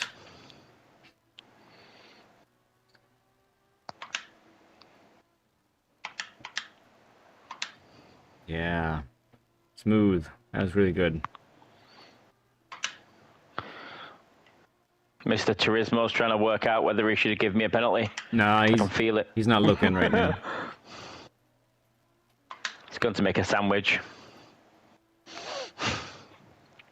I just imagine somebody watching people live and then just pressing a red button on the desk. Like penalty. Penalty for you. Ooh, that was nice. Wrong gear again. I keep double tapping down, so I'm in second, and I should just go down one to third. Oh, I like going down to second for extra braking power, but yeah, shifting up to third for exit is paramount there.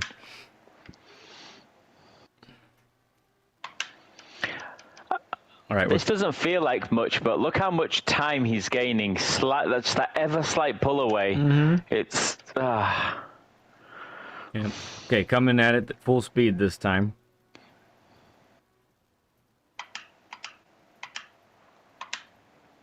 Yeah, look at that.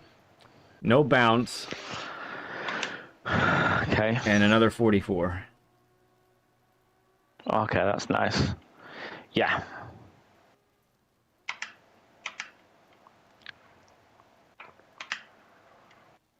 And, it's something to keep in mind. I mean, we know this ghost that we're following, he abuses those 2 curbs.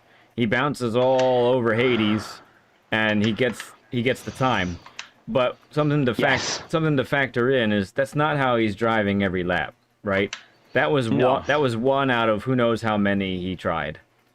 And so just because it worked once for the fast boy here that we're following doesn't mean it's going to work all the time. There is an element of like 1 or 2 pixels more, and then the bounce is it's just not worth the sort of like risk, perhaps. Yeah. Yeah, risk-reward ratio. Got to factor it in. All right, we got the right gear that time. We were a little wide of the first apex, unfortunately. Yeah.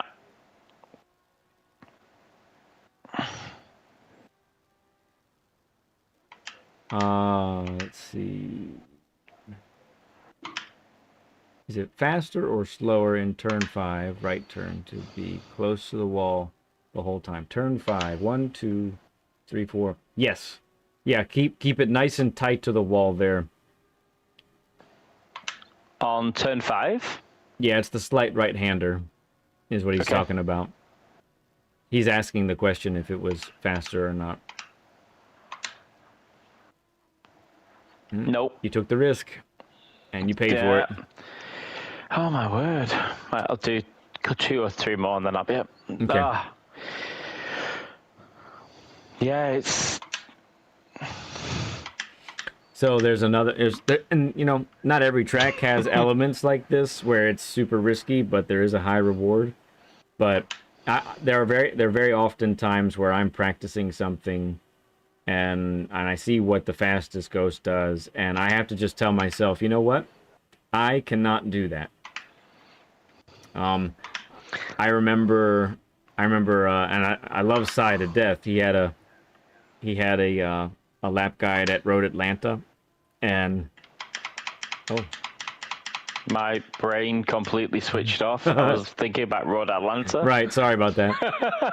It's all right. At the bottom of the S's, when you're going down the hill, you have that left-hand turn, and he was putting his right tires on the dirt to actually for braking and to induce a crazy amount of rotation, right?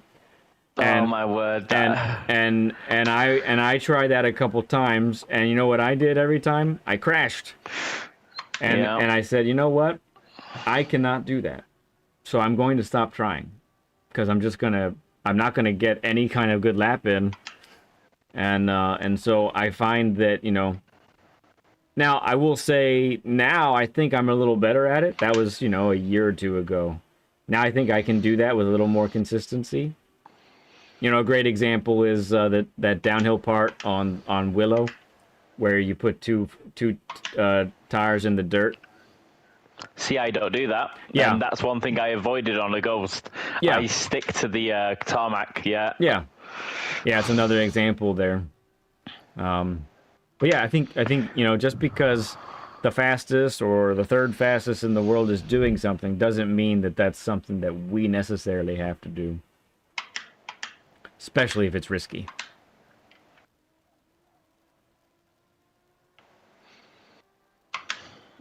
Mr. Turismo? Was that a penalty? No? Okay.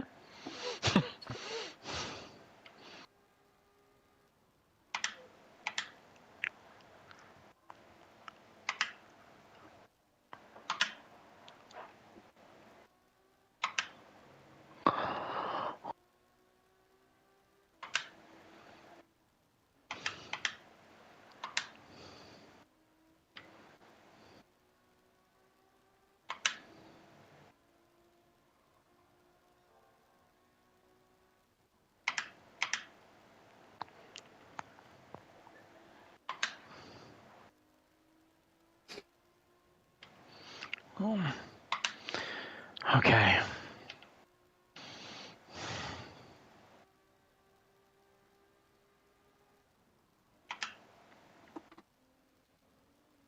Oh, you absolute... Oh! Oh! Why did I risk that? Oh, oh my god. Yeah, it didn't need to happen.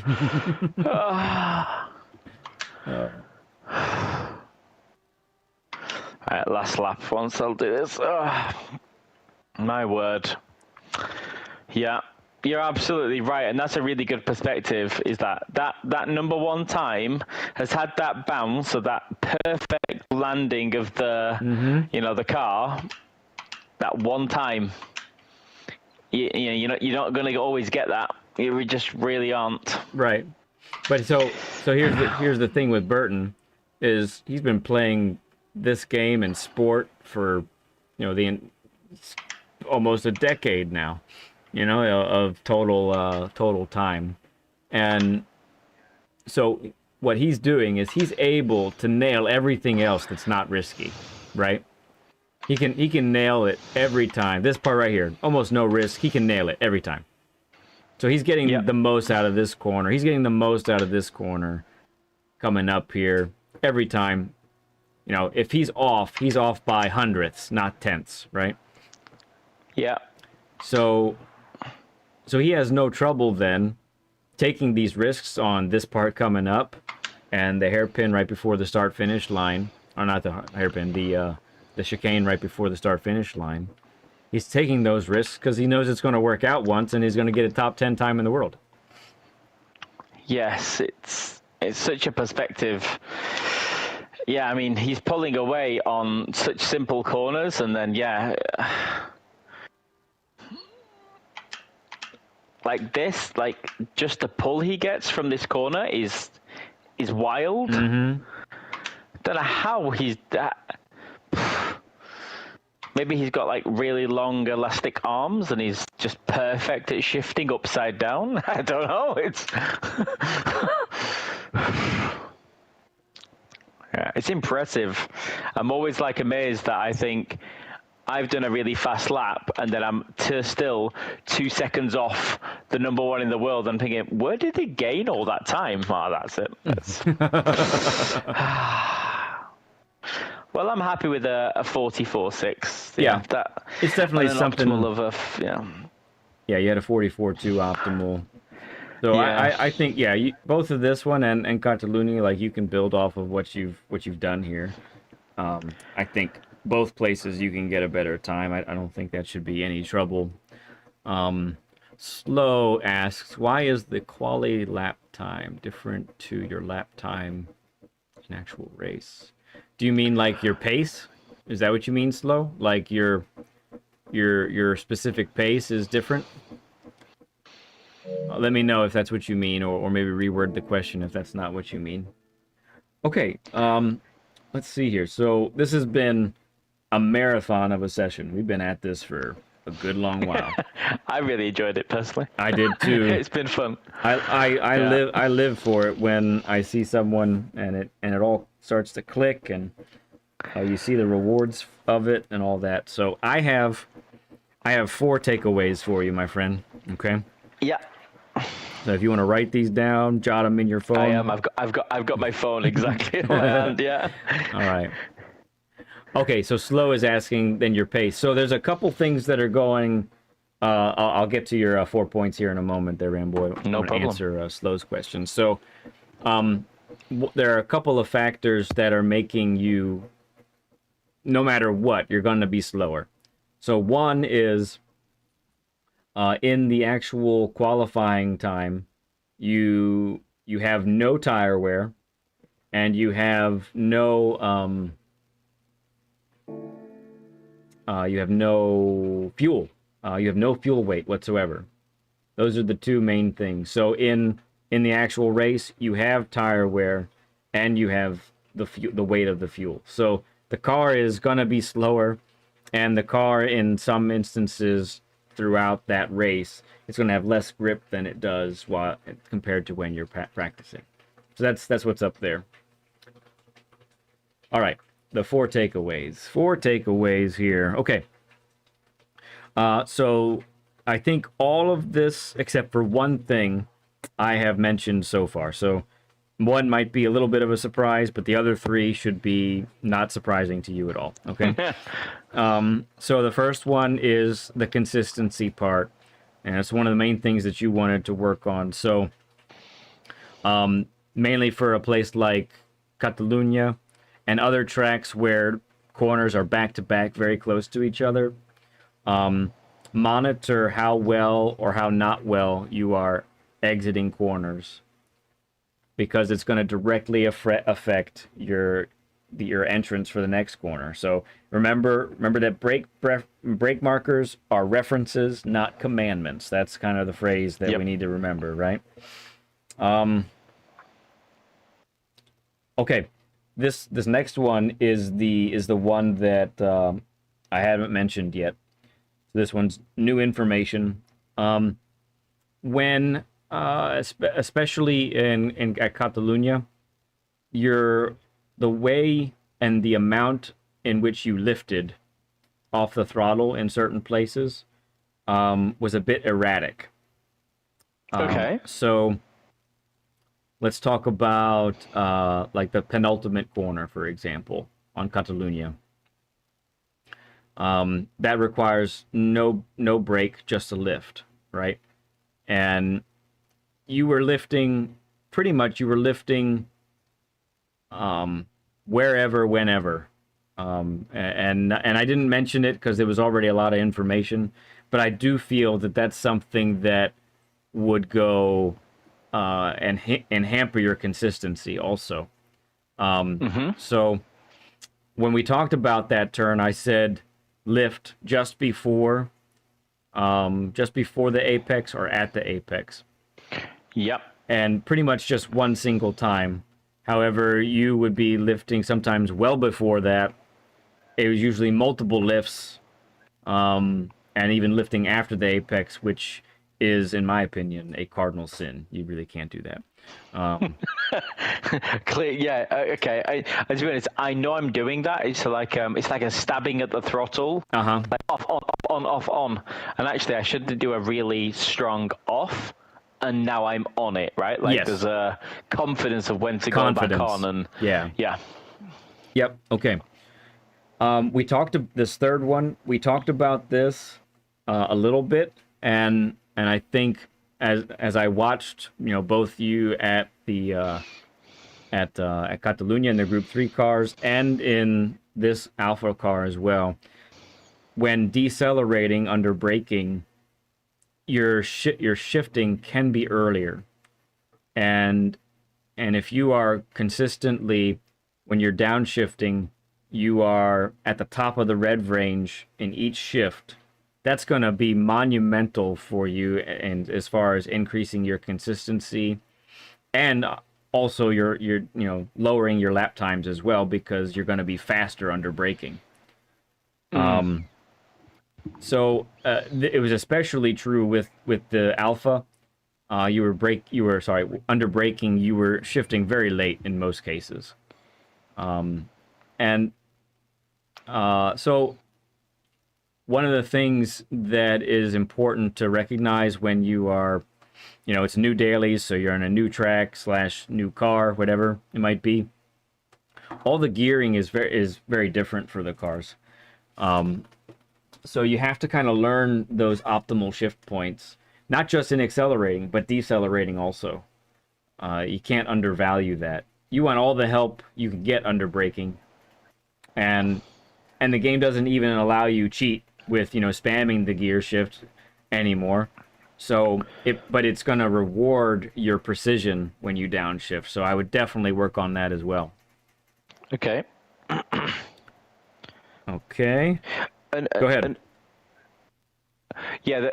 That's something, because it's sort of like Yeah, it's the experience of, okay, I'm in a braking zone, I've got to brake, I've got to turn, okay, and then I've got to shift down. So yeah, I generally, I'm already over slowing the car, and then I'm going through multiple gears rather than like you said, that beautiful sound of bang, bang, bang, you know, and I watch people do it, and I think, how are they always at the rev limit when they're downshifting? I'm like, not even halfway sometimes, right? Because I've slowed the car down so much, right? Okay. So that'll be something to do. And if you are doing that consistently, that's going to improve your consistency also. If your gearing is different, even, you know, as you approach the same corner and you're downshifting differently, that's going to change how the car handles going into the corner, and that's going to also contribute to you not really feeling consistent and confident there, right? So. Yep. Okay. All right. Last one. We and this was mainly for CGV here. And the last track. So we got to manage the risk versus reward, right?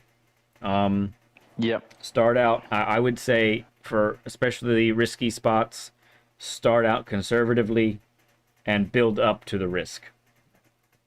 So a great example of this, you know, it's probably the riskiest track in the whole game, Dragon Trail, right? You're familiar with the Death Chicane? Yeah, and that took a long time to get right. And yeah, it was multiple crashes. I didn't ever take it slow.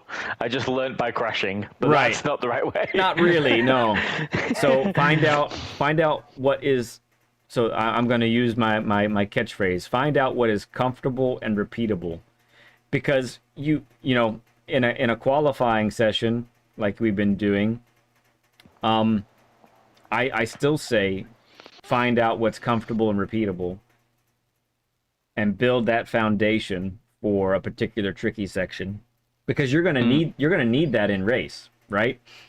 Like, you don't want to be going into a chicane or a corner, take one hand off the wheel, cross your fingers, and just hope for the best. Do what's comfortable and repeatable in the risky sections, and then as you're qualifying, build up the risk, build up that, and you know, you will be rewarded. You might crash, you might spin still, but you're going to get more laps without red on the right than fewer laps. But you know, vice versa. You want as little red on the right side, as little penalties, as little lap times far away from your best as possible. You want to be tight. You want to be nice and precise in there and build off of that foundation. I think all of that's really going to help your consistency and raise your floor in a major way. Yeah, it's you're absolutely right. And I know I do it. I chase speed. You know, there's reasons why I rush to an apex, and I rush straight into kind of taking that optimal line, like you say. And the perspective you've just shared around, this is Lewis. He's got 10 years experience of getting 99% of the corners right. He can take that one curb different to you, because if he loses a 10th or 2, he's just gained 3 seconds on the previous 5 corners, 6 corners, 7 corners. He's fine. And that's fantastic perspective, because so easy to load an optimal ghost and try to chase it down and realize that mechanically you don't have those foundations yet. You're not rotating at the right time. You're not accelerating. So maybe a consideration for me would be just run it, use my own ghost as a way of kind of developing and trying to beat that till it gets to a point where the time is closer to more of the leaderboard, and then start to incorporate some other ones, because I think so. Okay, no, that's fair. That's a really good advice. Yeah, I think so. And to build consistency, you gotta have laps in which you're not spinning too much. You gotta have laps where you're not crashing too much. You gotta have laps where, you know, if let's say, you know, a comfortable, repeatable pace for you is 144s, for example, then that's where you should really be. You should be able to replicate that, and make sure you're doing what you can to replicate that every time. rather than getting a 144, a low 144, and then a 146, and then a low 145, and then a 147, and or however it might turn out to be, right? So, or red in my instance, or just totally red because you broke the rules. Yeah. Really quick, I need to say thank you to I Love Onions. Thank you for the 1 gifted membership, sir. And then Peter Brown comes in and says, in the Manufacturer Cup this morning at Trail Gardens, I started 11th, finished 5th place. That's awesome, dude. So glad that you were able to have a good finish like that. That's no small task, especially at Dragon Trail, right? Top 5 is the best podium in my eyes. Oh, yeah. It's beautiful. It's optimal for gaining experience and DR. Beautiful, yeah. So those are my 4 points. Brake markers are they're references, not commandments. Make sure that your lifting is consistent. Understand where to lift and why. So, lifting before an apex and doing it one time is usually the case for a single corner, right? So, an example of something that's a little bit different is the long right-hander at Big Willow, turn 2, right? Yeah. So that's a lift, but the difference with that is it's so long that you're actually lifting, but it's not even a full lift almost at any point. You're actually modulating the throttle. So that's a corner in which that's a little bit different. But for a single corner, make sure that we're doing the same type of lifting as we enter. Often a lift coupled with a turn is appropriate. Sometimes a turn, then a lift right before the apex or right at the apex will be exactly what you need for some of those faster, like mid-speed corners. Work on the gear shifting and manage the risk versus reward on certain portions of tracks. It's gonna go a long way, I think. There's one more thing. Now I said 4, but there's gonna be a 5th one, okay? Because I remembered that I forgot something. That's how that works. Okay, so we've all many of us have seen you've gotten rapid really fast, okay? And remember, before our session today, I said I wanted to make you a weapon on track. So here's how you become a weapon, okay? If you can begin to really master rotation on entrance, getting slip angle on the way into a corner, that's step 1, okay? So what you're doing with +5 brake balance to the rear in most scenarios, that's exactly what you need to be doing. And I want you to continue to fiddle with and tweak your entrances in corners, especially the longer ones where more trail braking is involved. I want you to keep working on that. Keep looking at downshifts, going down one more gear. Even if the replay that you watched, even if the replay doesn't, if that driver doesn't downshift, I still want you to experiment with it, because you might find that you gain much more rotation. The reason that a faster player isn't downshifting like that is because he's awesome. and his braking is near perfect.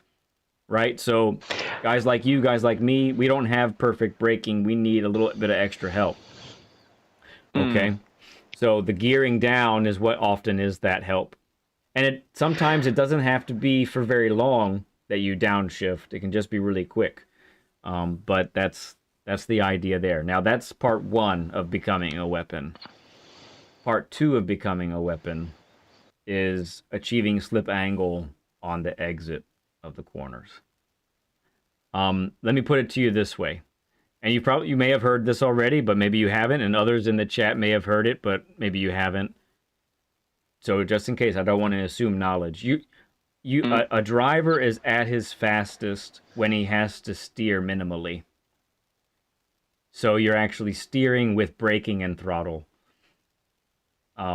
That's actually how that's when you become an alien. That's when you become elite.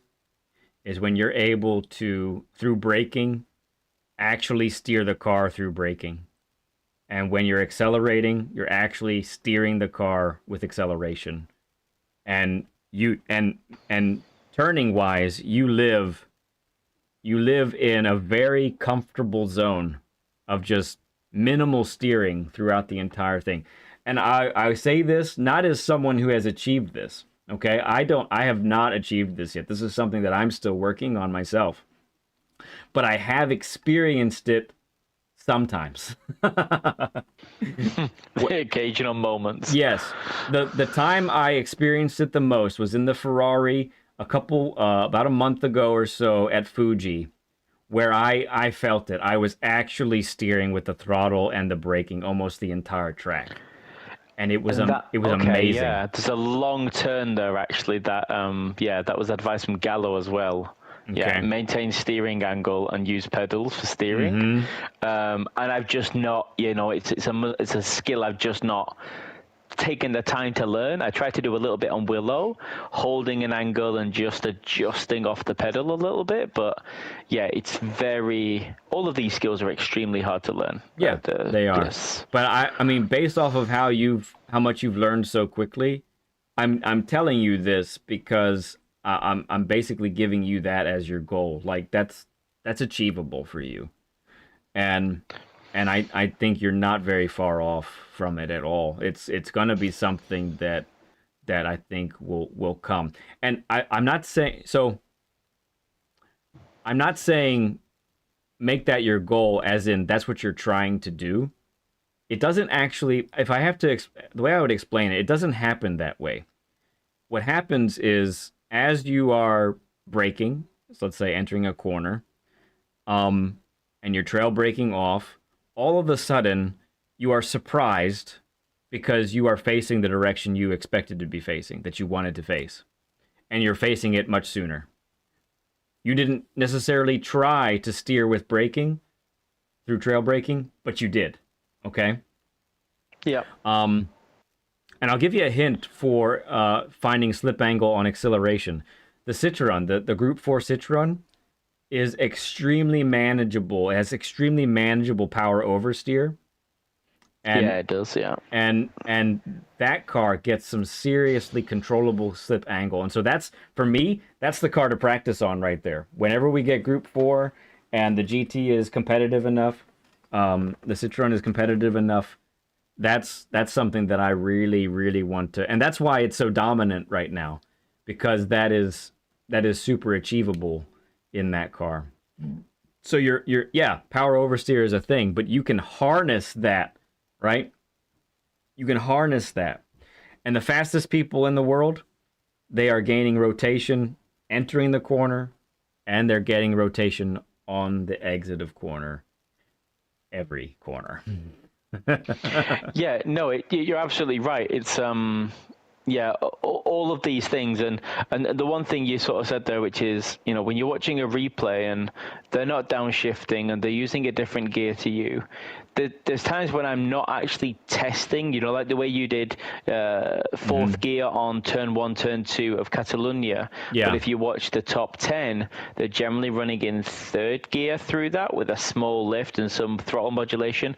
But you're right, the slip angle is so hard on the BRZ. Yes. I'm sort of robotically going through the motions of picking up as much knowledge from everywhere, but I'm yet to really then understand how I truly apply my ability. Yeah, exactly, yes. at my level now. And that's something I'm really aware of. It's like, I always say, it's like passing your driving test. You're passing a test when you learn to drive is when you've got your license, and it's that first year, the second year, the third year. Yeah. When you're putting it into practice, all you're doing is ticking a box for the 1 hour you're on your driving test. Yes.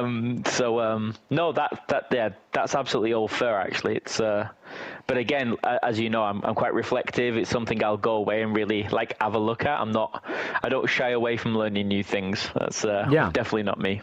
Yeah. So understand. Don't think that that's just going to happen. It's going to take practice. It's going to take practice of under braking, and it's going to take practice while acceleration. power oversteer can be a bad thing, but it can be harnessed, right? And there are cars where it's easier. You know, the Ferrari, I think, is very harnessable compared to the BRZ, for example. Right? Yes. Right, exactly. So, yeah, I give you those, and I think it'll be really fun to see how things progress for you. You know, you've had 3 months or so under your belt. It'll be really interesting to see how the next 3 months go, and I'm really excited for you, man.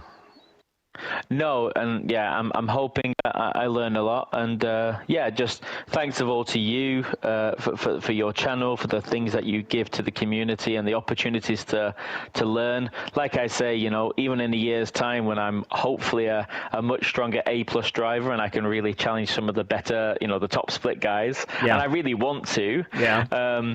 I'm still going to be asking for advice. I'm still going to be looking at what I consider aliens to me, because it's all relative. As I get faster, there's going to be someone else who's just different, and I'm going to chase that person. I'm going to chase this unique skill. So, and yeah, to the rest of the community, it's been very welcoming and very humbling to come in.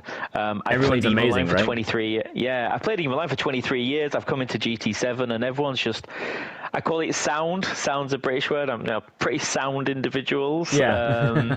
And you know, and what I like is like if you bump someone on track, it's just a quick apology in the stream chat or a quick message. People move on. You know, it is really just a video game, and I love that. Yeah. And maybe that's a console thing versus PC, no life World of Warcraft sort of style games where, you know, it's a second life. But yeah, no, it's been fantastic, and I really appreciate the chance to do this with you all. Yeah, this was great. Really appreciate having you on. You're a great guest. You did very well. It's great, especially with a tougher week. So we do have in our Discord, you will be granted access to the Learn with Lead bumper stickers in the Discord. Fantastic. That will be available if you'd like to download those to your GT7 profile, and those can be slapped on any of the cars that you would like. Also, I know that BL has been working on some trophies for you. I think she's got to narrow it down. She's not sure which one she wants for you yet. So she's the penalty one. I don't know. Maybe. I don't know if that came into play or not. We'll have to see what she comes up with. But she's working on that, so I think she'll be. I forget if she normally puts that on the Discord as well. I think so. We'll have to see what ends up happening there. But either that, it'll be in the Discord, or next time you're in chat, she'll put a link in there for you to see. So that'll be good stuff. Okay. Yeah. Well, that's going to do it for today. This was a marathon of a session, but I figured I can't do this all the time, but I figured I have more time today in that regard, so I wanted to do it, and this has been great. Well done, sir.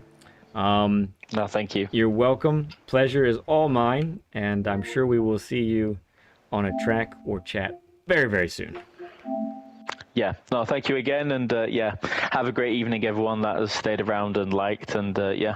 All right. Yeah, I will be on the next video in the chat, of course. Yeah, seeing how someone gets along. So, thank you. Excellent. Okay, see you later. Bye-bye. Bye. Oh boy, yes, sir. We did it. That's a Learn with Lead in the books. All right, I'm officially done. That's going to be it for me as well. That's awesome. What a We're great going to end it right what there. A great guy. I'm going to go ahead and say next week I think is a typical lead pencil type week. So we'll see you Monday. We'll check out the new tracks. We did just see. Where'd that go?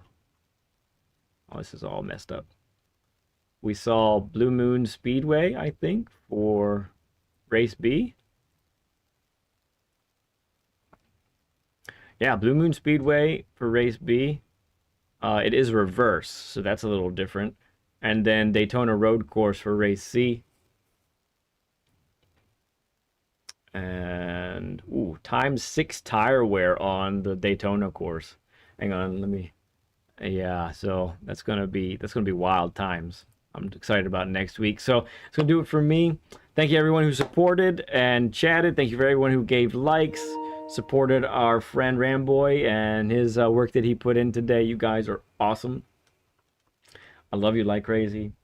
Nothing you can do to change my mind. I'll see you guys in a couple days. Bye, all.